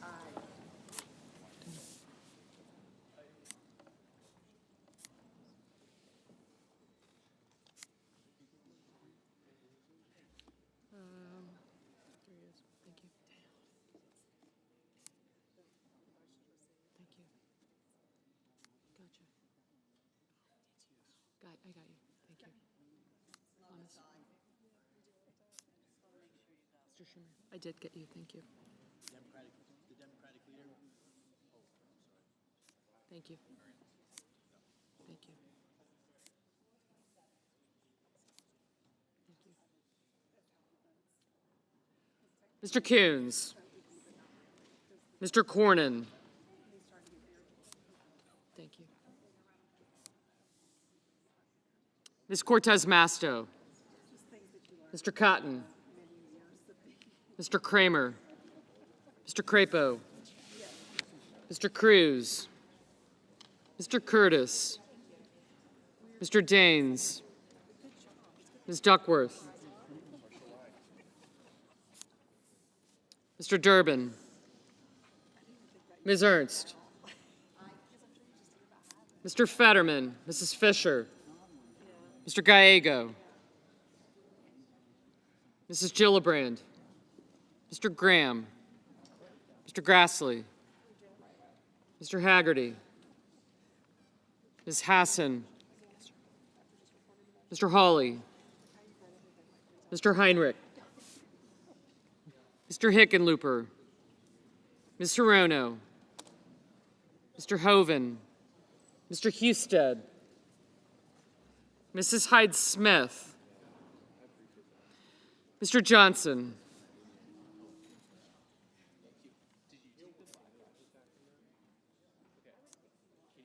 Mr. Justice. Mr. Kane. Mr. Kelly. Mr. Kennedy. Mr. Kim. Mr. King. Ms. Klobuchar.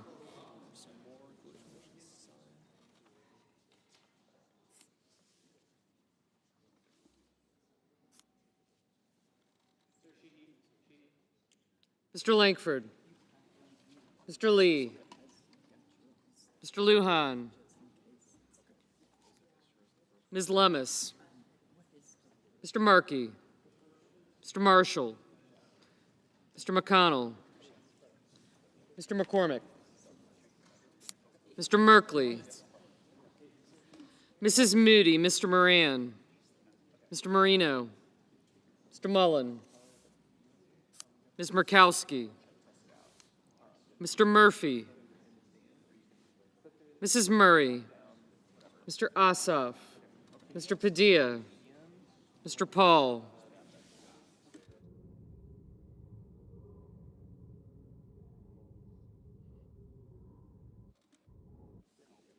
Mr. Peters, Mr. Reed, Mr. Ricketts, Mr. Risch,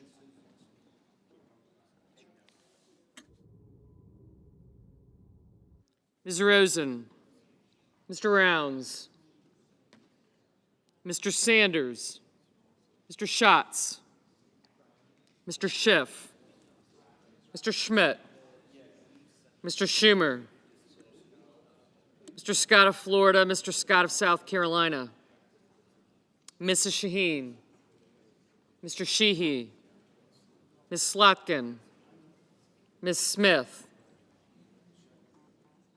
Mr. Sullivan, Mr. Thune, Mr. Tillis, Mr. Tuberville,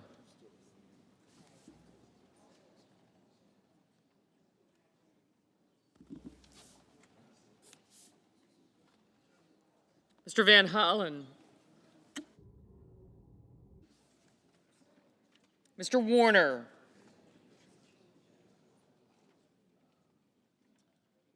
Mr. Warnock, Ms. Warren, Mr. Welch,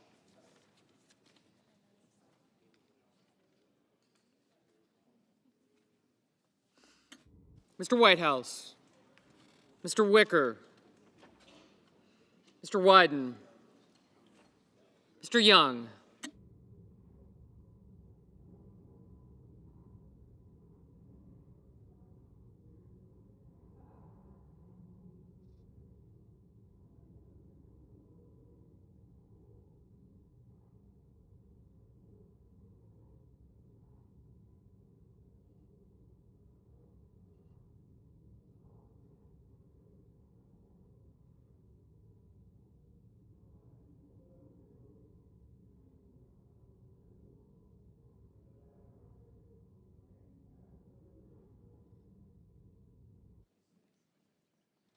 Senators voting in the affirmative: Bozeman, Britt, Collins, Cornyn, Crapo, Durbin, Ernst, Graham, King, Lummis, Marshall, McCormick, Mullen, Ricketts, Schatz, Schumer, Sheehy, Thune, and Tillis.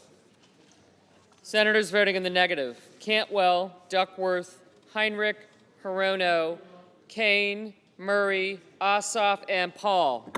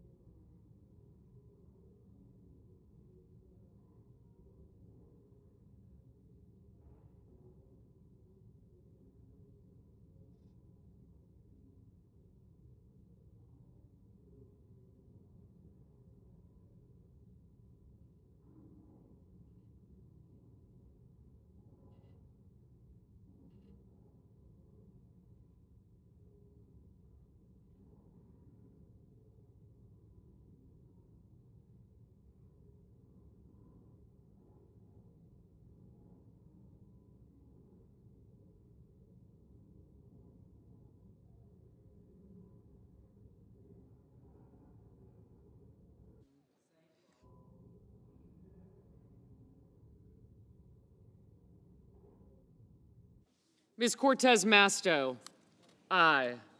Mrs. Fisher, aye. Mr. Schiff, no. Mr. Kelly, no.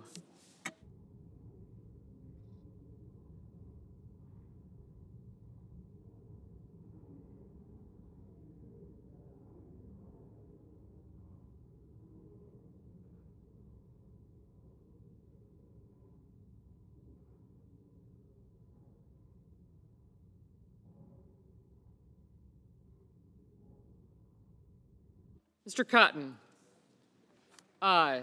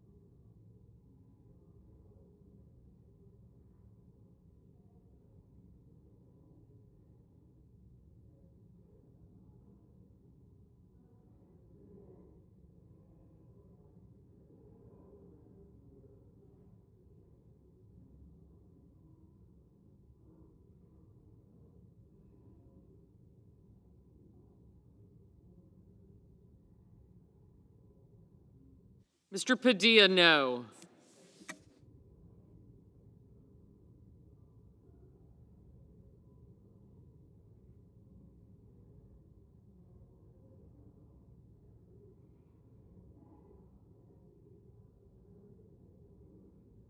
Mrs. Blackburn, aye.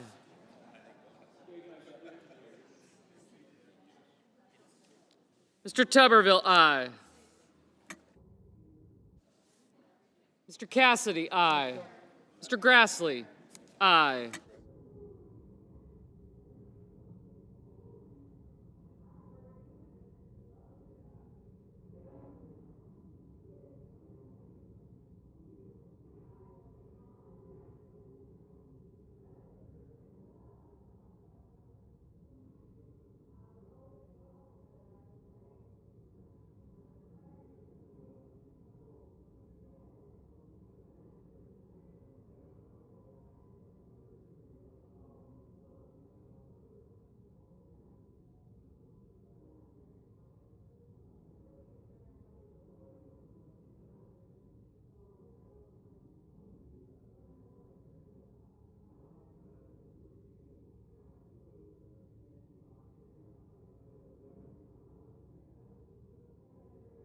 Mr. Gallego, no.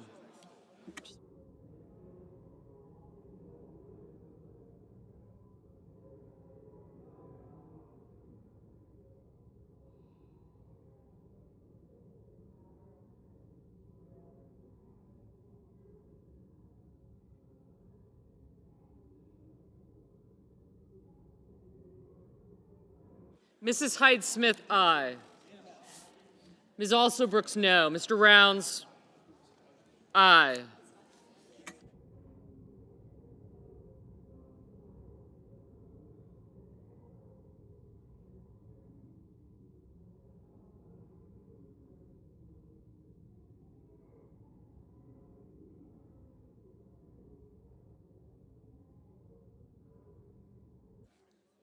Mr. Budd, aye.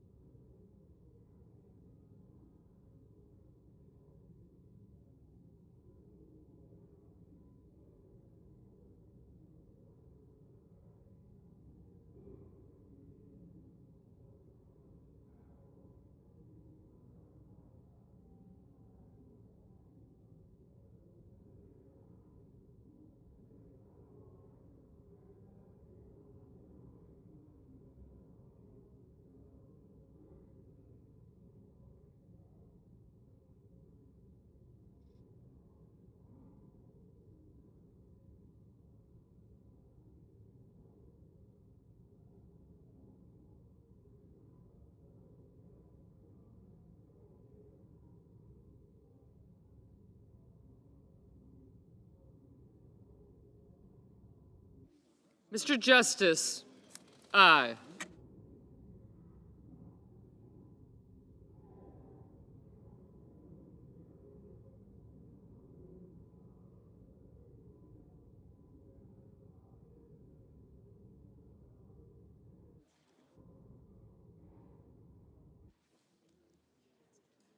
Mr. Scott of Florida, aye.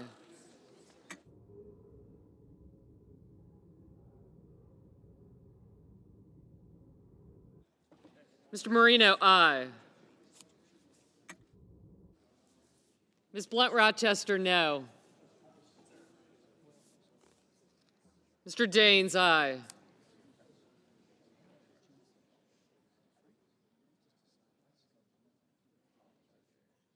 Mr. Hawley, aye. Mr. Sanders, no. Mr. Murphy, no.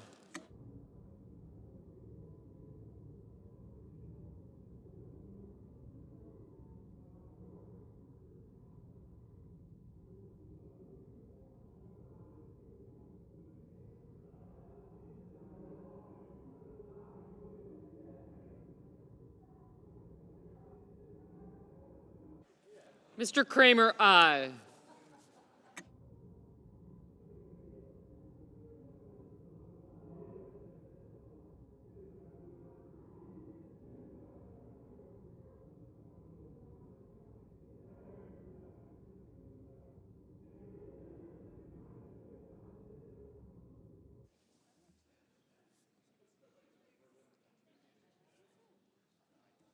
Mr. Lee, aye. Mr. Curtis, aye.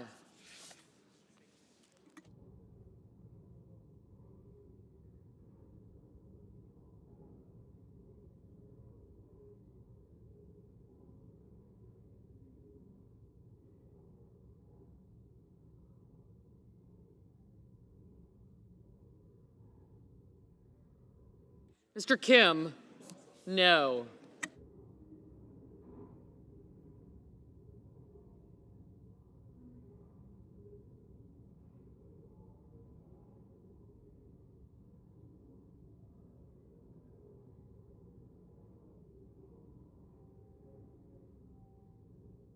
Mr. Young, aye. Mr. Wyden, no.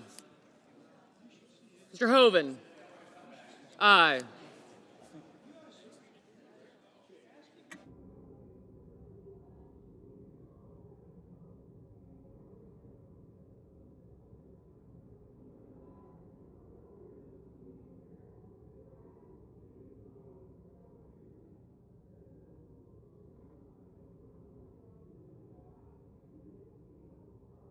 Mr. Husted, aye.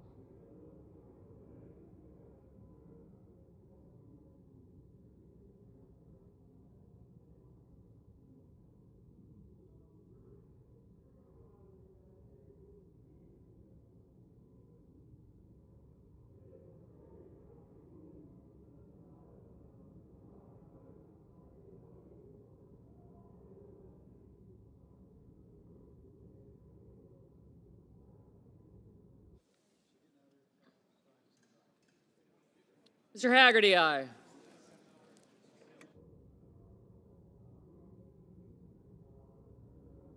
Mr. Risch, aye. Thank you.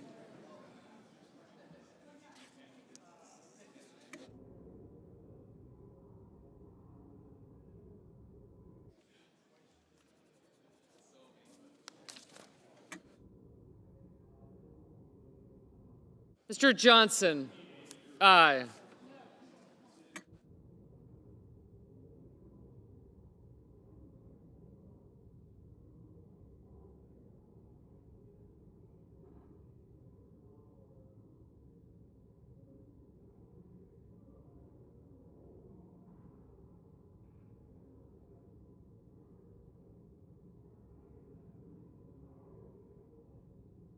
Mrs. Capito, aye. Mr. Whitehouse, no.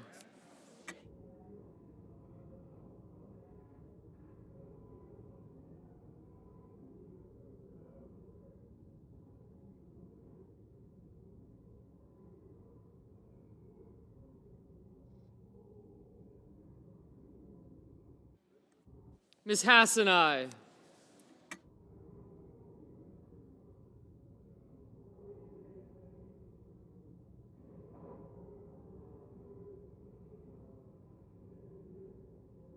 Mr. Fetterman, aye.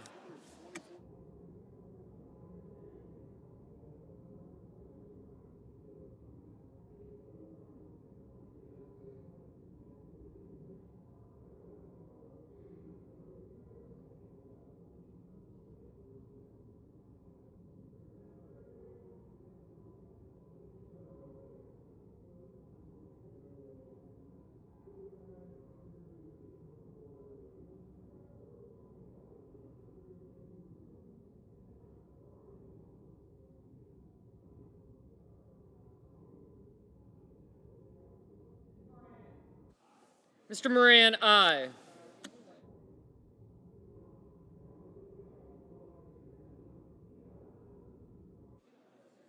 Ms. Baldwin, no. Mr. Reed, no.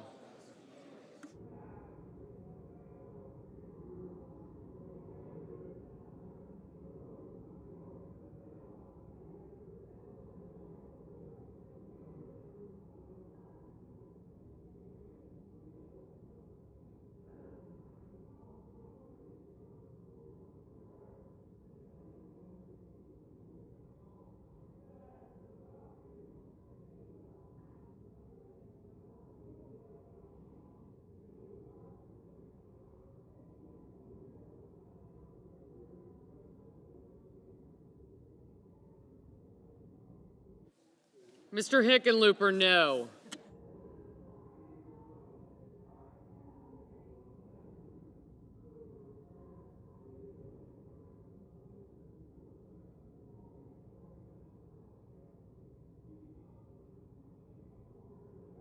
Ms. Murkowski, aye.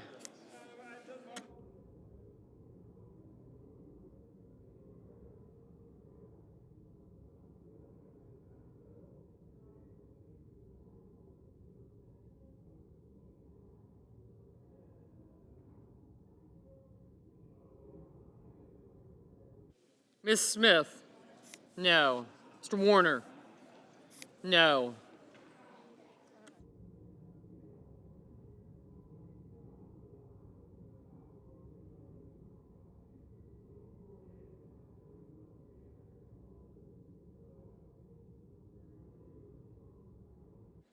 Mr. Peters, aye.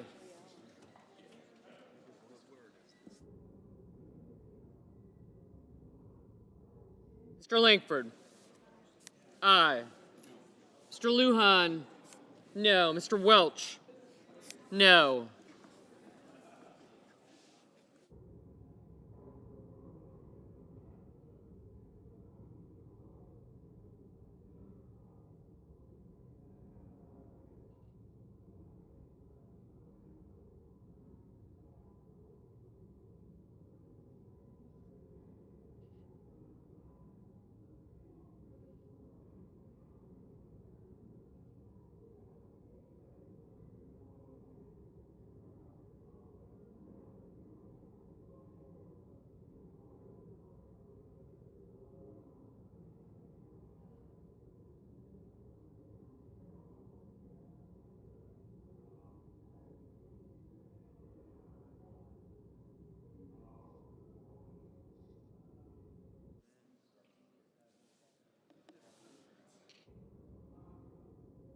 Mrs. Moody, aye.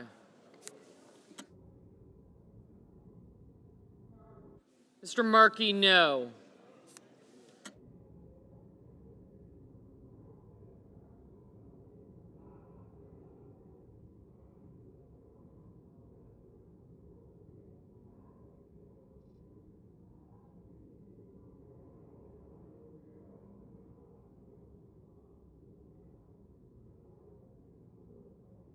Ms. Klobuchar? No.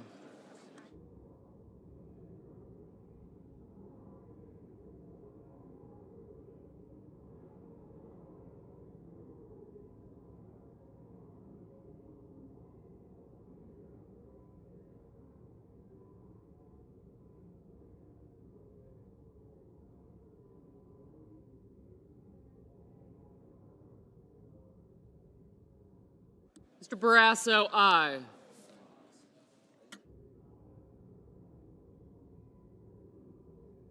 Mrs. Gillibrand, aye.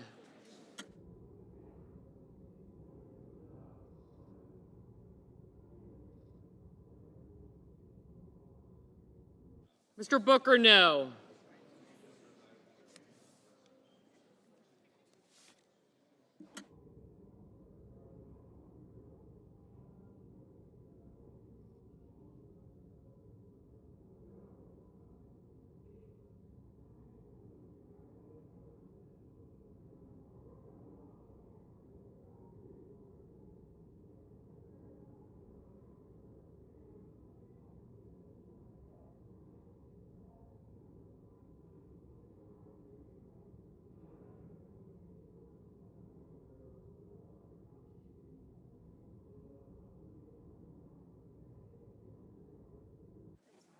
Mr. McConnell, aye.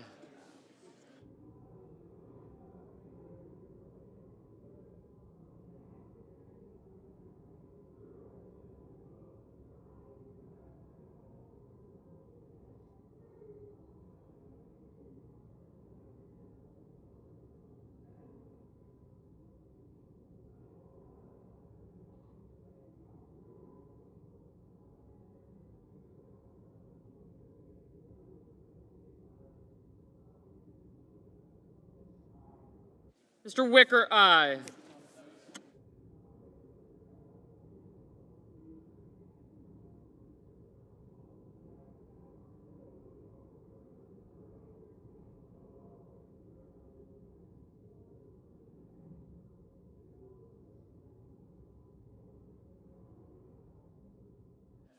Ms. Rosen, no.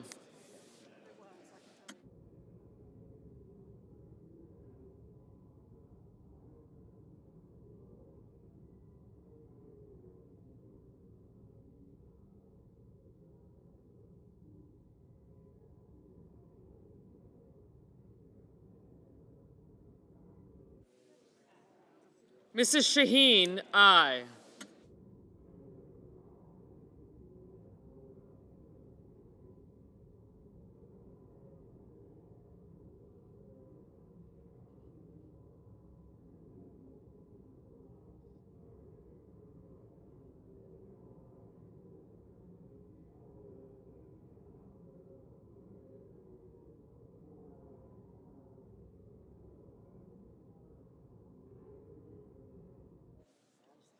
Mr. Scott of South Carolina, aye.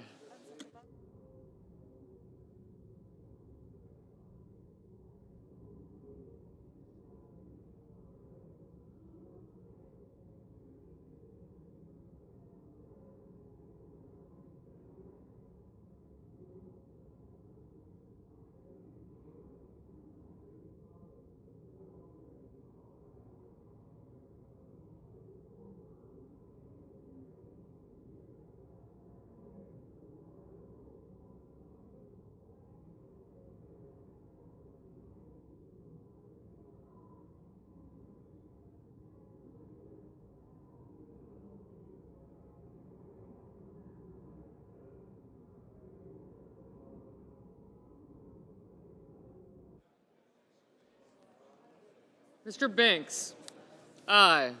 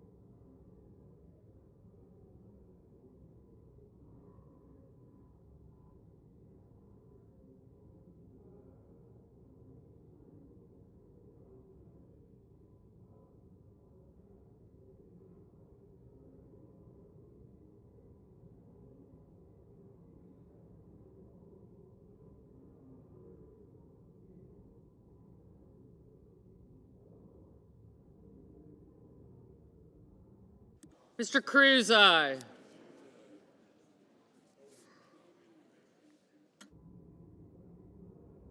Mr. Young.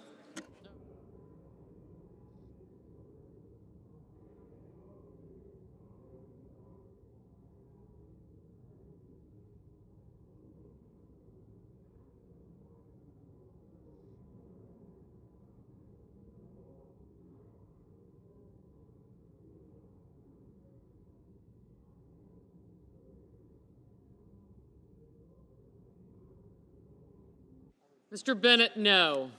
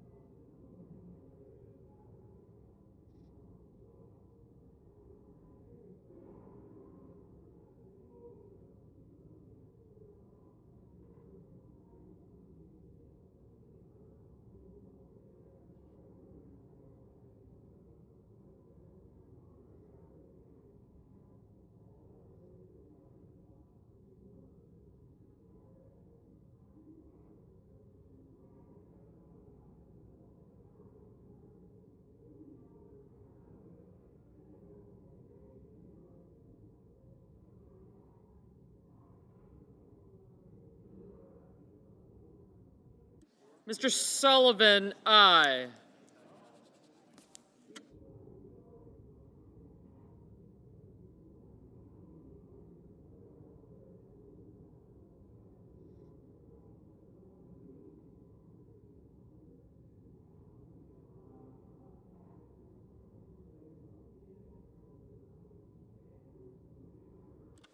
Ms. Slotkin, no.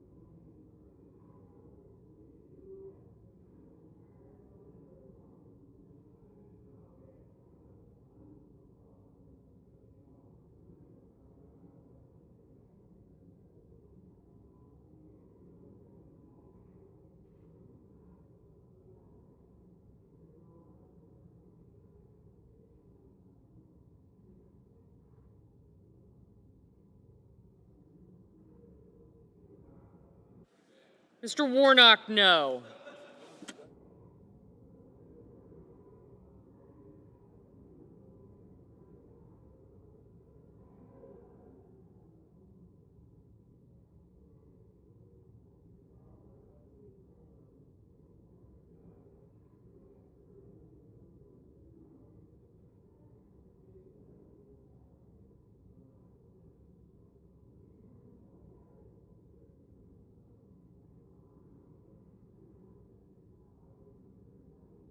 Mr. Schmidt, aye.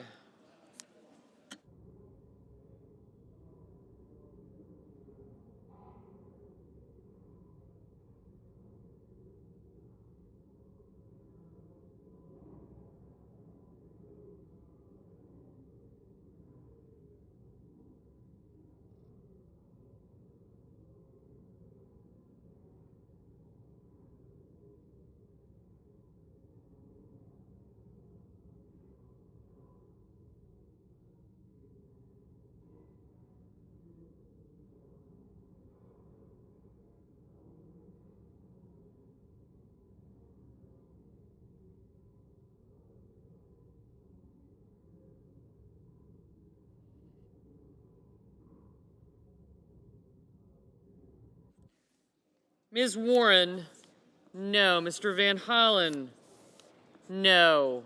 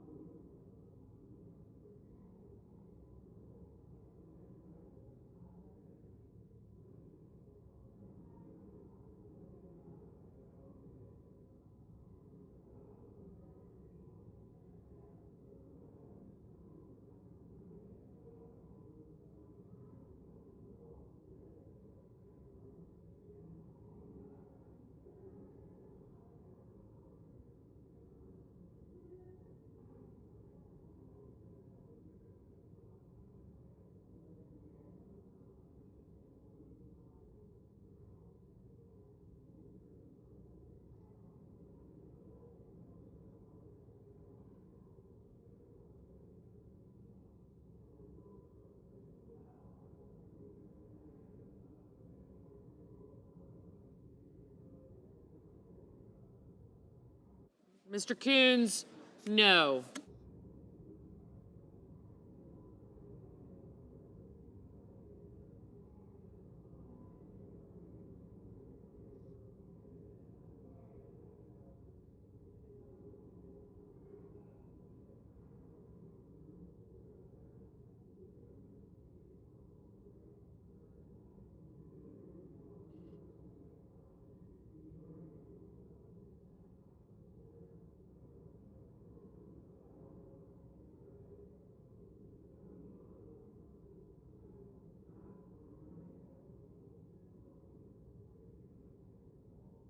Mr. Merkley, no. Okay.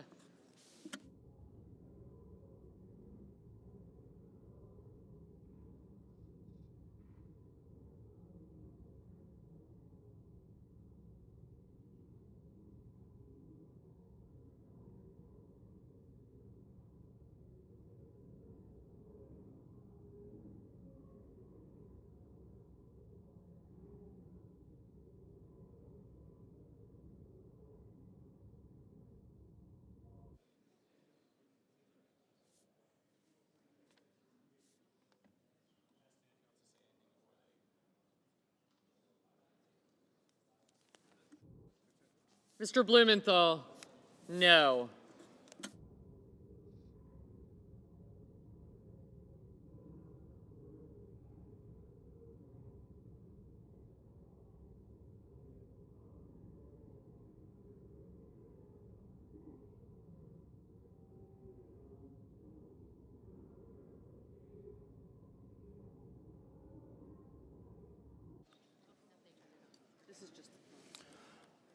On this vote, the yeas are 62, the nays are 38. 3/5 of the senators duly chosen and sworn have voted in the affirmative. The motion is agreed to. Mr. President, we've already locked in 10-minute votes. Majority Leader. We've already locked in 10-minute votes for the balance of the number of votes, but if people stay here in their seats, we can execute that a lot more quickly. Senator from Oregon. Mr. President, I call my amendment 1273 and ask that it be reported by number. The clerk will report. Senator from Oregon, Mr. Merkley proposes an amendment number 1273. There will now be 2 minutes of debate equally divided. Colleagues, let me keep this very simple.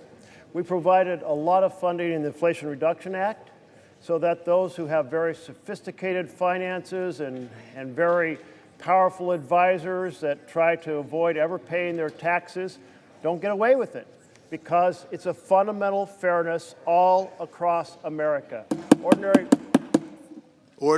Ordinary working people have the money taken out of their paychecks every week. Just because people have enormous paychecks and fancy consultants shouldn't be that they get licensed to cheat. And all of that money went to make sure that those upper income folks knew that somebody might be taking a look at their finances. If this amendment fails, it will increase the deficit by $46 billion. So I hope all of you who are fiscally responsible and care about fundamental fairness to workers across America will vote for this amendment. Senator from Idaho. Mr. President, this isn't about saving $46 billion. It's about spending $46 billion. It's about saving $20 billion. The Democrats' partisan, supersized IRS funding is something we've been battling over for a couple of years now. It's a textbook example of the type of out-of-control spending that President Trump and Republicans have rightly opposed.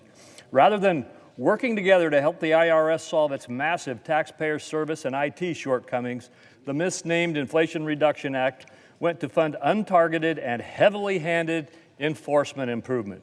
As I mentioned at the time, the last thing hardworking Americans need is an IRS funding bloat that disproportionately hurts them. I urge my colleagues to vote against this amendment to provide the IRS nearly 2 times its entire annual budget in unaccountable enforcement dollars.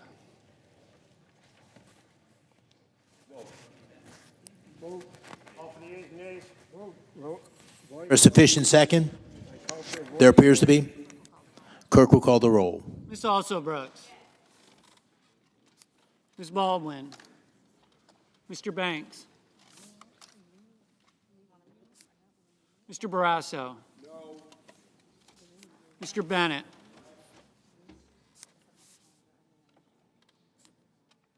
Mrs. Blackburn. Mr. Blumenthal. Ms. Blunt Rochester. Mr. Booker. Mr. Bozeman. Mrs. Britt. Mr. Budd. Ms. Cantwell. Mrs. Capito. Mr. Cassidy. Ms. Collins. Mr. Coons. Mr. Cornyn. Ms. Cortez Masto. Mr. Cotton. Mr. Kramer. Mr. Crapo. Mr. Cruz. Mr. Curtis. Mr. Daines. Ms. Duckworth. Mr. Durbin. Ms. Ernst. Mr. Fetterman. Mrs. Fisher. Mr. Gallego. Mrs. Gillibrand. Mr. Graham. Mr. Grassley. Mr. Haggerty. Ms. Hassan. Mr. Hawley. Mr. Heinrich. Mr. Hickenlooper. Ms. Hirono. Mr. Hoven. Mr. Husted. Mrs. Hyde-Smith. Mr. Johnson. Mr. Justice. Mr. Kane. Mr. Kelly.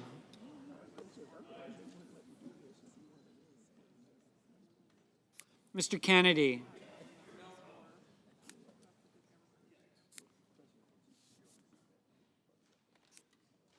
Mr. Kim.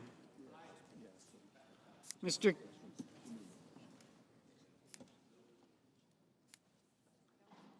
King. Ms. Klobuchar. Mr. Langford. Mr. Lee. Mr. Lujan. Ms. Lummis. Mr. Markey. Mr. Marshall. Mr. McConnell.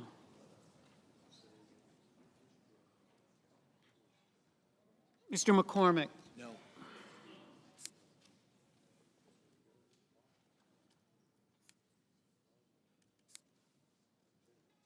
Mr. Merkley. Mrs. Moody. Mr. Moran. Mr. Moreno. Mr. Mullen. Ms. Murkowski.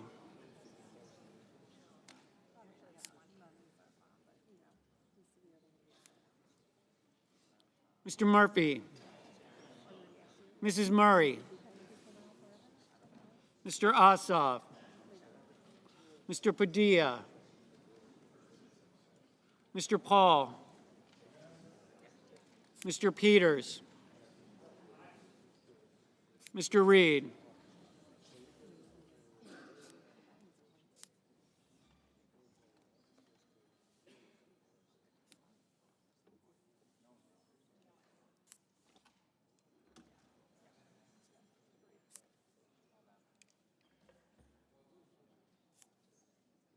Mr. Ricketts. Mr. Resch. Ms. Rosen. Mr. Rounds.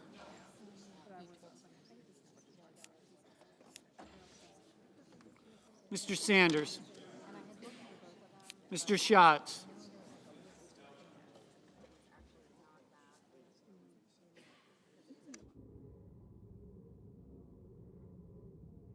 Mr. Schiff.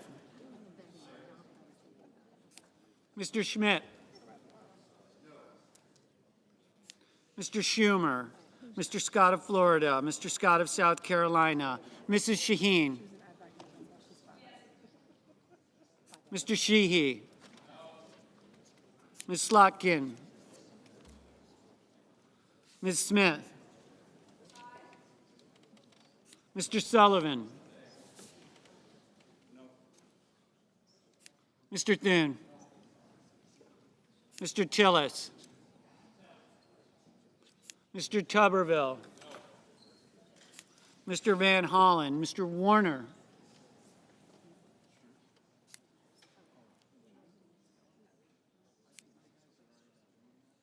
Mr. Warnock. Ms. Warren. Mr. Welch. Mr. Whitehouse. Mr. Wicker. Mr. Wyden. Mr. Young.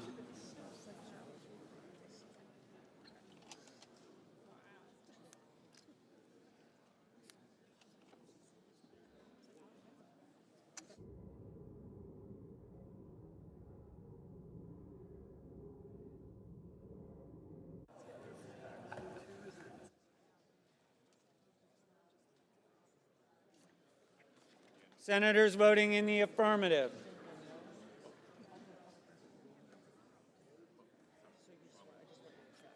Senators voting in the affirmative. Also Brooks, Bennett, Blumenthal, Blunt Rochester, Booker, Cantwell, Coons, Duckworth, Durbin, Fetterman, Hassan, Heinrich, Hickenlooper, Hirono, Kelly, Kim, King, Klobuchar, Lujan, Markey, Merkley, Murphy, Murray, Padilla, Peters, Rosen, Sanders, Schatz, Schiff, Shaheen, Smith, Van Hollen, Warnock, Warren, Welch, Whitehouse. Senators voting in the negative. Banks, Barrasso, Blackburn, Bozeman, Britt, Budd, Capito, Cassidy, Collins, Cornyn, Cotton, Kramer, Crapo, Cruz, Curtis, Daines, Ernst, Fisher, Graham, Grassley, Haggerty, Hawley, Husted, Hyde-Smith, Johnson, Justice, Kennedy, Langford, Lee, Marshall, McConnell, McCormick, Moody, Moran, Moreno, Mullen, Murkowski, Hall, Ricketts, Risch, Rounds, Schmidt, Scott of Florida, Scott of South Carolina, Sheehy, Sullivan, Thune, Tillis, Tuberville, Wicker, Young. Ms. Lummis. Ms. Lummis, no. Mr. Reed, aye. Mr. Wyden, aye. Mr. Warner?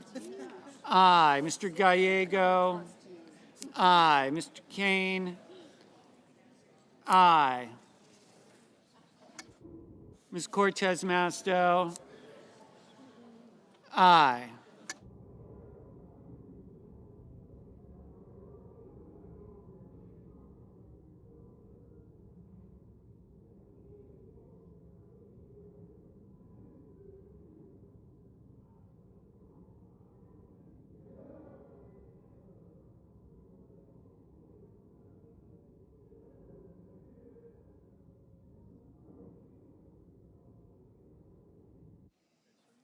Mr. Ossoff? Aye. Mrs. Gillibrand? Aye.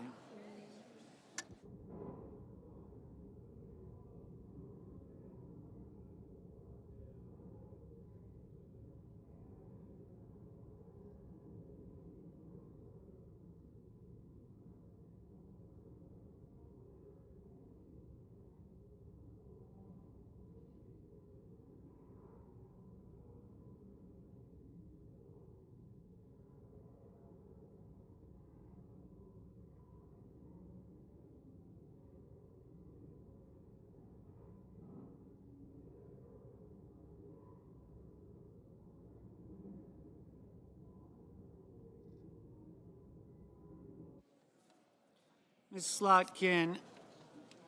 Aye.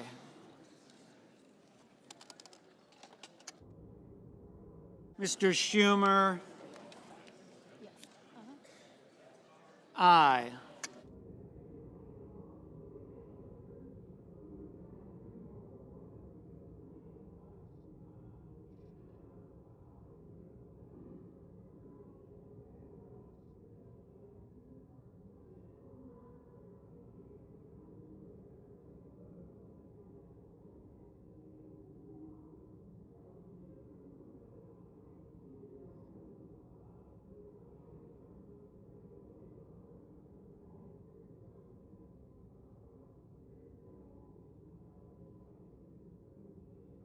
Mr. Hoeven?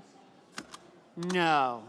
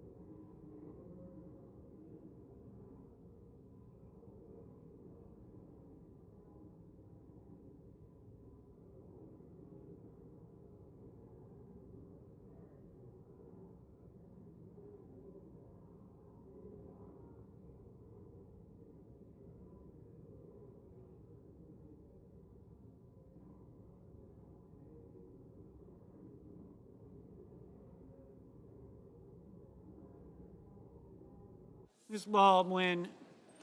Aye.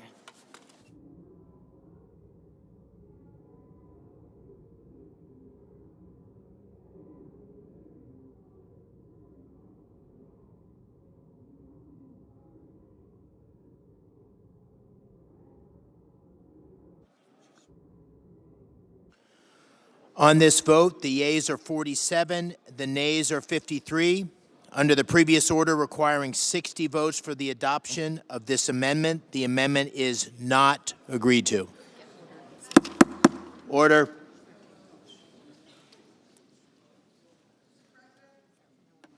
Senator from Illinois. Mr. President, I call up my amendment 1274 and ask that it be reported by number. The clerk will report. The senator from Illinois, Ms. Duckworth, proposes an amendment number 1274. Mr. President. There will now be 2 minutes of debate, equally divided. Mr. President, what Trump and Musk have done to our veterans in just 8 weeks since Trump has been back in office amounts to a total betrayal. He's already fired more veterans than any other president in modern history, 6,000 and counting, for no apparent reason, forcing the bravest people you or I could ever meet to have to worry about how they're going to put food on their family's table next week or keep a roof over their heads next month. These are folks who did 1, 2, 6, 7 tours, then came home and chose to continue serving their nation by joining federal service. These are heroes who deserve our utmost gratitude. Instead, Trump and Musk are giving them the middle finger. Cadet Bonesburgs may like to wrap himself in the flag with one hand, but with the other, he's signing off on the orders that sell out our veterans to line billionaires' pockets, and our warriors deserve better. That is one reason why I'm urging my colleagues to vote yes on my Protect Veterans Jobs Act, a simple amendment that would reinstate every veteran who's been fired because of Trump and Musk betrayal. If Republicans actually care about our veterans like they claim to on Fox News, The senator's time has then they will expired. vote yes on this bill and help give our veterans their jobs back. Otherwise, they're making it clear that they would rather bow down at the altar of senator's Donald time has Trump expired. than stand up for our heroes. Senator from Montana. Mr. President, where was the Democrat outrage when 8,000 active duty and reserve troops were unceremoniously and with no due process fired out of the military without benefits? Where was the outrage when thousands of first responders, police officers, firefighters, nurses, and doctors lost their employment because they had COVID vaccine hesitancy? There was no outrage. There was no call of betrayal under President Biden when all that happened. The truth is this bill is pro-veteran. It adds $6 billion to our veteran spending. It has the largest pay increase for our war fighters in a generation. This is a pro-veteran bill. Let's stop using veterans as political pawns and keep the government funded. I yield. Order. The question is on the amendment. Is there a second? There is. The clerk will call the roll. Ms. Also Brooks. No worries. Ms. Baldwin. Just vote.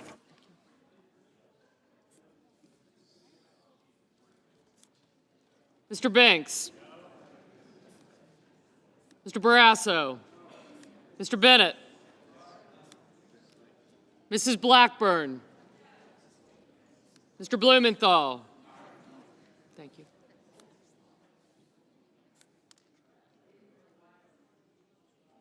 Gotcha. Ms. Blunt Rochester. Mr. Booker.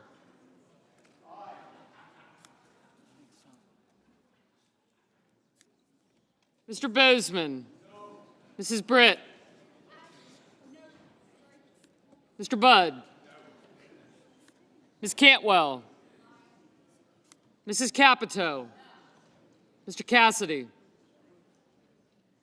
Ms. Collins. Mr. Coons. Mr. Cornyn. Ms. Cortez Masto. Mr. Cotton. Mr. Kramer. Mr. Crapo. Mr. Cruz. Mr. Curtis. Mr. Daines. Ms. Duckworth. Mr. Durbin. Ms. Ernst. Mr. Fetterman. Mrs. Fisher. Mr. Gallego. Mrs. Gillibrand. Mr. Graham. Mr. Grassley. Mr. Haggerty. Ms. Hassan. Mr. Hawley. Mr. Heinrich. Mr. Hickenlooper. Ms. Hirono. Senator. Mr. Hoven. Mr. Husted. Mrs. Hyde-Smith.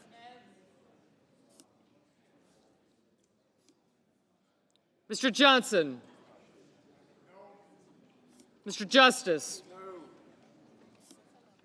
Mr. Kane. Mr. Kelly. Mr. Kennedy. Mr. Kim.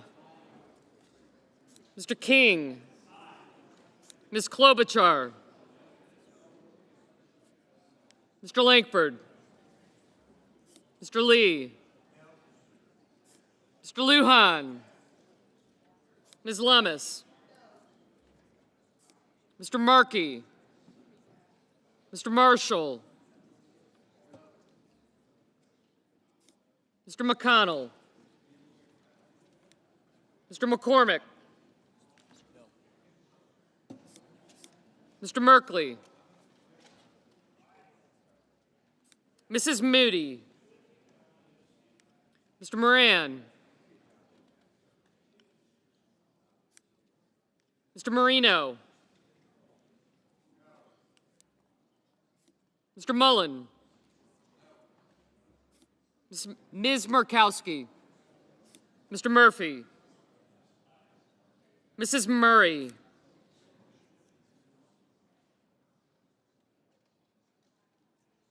Mr. Ossoff. Mr. Padilla. Mr. Paul. Mr. Peters. Mr. Reed. Mr. Ricketts. Mr. Risch. Ms. Rosen. Mr. Rounds. Mr. Sanders. Mr. Schatz. Mr. Schiff. Thanks. Mr. Schmidt. Mr. Schumer. Mr. Scott of Florida. Mr. Scott of South Carolina. Mrs. Shaheen.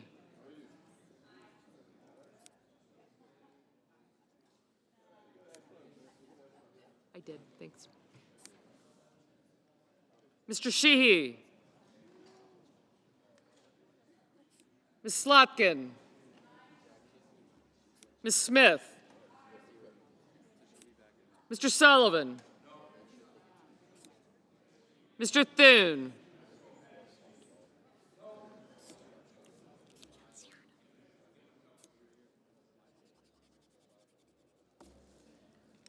Mr. Tillis. Mr. Tuberville. Mr. Van Hollen. Mr. Warner. Mr. Warnock, Ms. Warren, Mr. Welch. I mean, yes, I did, yeah. Mr. Whitehouse. Mr. Wicker. Mr. Wyden. Mr. Young.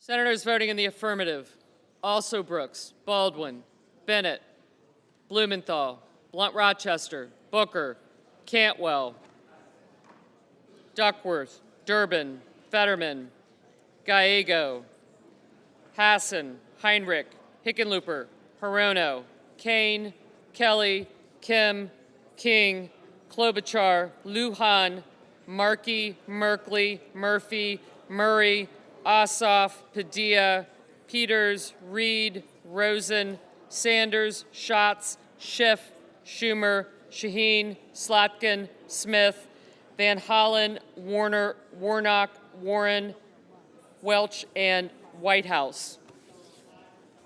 Mr. Schatz, aye. Senators voting in the negative: Banks, Barrasso, Blackburn, Bozeman, Britt, Budd, Capito, Cassidy, Collins, Cornyn, Cotton, Kramer, Crapo, Cruz, Curtis, Daines, Ernst, Fisher, Graham, Grassley, Haggerty, Hawley, Hoven, Husted, Hyde-Smith, Johnson, Justice, Kennedy, Lankford, Lee, Lummis, Marshall, McConnell, McCormick, Moody, Moran, Marino, Mullen, Murkowski, Paul, Ricketts, Risch, Rounds, Schmidt, Scott of Florida, Scott of South Carolina, Sheehy, Sullivan, Thune, Tillis, Tuberville, Wicker, and Young.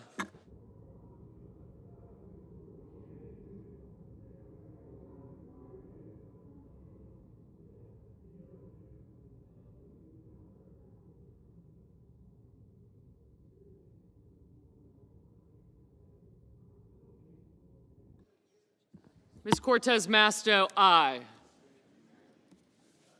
Mr. Wyden, aye.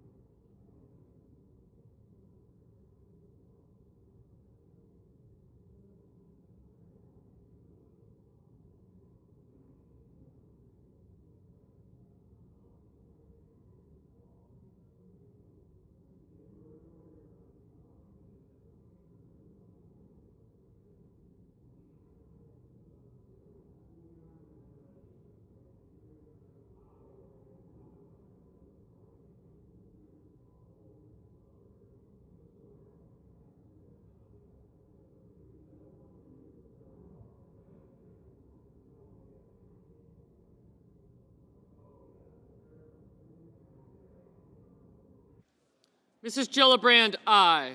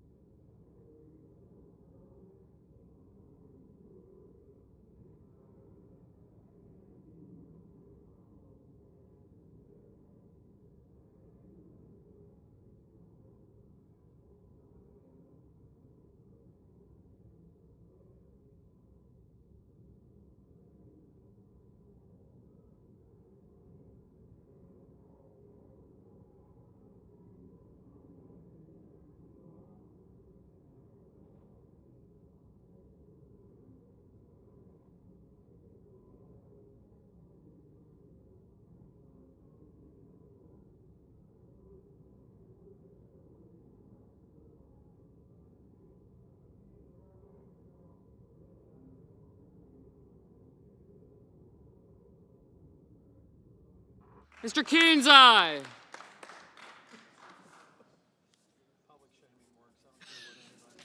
It does.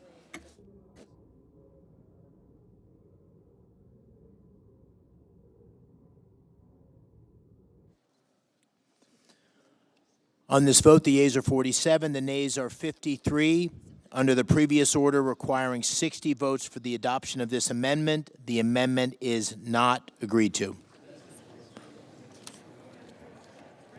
Senator from Maryland. Mr. President, together with my Maryland and Virginia Senate colleagues, I call up my amendment 1272 and ask that it be reported by number. The clerk will report. Senator from Maryland, Mr. Van Hollen, for himself and others, proposes an amendment number 1272. Mr. President, this amendment shuts down the illegal Musk-Doge operation, which has nothing to do with government efficiency and everything. Could I have order, please, Mr. President? Order. Thank you, Mr. President. This amendment shuts down the illegal Elon Musk operation, which has nothing to do with government efficiency and everything to do with rigging the government for people like Elon Musk and powerful special interests. That's why they started by firing all the independent inspector generals in the U.S. government, which just opens the door to more corruption. And they have lied and lied to the American people. They illegally fired over 200,000 patriotic federal employees, including 6,000 veterans, and added insult to injury by lying that they were fired for poor performance. That was untrue, and this is why judges are ordering the Trump administration to return them to their jobs. They gained access illegally to highly sensitive personal information on Americans, and just today we learned— The senator's time has expired. I asked unanimous consent for 10 seconds. Thank you, Mr. President. And finally— No objection. They also have essentially tried to clear the way for tax cuts for very wealthy Americans. And I will end with this. They've also lied about their savings. Senator, I say, your time's expired. Time to delete Doge. Please adopt the amendment. Thank you, my colleagues. Mr. President. Senator from Iowa. Mr. President, since January, Doge has saved $115 billion. That amounts to— Order. Please. That amounts to $714 per taxpayer. Some of Doge's findings— Order. Some of Doge's findings include the Small Business Administration gave out more than $300 million in loans to thousands of children 11 years and younger. Agencies were paying for tens of thousands of unused software licenses, and the Department of Veterans Affairs was paying $56,000 to water 8 plants for 5 years. Thanks to Doge, that contract was canceled. Now the plants will actually be watered for free. While Doge keeps delivering more savings every day, Democrats are more upset by the effort to stop wasteful spending than by the misuse of tax dollars. As I always say, if you can't find waste in Washington, you are not The senator's time has looking. expired. I urge my colleagues to vote no on this amendment. We can't afford more Washington business as usual that gave us $36 trillion of debt. Senator's time has expired. I yield. The question is on the amendment. Time has expired. Senator, your time's expired. The question is on the amendment. Is there a sufficient second? There is. Clerk will call the roll. Ms. Also Brooks. Ms. Baldwin. Mr. Banks. Mr. Barrasso. Mr. Bennett.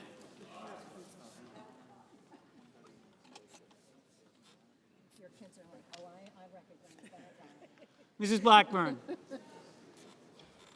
Mr. Blumenthal. Ms. Blunt Rochester.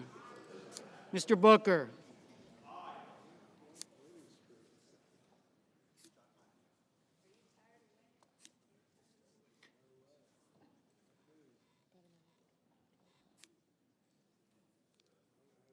Mr. Bozeman. Mrs. Britt. Mr. Budd. Ms. Cantwell. Mrs. Capito. Mr. Cassidy, Ms. Collins, Mr. Coons, Mr. Cornyn, Ms. Cortez Masto, Mr. Cotton, Mr. Kramer, Mr. Crapo, Mr. Cruz, Mr. Curtis, Mr. Daines, Ms. Duckworth, Mr. Durbin, Ms. Ernst, Mr. Fetterman, Mrs. Fisher, Mr. Gallego, Mrs. Gillibrand, Mr. Graham, Mr. Grassley, Mr. Haggerty, Ms. Hassan, Mr. Hawley, Mr. Heinrich, Mr. Hickenlooper, Mr. Rono, Mr. Hoven,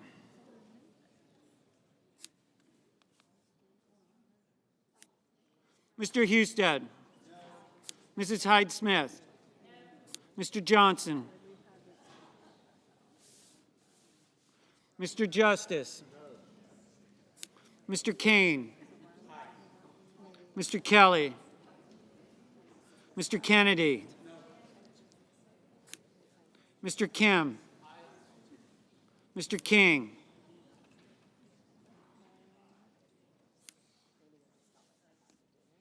Ms. Klobuchar,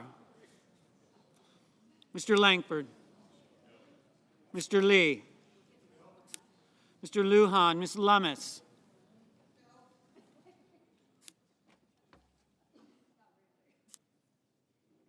Mr. Markey,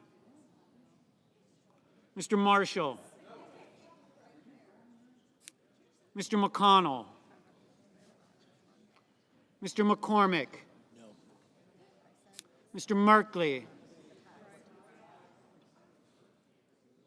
Mrs. Moody, Mr. Moran, Mr. Moreno,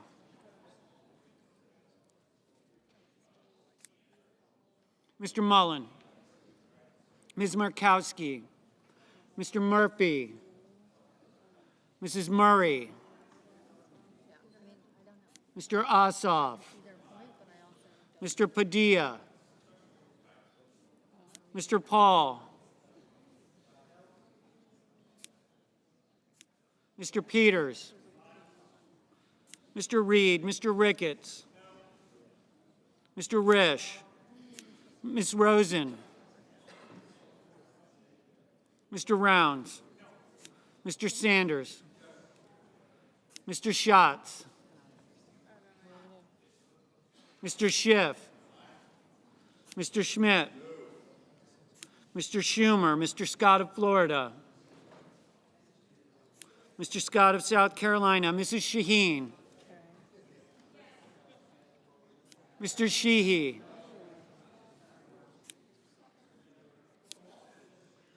Ms. Slotkin,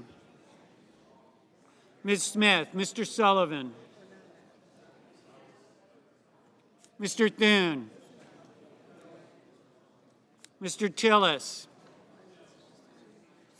Mr. Tuberville, Mr. Van Hollen, Mr. Warner, Mr. Warnock, Ms. Warren, Mr. Welch, Mr. Whitehouse,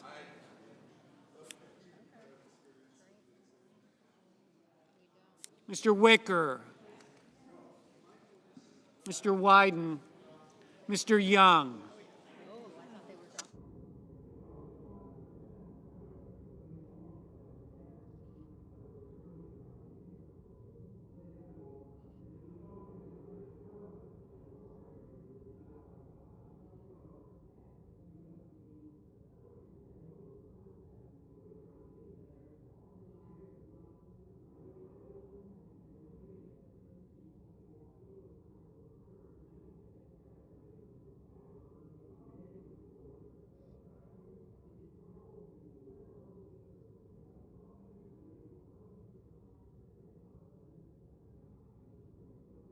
Senators voting in the affirmative: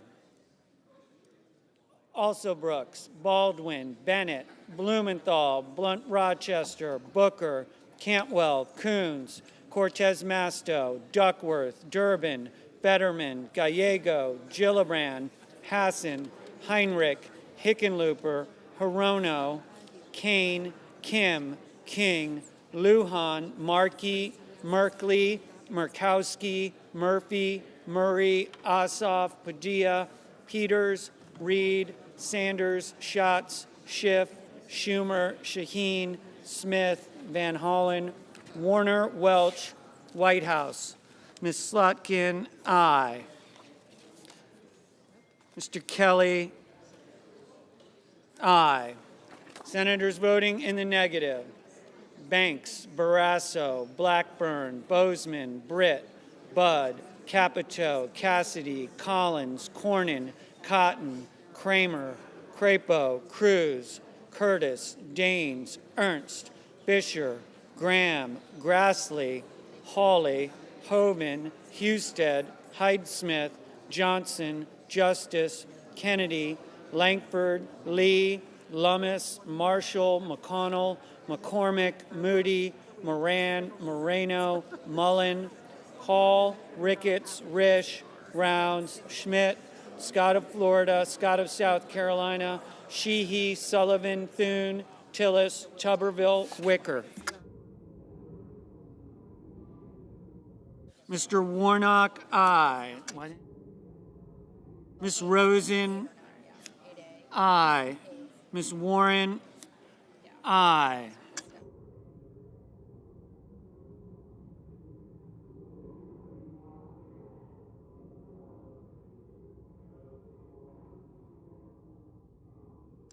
Mr. Young, no.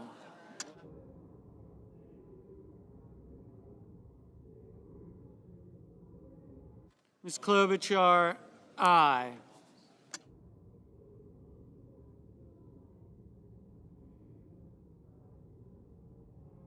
Mr. Wyden, aye.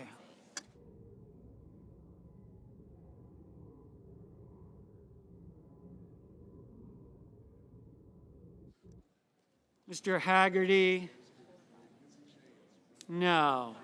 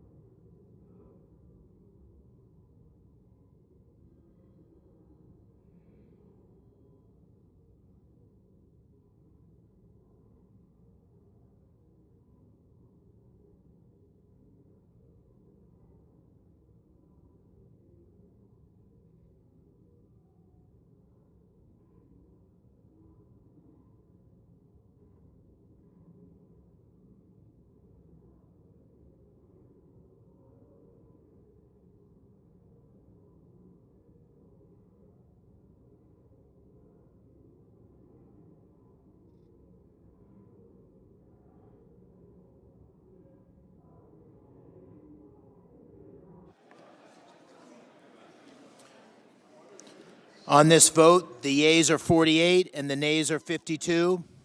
Under the previous order requiring 60 votes for the adoption of this amendment, the amendment is not agreed to. Mr. President, Order. Senator from Kentucky. I call up my amendment 1266 and ask that it be reported by number. The clerk will report. The senator from Kentucky, Mr. Paul, proposes an amendment number 1266. Order in the chamber. Senator from Kentucky. I compliment President Trump and DOJ for exposing waste and abuse in foreign aid spending. It boggles the mind to think that some in Congress defend spending $2 million on sex changes in Guatemala, thousands on an LGBT opera in Colombia, and thousands on a trans comic book in Peru. This is the low-hanging fruit. If Congress can't vote to cut this egregious, crazy, left-wing lunacy, will Congress ever have the courage to tackle entitlements? Yet there does remain a significant constitutional question as to whether these cuts need a congressional vote to give them permanence. Today, with my amendment, Congress can make these foreign aid cuts the law. Mr. President. The senator from Washington. Mr. President, the senator's amendment would indiscriminately cut $16 billion from state and USAID, including life-saving assistance. Secretary Rubio said he wants to maintain for the purchase of food from American farmers, programs to counter the PRC influence, and efforts to ensure American businesses are more competitive overseas. This amendment would cut funding for the USAID Inspector General by 83%, making any waste, fraud, or abuse hard to uncover. And it would gut global health programs like Trump, Rubio, and Musk say they allegedly want to preserve. Not even House Republicans went this far. This amendment would undermine American workers, American businesses, and our national security. I urge a no vote. I ask for the yeas and nays. Is there a sufficient second? There is. Clerk will call the roll. Ms. Also Brooks. Ms. Baldwin. Mr. Banks. Mr. Barrasso. Mr. Bennett. Mrs. Blackburn. Mr. Blumenthal. Ms. Blunt Rochester. Mr. Booker. Mr. Bozeman. Mrs. Britt. Mr. Budd. Ms. Cantwell. Mrs. Capito. Mr. Cassidy. Ms. Collins. Mr. Coons. Mr. Cornyn. Ms. Cortez Masto. Mr. Cotton. Mr. Kramer. Mr. Crapo. Mr. Cruz.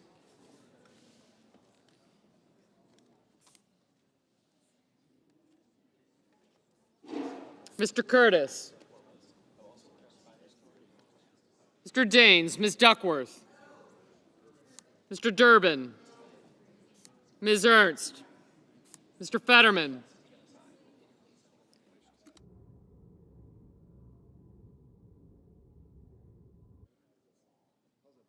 Mrs. Fisher.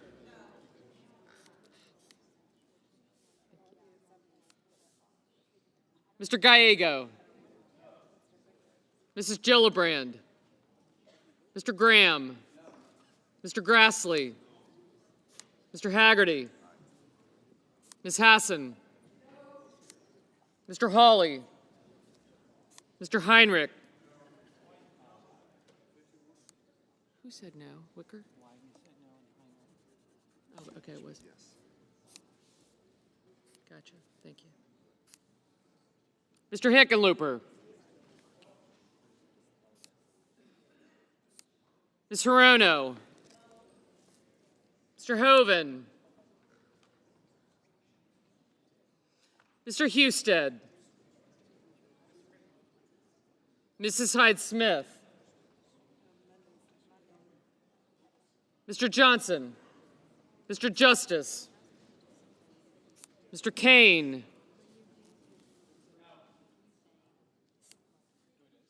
Mr. Kelly, Mr. Kennedy.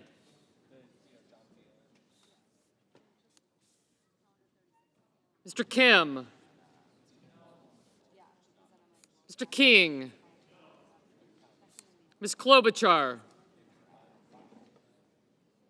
Mr. Langford. That was Klobuchar. Okay. I got you. Thank you.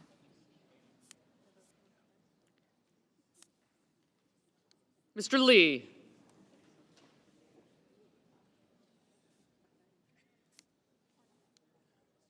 Mr. Lujan.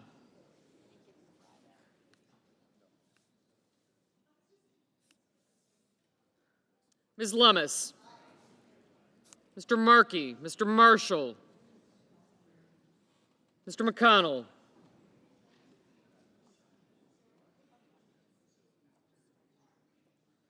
Mr. McCormick. Mr. Merkley. Mrs. Moody. Mr. Moran. Mr. Marino. Mr. Mullen. Ms. Murkowski. Mr. Murphy. Mrs. Murray. Mr. Ossoff. Mr. Padilla. Mr. Paul.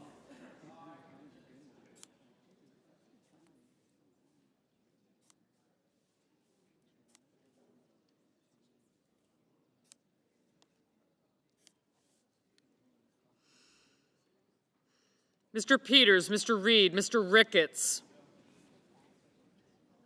Mr. Risch, Ms. Rosen, Mr. Rounds, Mr. Sanders, Mr. Schatz, Mr. Schiff, Mr. Schmidt, Mr. Schumer, Mr. Scott of Florida,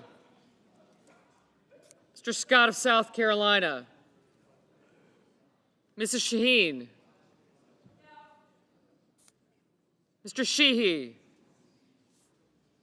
Ms. Slotkin,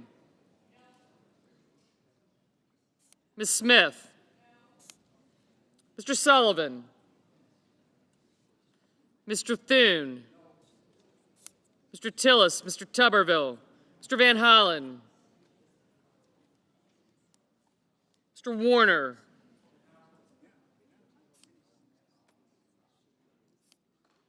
Mr. Warnock, Ms. Warren, Mr. Welch, Mr. Whitehouse, Mr. Wicker, Mr. Wyden, Mr. Young,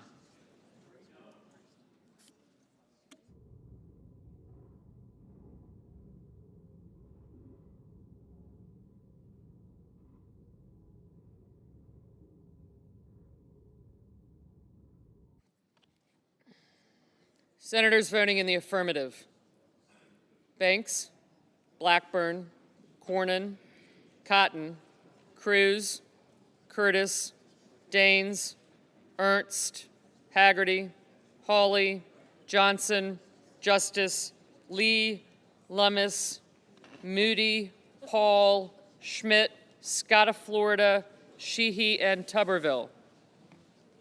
Senators voting in the negative: Also Brooks, Baldwin, Bennett, Blumenthal, Blunt Rochester, Booker, Bozeman, Cantwell, Capito, Cassidy, Collins, Coons, Cortez Masto, Kramer, Crapo, Duckworth, Durbin, Fetterman, Fisher, Gallego, Graham, Grassley, Hassan, Heinrich, Hickenlooper, Hirono, Hyde-Smith, Kane, Kelly, Kim, King, Klobuchar, Langford, Lujan, Markey, McConnell, McCormick, Merkley, Moran, Mullen, Murkowski, Murphy, Murray, Ossoff, Padilla, Peters, Reed, Ricketts, Rosen, Rounds, Sanders, Schatz,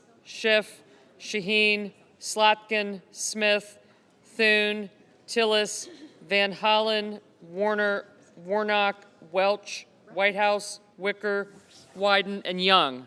Mr. Hoeven, no. Mr. Husted, aye. Mr. Scott of South Carolina, no. Mrs. Britt, aye. Mr. Schumer, no. Mr. Barrasso, no. Mr. Budd, no.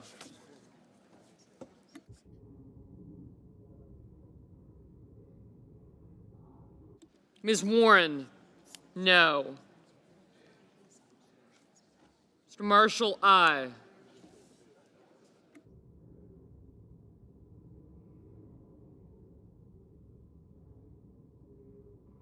Mr. Risch, aye.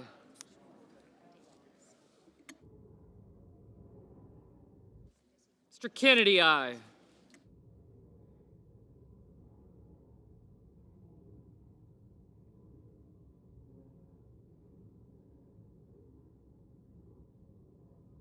Mr. Marino, aye. Mrs. Gillibrand, no.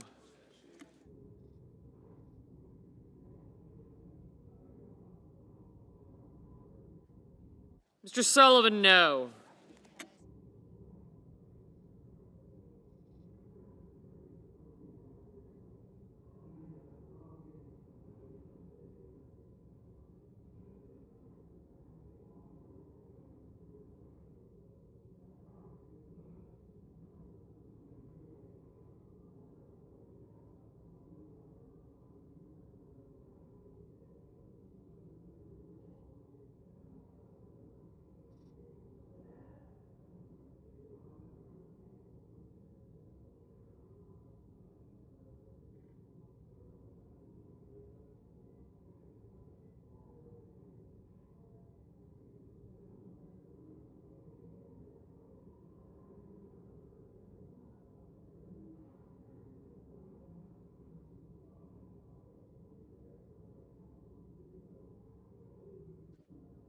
Mr. Budd, aye.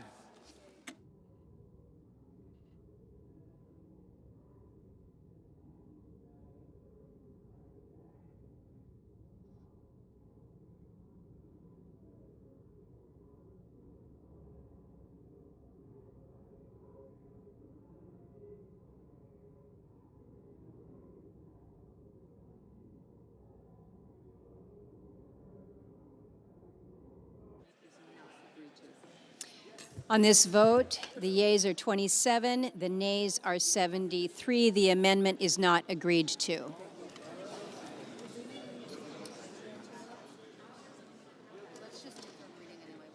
Okay. Under the previous order, the bill is considered read a third time. The question occurs on passage of the bill.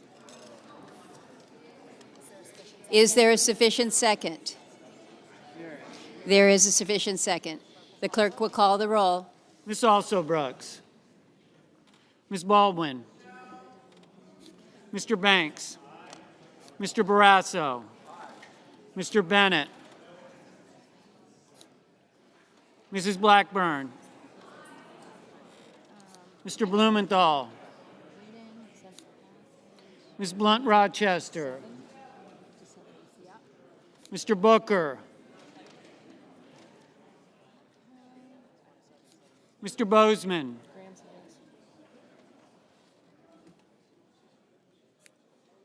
Mrs. Britt. Mr. Budd.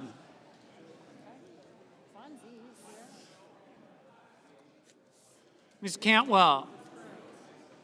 Mrs. Capito.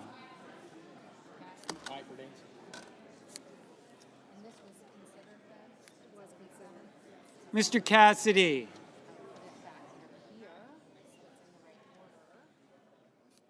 Ms. Collins.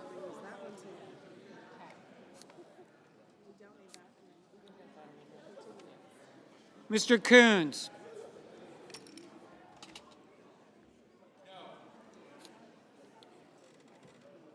Mr. Cornyn.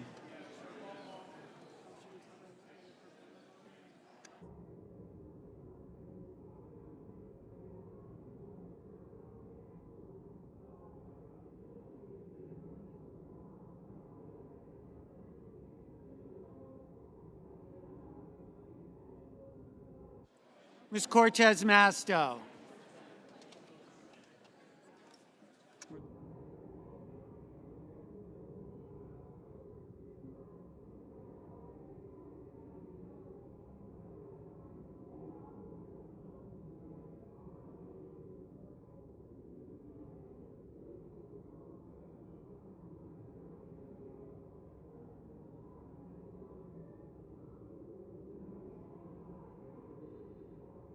Mr. Cotton. Mr. Kramer. Mr. Crapo. Mr. Cruz. Mr. Curtis. Mr. Daines. Ms. Duckworth.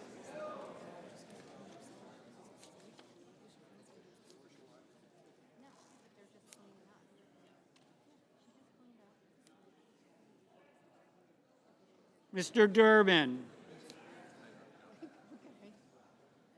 Ms. Ernst, Mr. Fetterman, Mrs. Fisher, Mr. Gallego, Mrs. Gillibrand, Mr. Graham, Mr. Grassley, Mr. Haggerty, Ms. Hassan, Mr. Hawley, Mr. Heinrich, Mr. Hickenlooper, Mr. Rono, Mr. Hoven,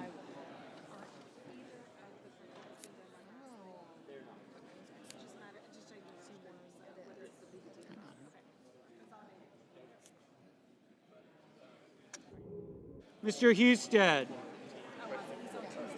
Mrs. Hyde-Smith, Mr. Johnson, Mr. Justice, Mr. Kane, Mr. Kelly, Mr. Kennedy, Mr. Kim, Mr. King, Ms. Klobuchar, Mr. Langford, Mr. Lee, Mr. Lujan, Ms. Lummis, Mr. Markey, Mr. Marshall, Mr. McConnell, Mr. McCormick, Mr. Merkley,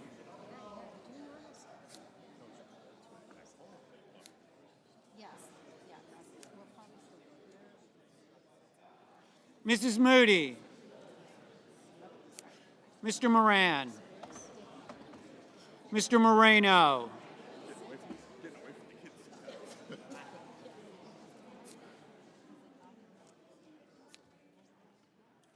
Mr. Mullen,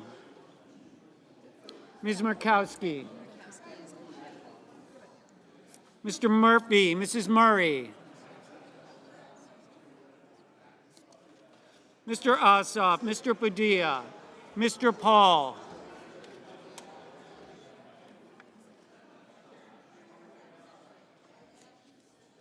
Mr. Peters, Mr. Reed, Mr. Ricketts, Mr. Risch, Ms. Rosen, Mr. Rounds, Mr. Sanders, Mr. Schatz,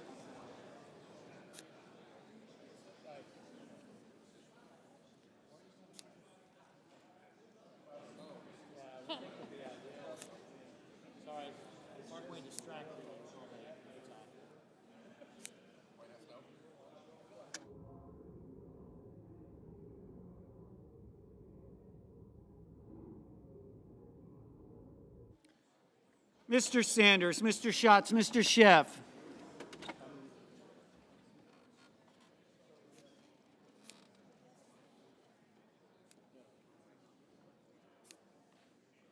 Mr. Schmidt, Mr. Schumer, Mr. Scott of Florida, Mr. Scott of South Carolina, Mrs. Shaheen,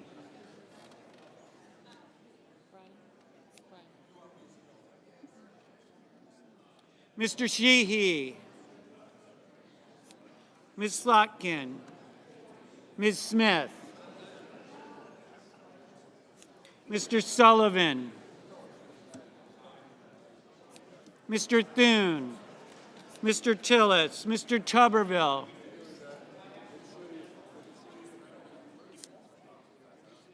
Mr. Van Hollen, Mr. Warner, Mr. Warnock, These New Yorkers are fast talkers. Ms. Warren, Mr. Welch, Mr. Whitehouse, Mr. Wicker, Mr. Wyden, Mr. Young.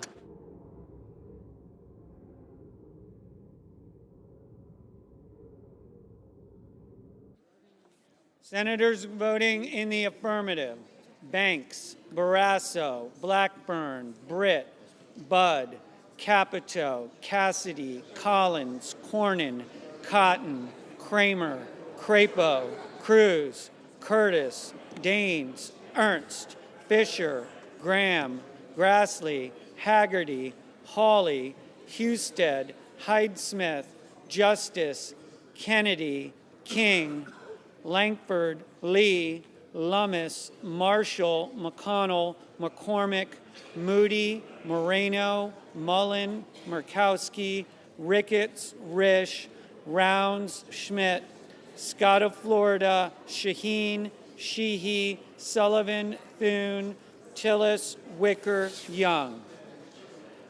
Senators voting in the negative: also Brooks, Baldwin, Bennett, Blumenthal, Blunt Rochester, Booker, Cantwell, Coons, Cortez Masto, Duckworth, Durbin, Fetterman, Gallego, Gillibrand, Hassan, Heinrich, Hickenlooper, Hirono, Kane, Kim, Klobuchar, Lujan, Markey, Merkley, Murphy, Murray, Ossoff, Padilla, Hall, Peters, Reed, Rosen, Sanders, Schatz, Schiff, Slotkin, Smith, Van Hollen, Warner, Warren, Welch, Whitehouse, Wyden. Mr. Scott of South Carolina, aye. Mr. Bozeman, aye. Mr. Moran, aye. Mr. Johnson, aye.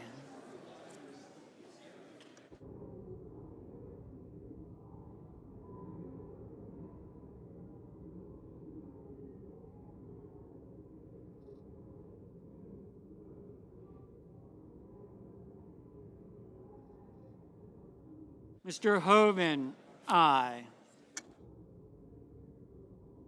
Mr. Tuberville, aye. Mr. Schumer, no.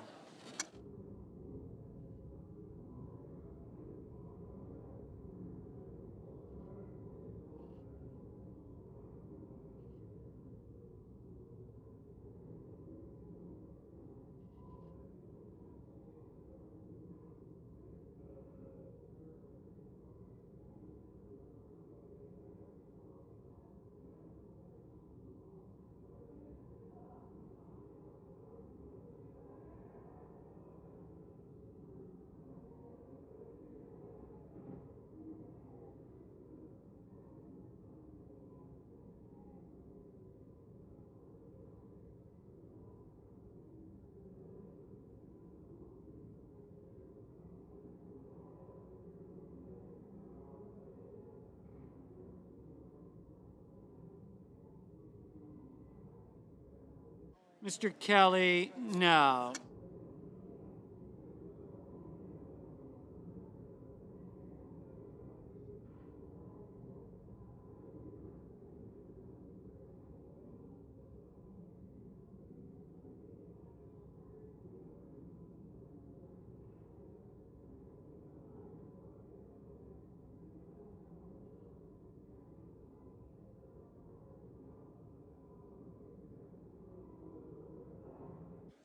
Mr. Warnock, no.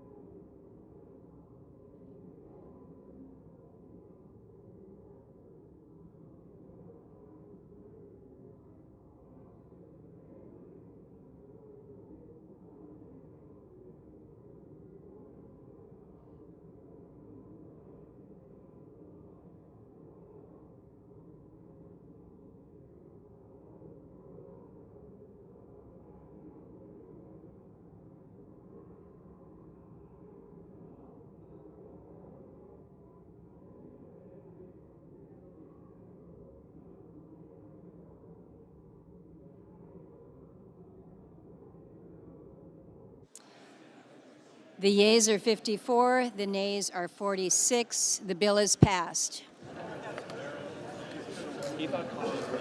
Under the previous order, the motion to reconsider is considered made and laid upon the table.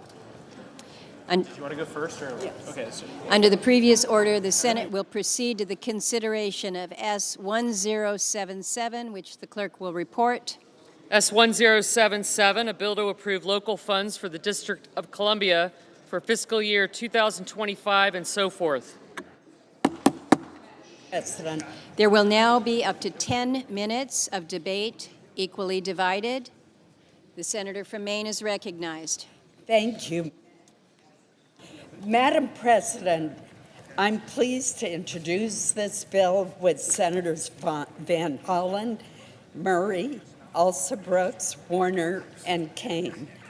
It has been endorsed by President Trump and also by the chairman of the House Appropriations Committee, Tom Cole. This bill would simply fix a mistake in... Madam President, could I have order, please? Thank you, Madam President. Madam President, this bill would simply fix a mistake in the House CR that prevents the District of Columbia from spending its own tax dollars as part of its budget, which Congress routinely approves. Congress approves the authorization of the expenditure of D.C. local funds, which are paid for by D.C. tax revenues. The first CR that we enacted last year included language to approve the D.C.'s FY25 budget, and that language was continued in the second CR. However, the House did not extend this anomaly in the year-long CR.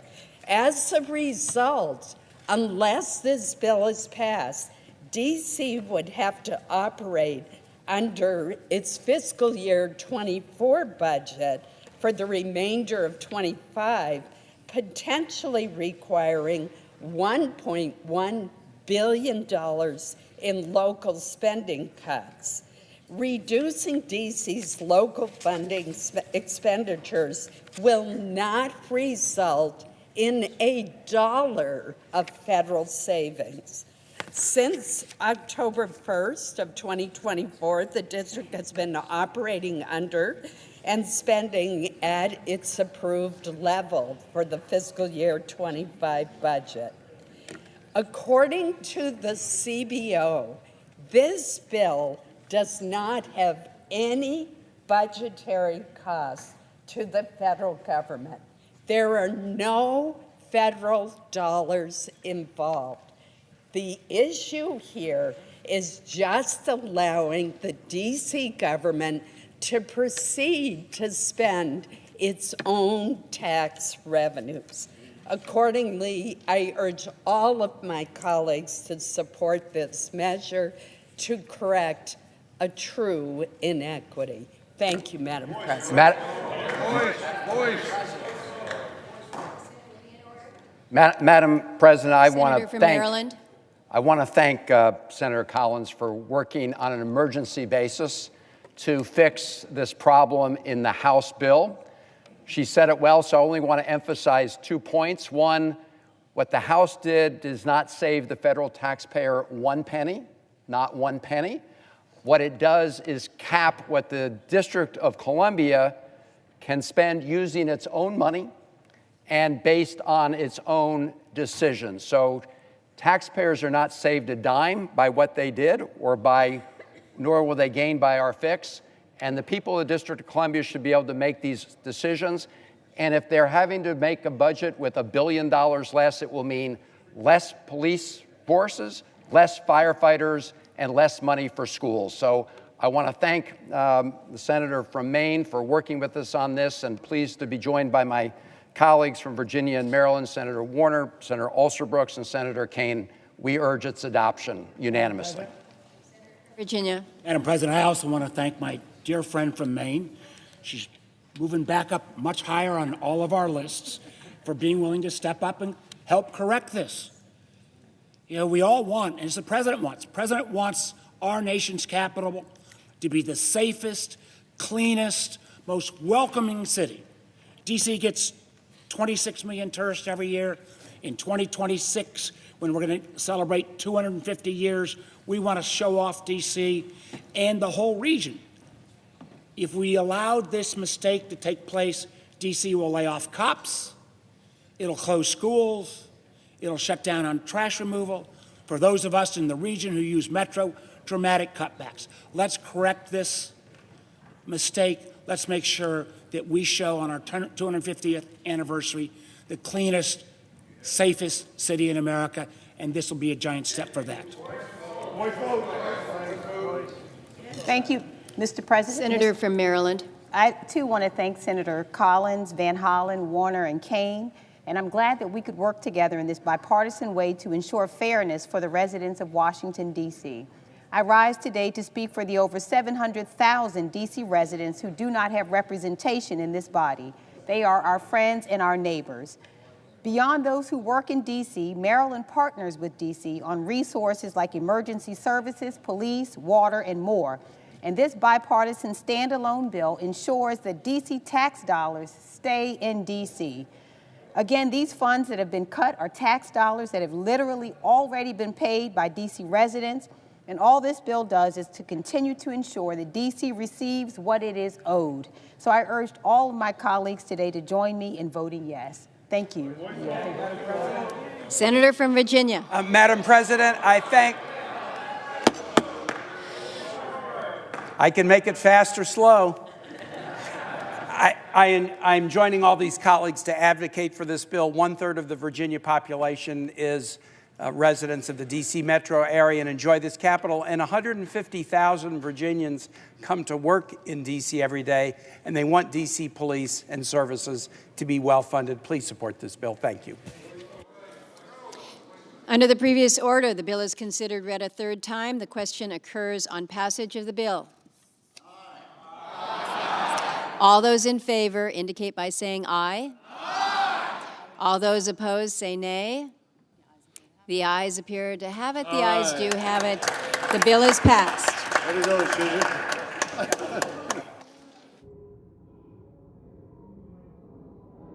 Under the previous order, the motion to reconsider is considered made and laid upon the table.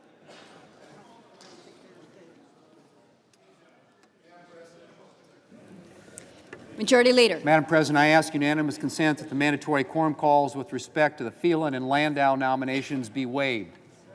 Without objection, so ordered. Under the previous order, the Senate will resume executive session. The clerk will report the motion to invoke cloture.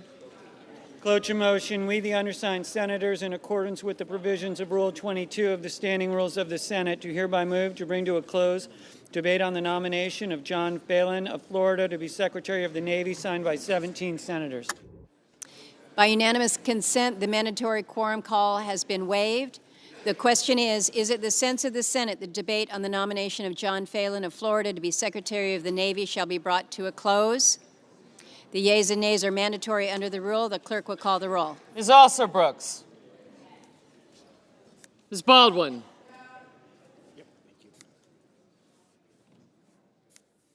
Mr. Banks. Mr. Barrasso. Mr. Bennett. Mrs. Blackburn. Mr. Blumenthal. Ms. Blunt Rochester.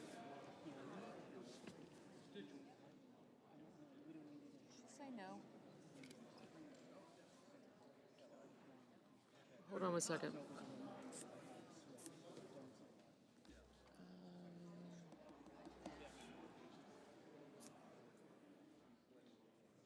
Mr. Booker.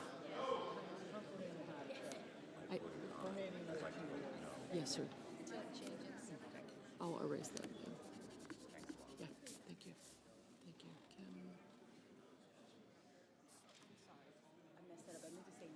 I wondered. Okay, that's all right. No problem. No problem.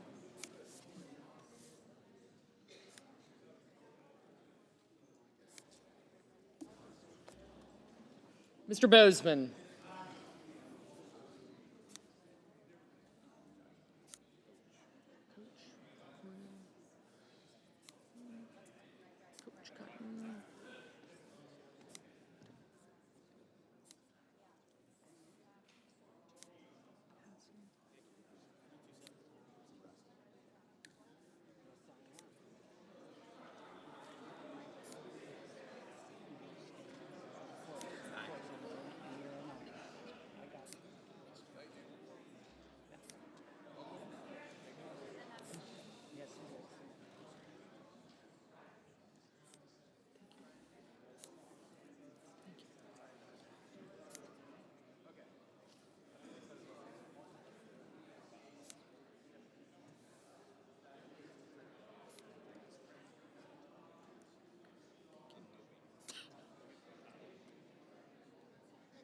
Wait, Senator.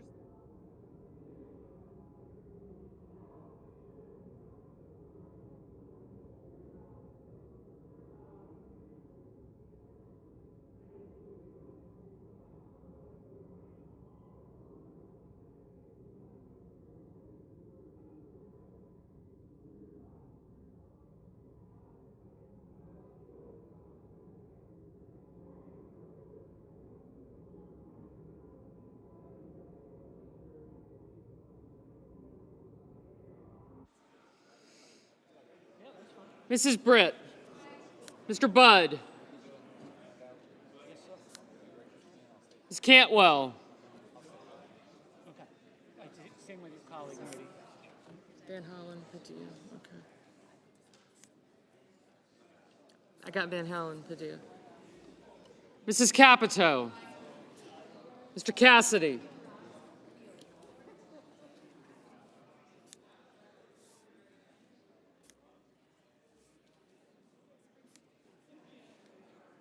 Ms. Collins.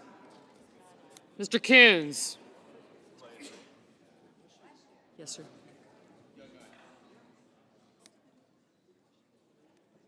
Mr. Cornyn, Ms. Cortez Masto, Mr. Cotton, Mr. Kramer.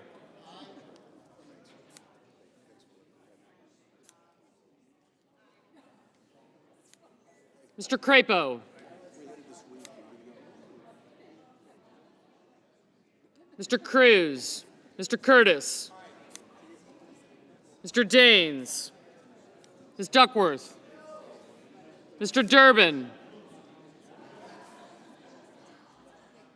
Ms. Ernst. Thanks.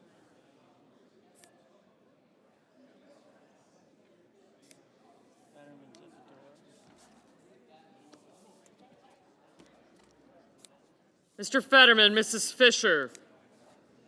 Mr. Gallego. Oh, there he is. Mrs. Gillibrand. Mr. Graham, Mr. Grassley.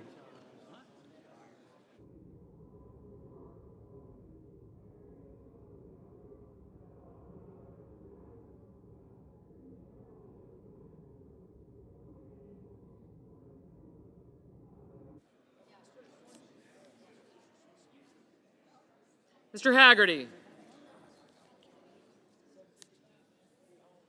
Ms. Hassan, Mr. Hawley, Mr. Heinrich, Mr. Hickenlooper, Ms. Hirono, Mr. Hoven, Mr. Husted, Mrs. Hyde-Smith, Mr. Johnson, Mr. Justice, Mr. Kane, Mr. Kelly, Mr. Kennedy, Mr. Kim, Mr. King, Ms. Klobuchar, Mr. Langford, Mr. Lee, Mr. Lujan, Ms. Lummis, Mr. Markey, Mr. Marshall, Mr. McConnell, Mr. McCormick, Mr. Merkley, Mrs. Moody, Mr. Moran,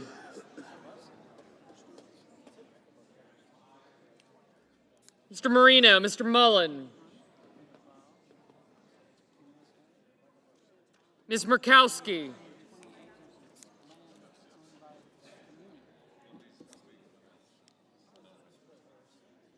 Mr. Murphy, Mrs. Murray, Mr. Ossoff, Mr. Padilla, Mr. Paul, Mr. Peters,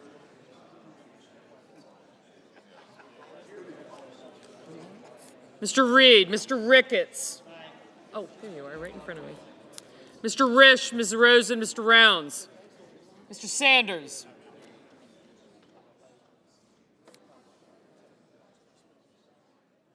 Mr. Schatz, Mr. Schiff. Mr. Schmidt, Mr. Schumer. Mr. Scott of Florida. Mr. Scott of South Carolina. Well, I have him. Mrs. Shaheen. Mr. Sheehy. Ms. Slotkin, Ms. Smith. I didn't, but yeah, thank you. Were you up?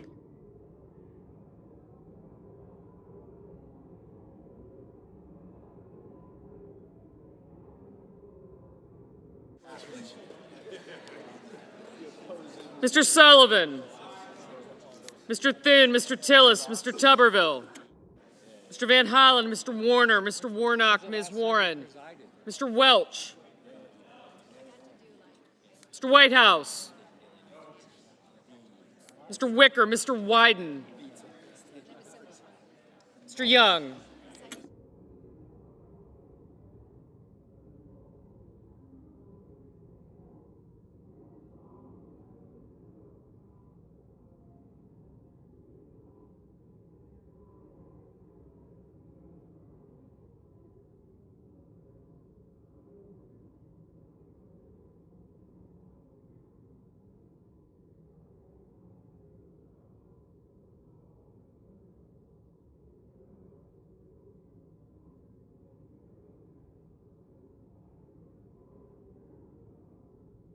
Senators voting in the affirmative: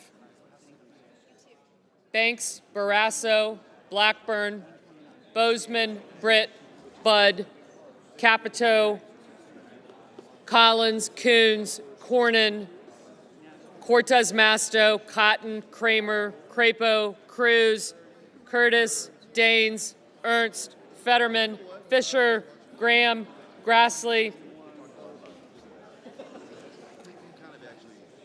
Hassan, Hawley, Hoeven, Husted, Hyde-Smith, Johnson, Justice, Kane, Kelly, Kennedy, King, Lankford, Lee, Lummis, Marshall, McConnell, McCormick, Moody, Moran, Marino, Mullen, Murkowski, Paul, Reed, Ricketts, Risch, Rosen, Rounds, Schmidt, Scott of Florida, Scott of South Carolina, Shaheen, Sheehy, Sullivan, Thune, Tillis, Tuberville, Warner, Wicker, and Young. Senators voting in the negative: also Brooks, Baldwin, Bennett, Blumenthal, Blunt Rochester, Booker, Cantwell, Duckworth, Gillibrand, Heinrich, Hickenlooper, Hirono, Kim, Klobuchar, Lujan, Markey, Merkley, Murphy, Murray, Ossoff, Padilla, Peters, Schatz, Schiff, Schumer, Slotkin, Smith, Van Hollen, Warnock, Warren, Welch, and Whitehouse. Mr. Wyden, no. Mr. Gallego, aye. Mr. Haggerty, aye.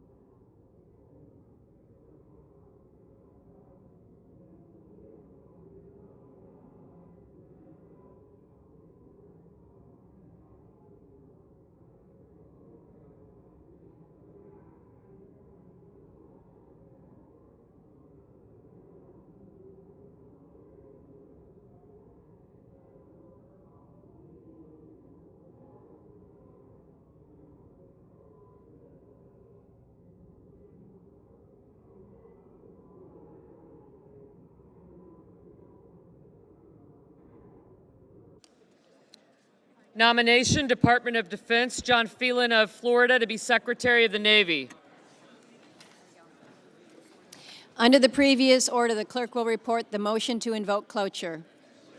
Cloture motion, we the undersigned senators, in accordance with the provisions of Rule 22 of the Standing Rules of the Senate, do hereby move to bring to a closed debate on the nomination of Christopher Landau of Maryland to be Deputy Secretary of State, signed by 17 senators. By unanimous consent, the mandatory quorum call has been waived. The question is it the sense of the Senate that the debate on the nomination of Christopher Landau of Maryland to be Deputy Secretary of State shall be brought to a close? The yeas and nays are mandatory under the rule. The clerk will call the roll. Ms. Also Brooks.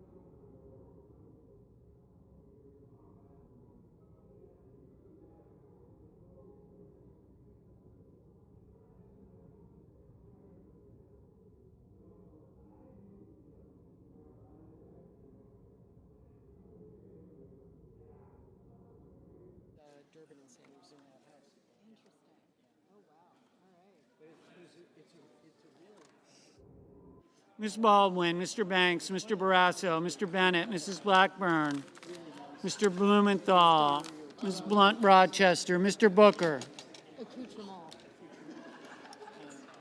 Mr. Bozeman,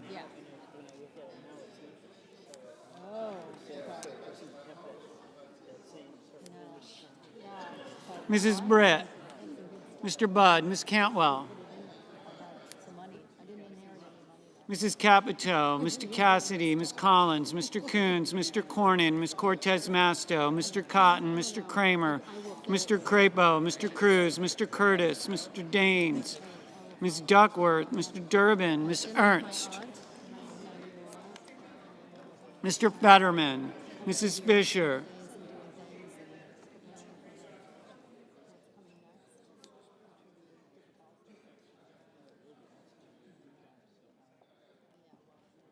Mr. Gallego, Mrs. Gillibrand, Mr. Graham, Mr. Grassley, Mr. Haggerty, Ms. Hassan, Mr. Hawley, Mr. Heinrich, Mr. Hickenlooper, Ms. Hirono, Mr. Hoven,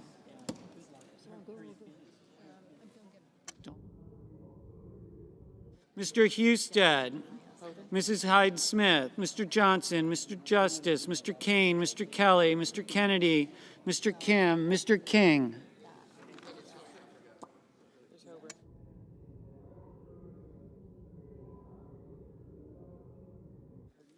Ms. Klobuchar.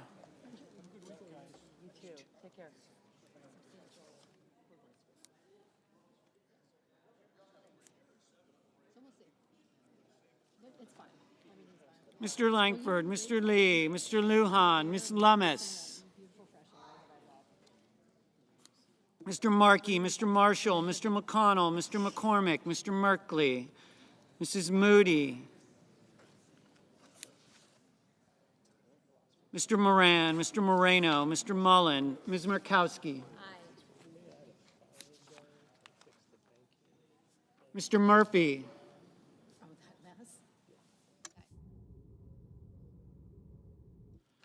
Mrs. Murray, Mr. Ossoff, Mr. Padilla, Mr. Paul, Mr. Peters, Mr. Reed, Mr. Ricketts, Mr. Risch, Ms. Rosen, Mr. Round.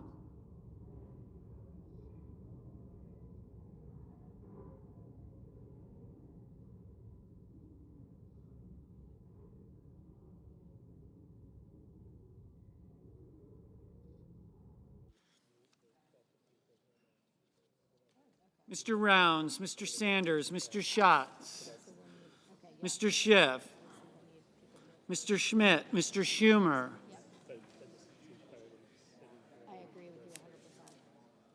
Mr. Scott of Florida, Mr. Scott of South Carolina, Mrs. Shaheen, Mr. Sheehy, Ms. Slotkin, Ms. Smith, Mr. Sullivan, Mr. Thune, Mr. Tillis, Mr. Tuberville, Mr. Van Hollen, Mr. Warner, Mr. Warnock, Ms. Warren, Mr. Welch, Mr. Whitehouse, Mr. Wicker, Mr. Wyden, Mr. Young.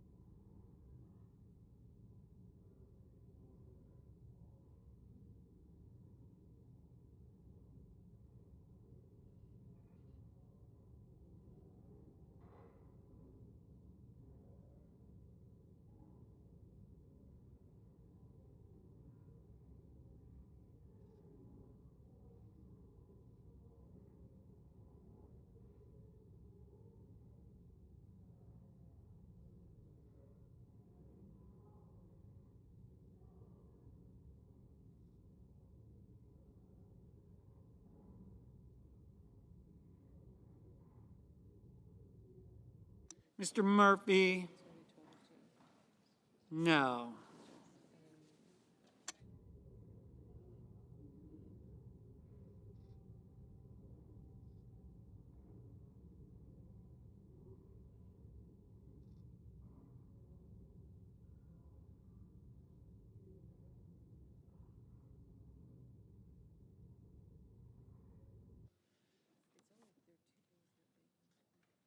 Senators voting in the affirmative: Banks, Barrasso, Bennett, Blackburn, Bozeman, Britt, Budd, Capito, Collins, Coons, Cornyn, Cortez Masto, Cotton, Kramer, Crapo, Cruz, Curtis, Daines, Ernst, Fetterman, Fisher, Graham, Grassley, Haggerty, Hassan, Hawley, Hoeven, Husted, Hyde-Smith, Johnson, Justice, Kane, Kennedy, King, Klobuchar, Langford, Lee, Lummis, Marshall, McConnell, McCormick, Moody, Moran, Moreno, Mullen, Murkowski, Paul, Ricketts, Risch, Rosen, Rounds, Schmidt, Scott of Florida, Scott of South Carolina, Shaheen, Sheehy, Sullivan, Thune, Tillis, Tuberville, Warner, Wicker, Young. Senators voting in the negative: also Brooks, Baldwin, Blumenthal, Blunt Rochester, Cantwell, Duckworth, Gallego, Gillibrand, Heinrich, Hirono, Kelly, Kim, Lujan, Markey, Merkley, Murphy, Murray, Ossoff, Padilla, Peters, Reed, Schatz, Schiff, Schumer, Slotkin, Smith, Van Hollen, Warnock, Warren, Welch, Whitehouse, Wyden.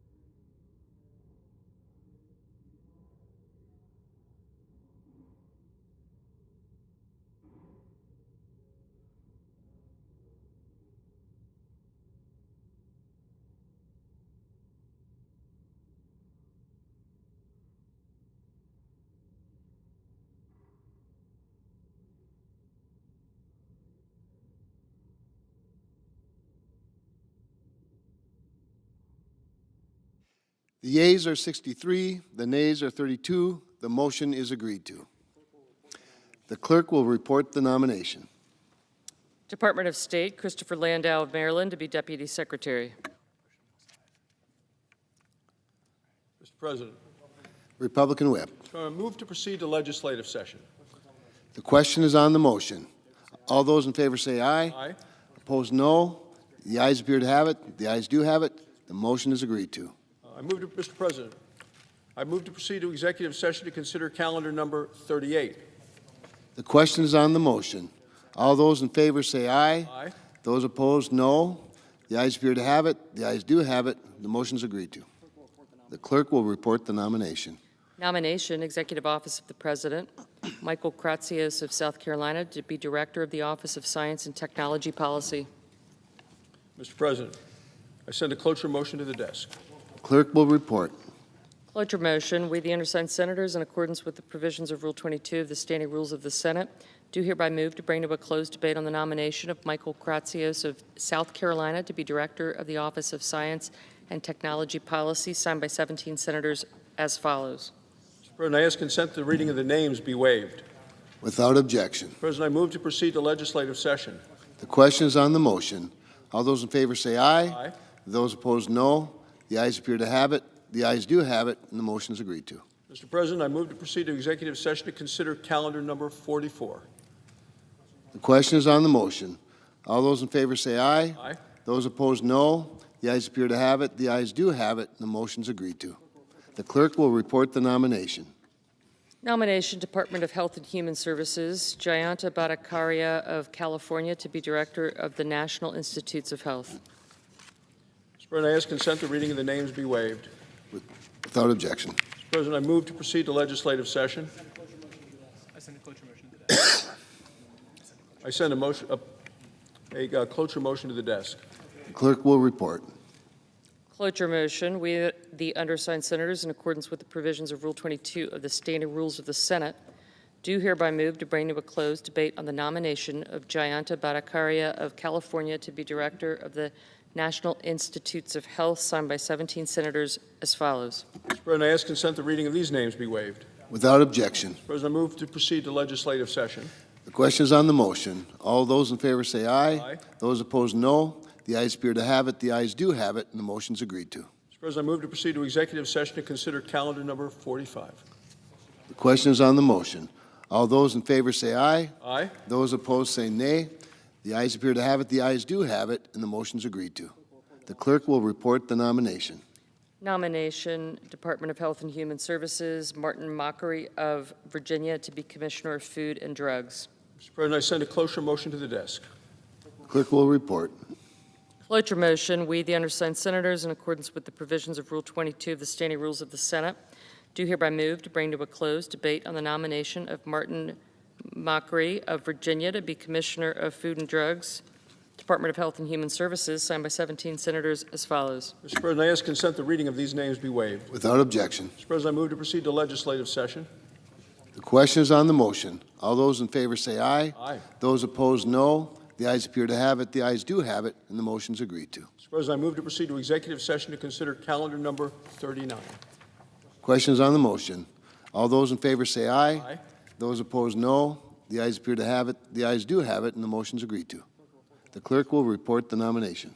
Nomination, Executive Office of the President, James Bishop of North Carolina to be Deputy Director of the Office of Management and Budget. Mr. President, I send a cloture motion to the desk. The clerk will report. Cloture motion, we, the undersigned senators, in accordance with the provisions of Rule 22 of the Standing Rules of the Senate, do hereby move to bring to a closed debate on the nomination of James Bishop of North Carolina to be Deputy Director of the Office of Management and Budget, signed by 17 senators as follows. Mr. President, I ask consent the reading of these names be waived. Without objection. Mr. President, I move to proceed to legislative session. The question is on the motion. All those in favor say aye. Aye. Opposed, no. The ayes appear to have it. The ayes do have it. The motion is agreed to. Mr. President, I move to proceed to executive session to consider calendar number 48. The question is on the motion. All those in favor say aye. Aye. Those opposed, no. The ayes appear to have it. The ayes do have it, and the motion is agreed to. The clerk will report the nomination. Nomination, Department of Justice, Aaron Wrights of Texas to be an Assistant Attorney General. Mr. President, I send a cloture motion to the desk. Clerk will report. Cloture motion, we, the undersigned senators, in accordance with the provisions of Rule 22 of the Standing Rules of the Senate, do hereby move to bring to a close debate on the nomination of Aaron Wrights of Texas to be an Assistant Attorney General, signed by 17 senators as follows. Mr. President, I ask consent that the reading of these names be waived. Without objection.